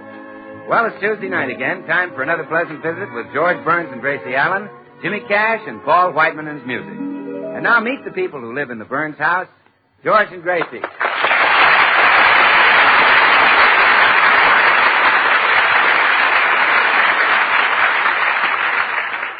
Who were your ancestors? Were they famous? Let us trace your family tree and find out. Well, that's the way the ad in the newspaper read. And, of course, Gracie clipped the coupon, unknown to George. George, did you ever have your family history traced? My family history? Sure, you can't tell. Maybe there was somebody in your family who amounted to something. Thanks, kid. Did you ever have any famous relatives? Well, I told you about my Uncle Charlie. Oh, yeah, but I mean really famous. Not just a man who was known as the squarest bookie in Philadelphia. What's all this sudden interest in my family? Oh, nothing. It's just something a wife should know. Didn't I tell you all about my family before we got married? Yeah, and I married you anyway. Oh, George. I just thought some of your ancestors might have been famous, that's all. Like maybe you're descended from Robert Burns, one of America's greatest poets. Gracie, you mean the fellow who wrote Coming Through the Rye? Yes. He was Scotch. Oh, was he? I never can remember whether he was a Scotch poet who wrote about rye or an American poet who wrote about Scotch. Well, Robert Burns was a Panatella, and I'm going into the library and smoke one. All right, dear. But don't drop any ashes. We're having company tonight. Tonight? Yes. Oh, gee, I was going to a concert tonight with the fellas. You know how we all love good music. George, the last time you went to a concert with the boys, I found the ticket stubs in your pocket the next day. Oh, you did? Yes. Tell me, what does Tassel's Latour play? Does she play the piano or the violin? Tassel? Yes. Oh, well, she just kind of walks around. Well, there'll be no more of that from now on. Oh. One of those concert artists is liable to fall off the runway and hurt you. Look, sweetheart, I don't care anything about the show. I just go to watch Paul Whiteman. He gets such a kick out of it. Can I go? What do you say, dear? Don't drop any ashes on the floor. I say. Oh, good morning, Mr. Postman. Good morning, Mrs. Burns. Here's a letter for you. It's a glorious day, isn't it? Oh, yes, indeed. How are you feeling today, Mr. Postman? The same as every other day, Mrs. Burns. Just bursting with health. That's nice. You certainly look well. Oh, yes. But anyone who exercises regularly can become the same physical specimen I am. Well, if you'll pardon me, Mr. Postman, I'm very anxious to read my letter. I see it's from Professor Henning's Genealogical Institute. Really? That's a coincidence because I sent away and had them look up my family tree, too. Oh, did you? Yes. The only thing I know about my ancestors is that they came from Wales. They did? I'll bet they're wonderful swimmers. Oh, Mrs. Burns, you say such funny things. I just have to laugh. Well,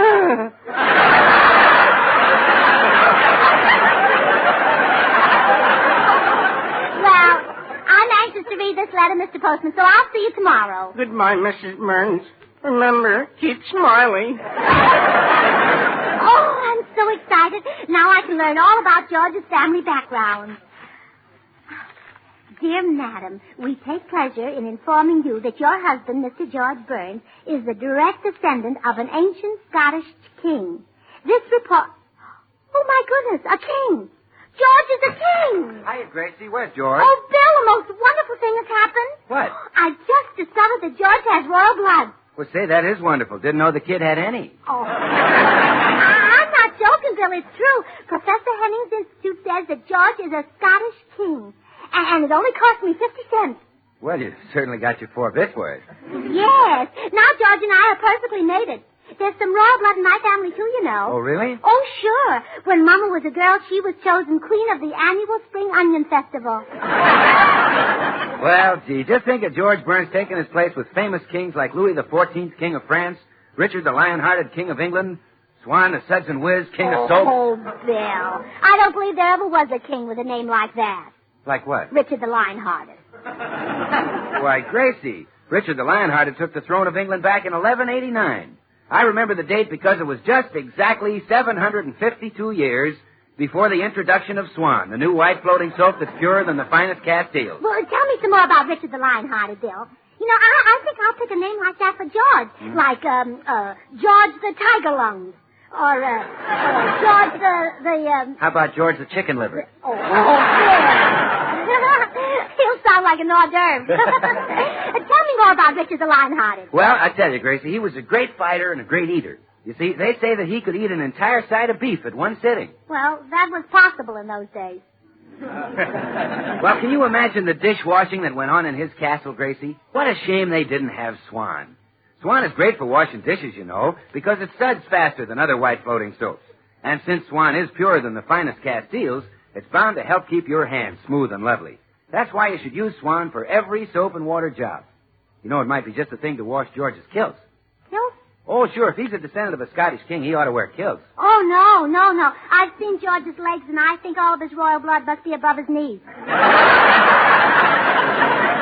Well, don't worry, Gracie. He can show his ancestry by being thrifty. He can practice thrift by breaking Swan in two with an easy twist of the wrist and using half in the kitchen for dishes and housework and half in the bathroom for his hands and face. Aye. Oh, that's a wonderful accent, Bill. But George is a Scotch king, not a French king. Oh,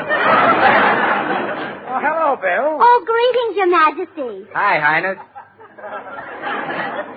Huh? Is there anything you wish, sire?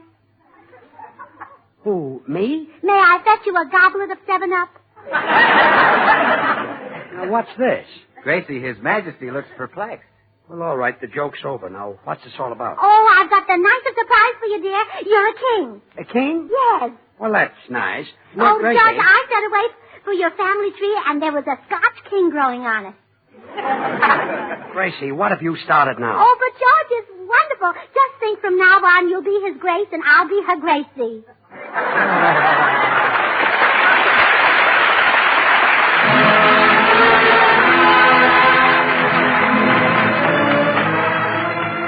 This is Paul Whiteman.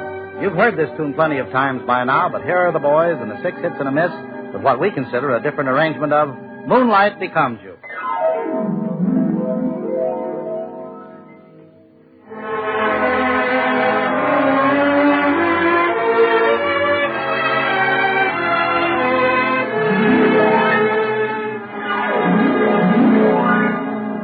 Moonlight becomes you, it goes with your hair. You certainly know the right thing to wear. Moonlight becomes you. I'm thrilled at the sight, and I could get so romantic tonight. You're all dressed up to go dreaming. Now don't tell me I'm wrong. And what a night to go dreaming. Mind if I tag along?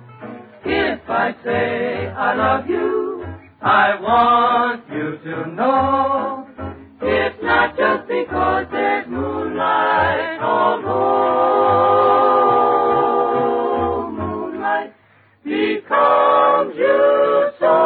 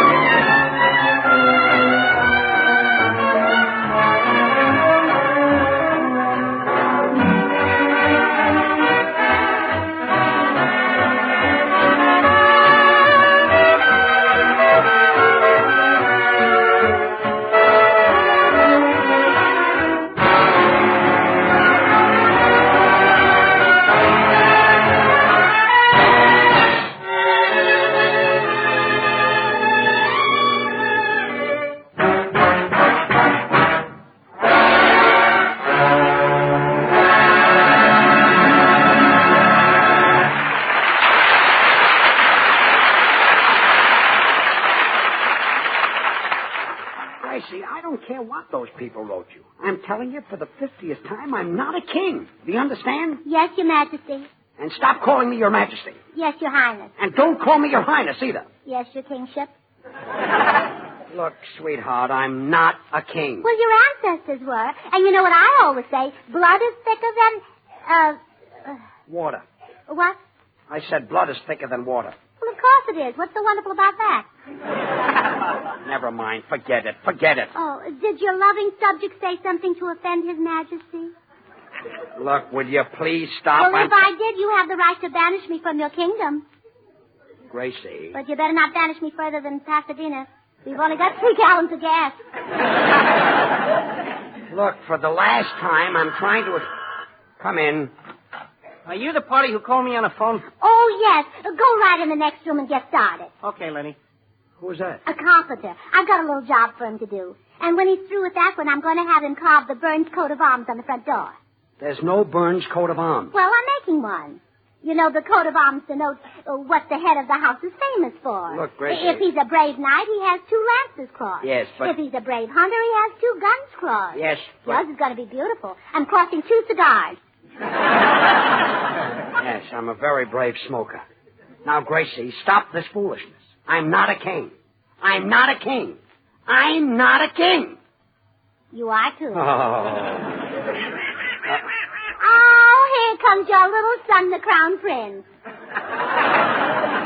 Don't call that darn duck my son. Herman, Mama has a marvelous surprise for you. Do you know what your daddy George is? You do? Herman,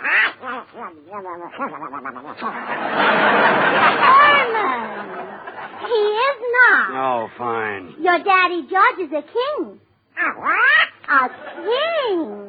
That's a man who's stronger and smarter than other men, and everybody bows down to him. Oh, now, Herman, that's no way for a crown prince to act. Crown Prince. I'd like to see him sitting on a throne of mashed potatoes. Go on, Boys, I mean, Your Majesty, please. Now, look, Gracie, I'm getting out of here before I go stark raving crazy. Oh, Your Majesty, would you stop at the bakery and get me a half a dozen poppy seed rolls? My kings are temperamental. Well, I'd better see how the carpenter is doing. Well, how's the work going, carpenter? Oh, fine, lady. I've done just like you told me.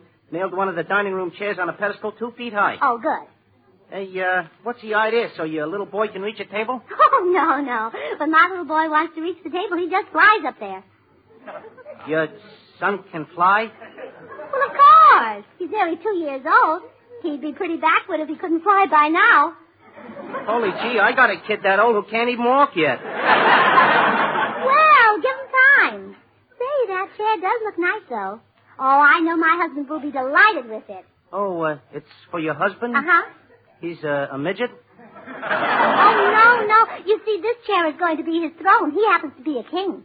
Oh, a what? A king. And that, of course, makes you a queen. Oh, yes, naturally. And your son, he's sort of a flying prince. That's very good. Yeah, well, I guess I better be going, Queen. Goodbye. Oh, but I haven't paid you for the job yet. Don't bother. I probably only spend the money anyway. Goodbye. Oh, no, wait, here comes my husband. I know you're dying to meet him. Hello, dear. Hello. Dear, this is Mr. Brown, Harry Brown. How do you do, your imperialism? Out. Go on, get out. Imperialism. Gracie, I've had about all I can stand of this thing. People on the street are staring at me like I'm some kind of a freak. What did you do? Phone everybody in town about this? Well, George, on my word, I only mentioned it to 2 people. The Times and the Examiner. Well, this stops everything you've ever done. You've made me the laughing stock of this whole town. Oh, well, let them laugh. They laughed at all great kings. Julius Caesar, Frederick the Great, Henry VIII. They even laughed at William of Orange. But if he hadn't invented them, where would the state of California be? I don't want to hear any more about it. I'm going up to my room. Oh, very well, Your Highness. Stop calling me Your Highness. Of all the ridiculous, idiotic stunts she's ever pulled. I'm almost sorry I didn't marry the Adagio dancer in Scranton after all. Fine king I am. Can't even go to a show when I want to. Say, wait a second. A king can do no wrong, can he? How about that? Oh, George, hello, Queen. How's every little thing? Oh, aren't you mad at me anymore? Oh, no. My Majesty has been thinking things over. If I'm a king, I'm a king, that's all. Well, sure. And a king can do no wrong, right? Right. Good.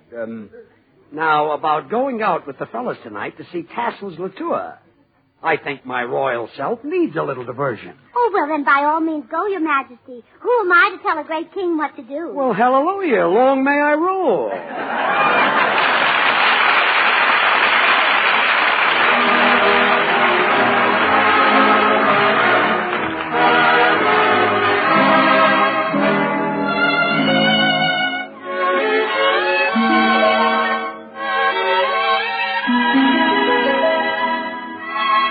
And now here's Jimmy Cash singing a song that's on its way up.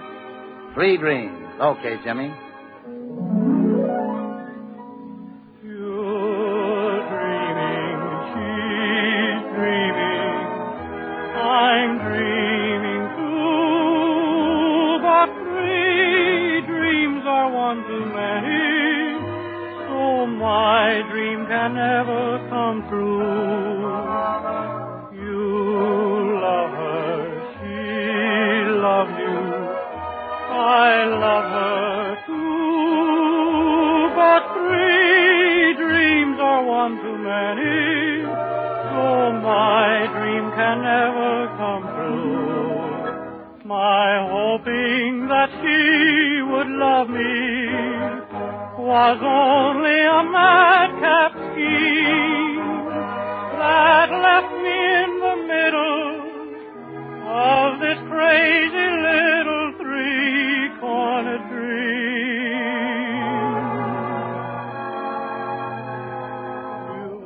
You're happy, she's happy, I know I'm through. 3 dreams are one too many, so I'll give my dream to you.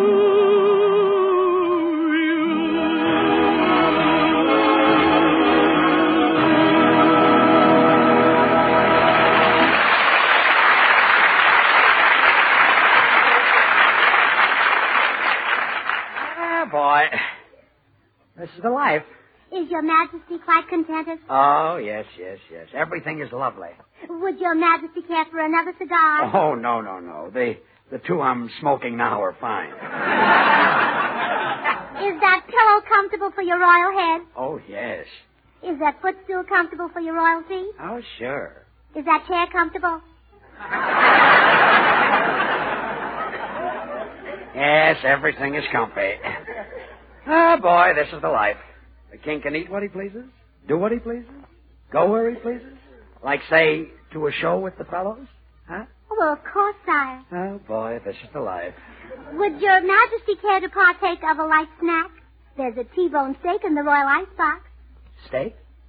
How did you manage to get a steak from the butcher? Oh, it was no trouble. The Count was delighted to let me have one. The butcher is the Count? He is now. I made him a Count in exchange for the steak. I see what you mean. Oh, yes, I knighted him. It was a lovely ceremony. He knelt down and I tapped him on the head with a cleaver.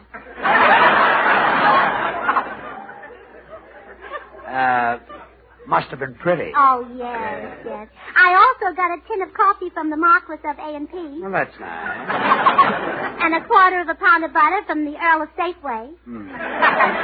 Don't tell me that you haven't made somebody a baron. No, not yet. But it'll either be Baron Magnan or Baron Bullet, whichever one gets nylons in first. Well, I guess I'll go upstairs and start dressing. How soon will the tailor be through pressing my suit? Oh, your suit's been back here for 20 minutes. Really? Say, that's quick service. Oh, yes, Lord Goldfarb brought it over himself. Him too, huh? Oh, he was thrilled when I made him a lord. Really? He said it was the only way he could think of that his wife could become a lady. Well, I'm glad she finally made it. Well, farewell, my queen. I'm going upstairs and shave my royal kisser. Yes, Your Majesty. I'm expecting Count Goodwin and Sir Fatso Whiteman any minute. So, tell the boys to wait. Very good, Your Majesty. By the way, Goodwin doesn't think that you'll let me go out tonight. So straighten him out on that, Queenie. My imperial self will re-imperial in a few minutes. I'm sitting in top of the world. Oh, I do wish he weren't going to see that show with the boys. Still, that Tassels Latour is royalty, too. She's advertised as the Queen of Quiver. Hello, Gracie. Oh, hello, Bill. Say, about George going out with you Oh, tonight. now, Gracie, please let George go with Paul and me. He's been looking forward to this for weeks. You don't appreciate what a thrill he gets when the curtain goes up and there we are on the stage demonstrating Swan soap. Oh, so you're going to demonstrate Swan soap tonight? Oh, sure. You know, Swan, the new white floating soap that's purer than the finest Castiles. You know, money can't buy a purer soap. But why do you need George and Paul Whiteman? Oh. Well, after I break Swan in two, they each hold half a bar, you see. George represents the kitchen sink and Whiteman is the tub.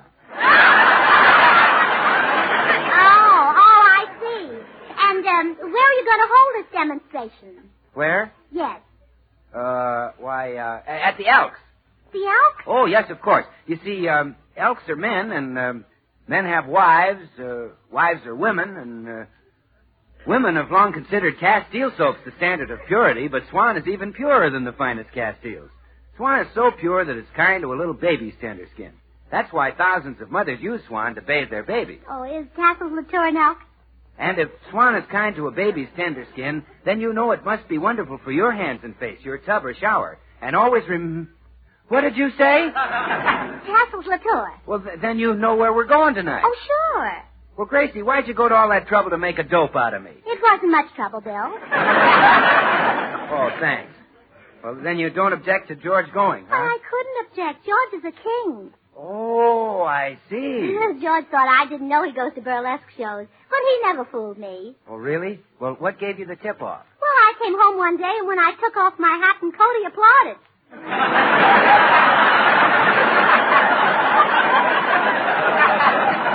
Yeah, that was a little suspicious, But he's free to do anything he likes now. A king can do no wrong. Gee, that's pretty soft. I suppose he'll be staying in bed every morning till 10 o'clock. Well, why should being a king make him get up 2 hours earlier? Oh, pardon me. Come in. Oh, hello, Mr. Postman. Aren't you working awfully late? This is a social call, Mrs. Burns. I thought you might be interested in what those family tree people told me. Oh, you got yours too, huh? Are you descended from a long line of mailmen? No, Mrs. Burns. I'm descended from Ivan the Terrible. But that makes you a king, too. George isn't the only one. Oh, no. Everybody in the neighborhood who sent in 50 cents turned out to be a king. No. Yes. I think those family tree people are dishonest, if you'll pardon such vigorous language. Oh, how awful. I just thought you ought to know about it. Well, good night, Mrs. Burns. Bill, did you hear that? We may not be royalty at all. And all those titles I gave out. Now I'll have to unlord the tailor and discount the butcher. Oh, now, Gracie, take it easy. I'm sure George is a king, and he can prove it as soon as he gets back from the show. Hurry up, George. Hi, kids. Oh, hello, Paul. George will be ready in a minute. Oh, Paul, did you hear what happened? I sent away 50 cents for George's family tree, and now I sent away for that thing myself. Oh, and are you a king, too? No, I just sent him a quarter. I'm only a lousy duke. Now I know it's a fake. George isn't a king at all. I'm going to investigate this. Oh, yes, Gracie, by all means investigate it first thing tomorrow morning. Hurry up, George. Ah, greetings, my faithful subjects. You may hold the door open, my queen. His Majesty is ready to mingle with the common people. Get away from that door, George Burns. Have a care, my good woman. This is no way to address a king. You're no king. Huh? Sit down. Oh, yes, dear. You're staying home with me. Yes, dear. And take one of those cigars out of your mouth. Yes, dear. You made up this whole thing just so you could see Tassels Latour.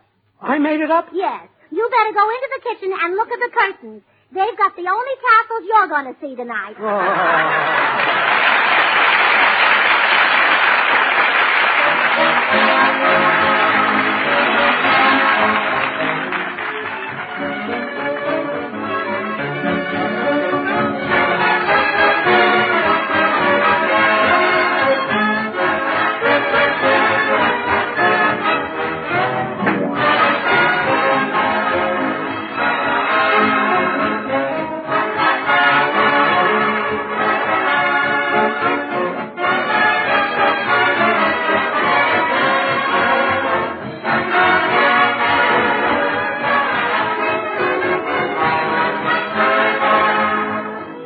Well, George and Gracie will be right back, so I'm just going to take a second to remind you that Swan in your house is like money in the bank, because Swan saves you real money.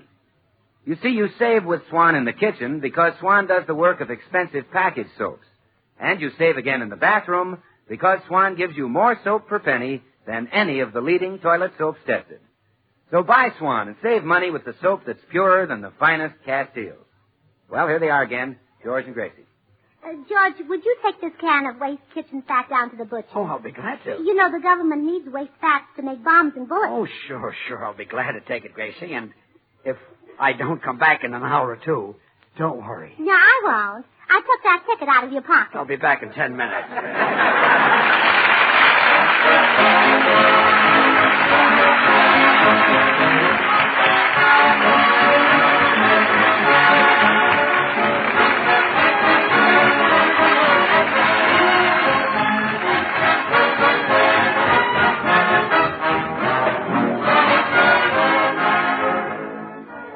The makers of Swan, the new white floating soap, join George and Gracie in inviting you to tune in to your CBS station again next week, same time.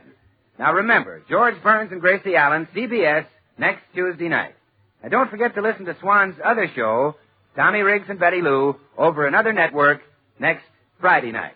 And now till next week, this is Bill Goodwin saying, well, Swan, how about you? Good night.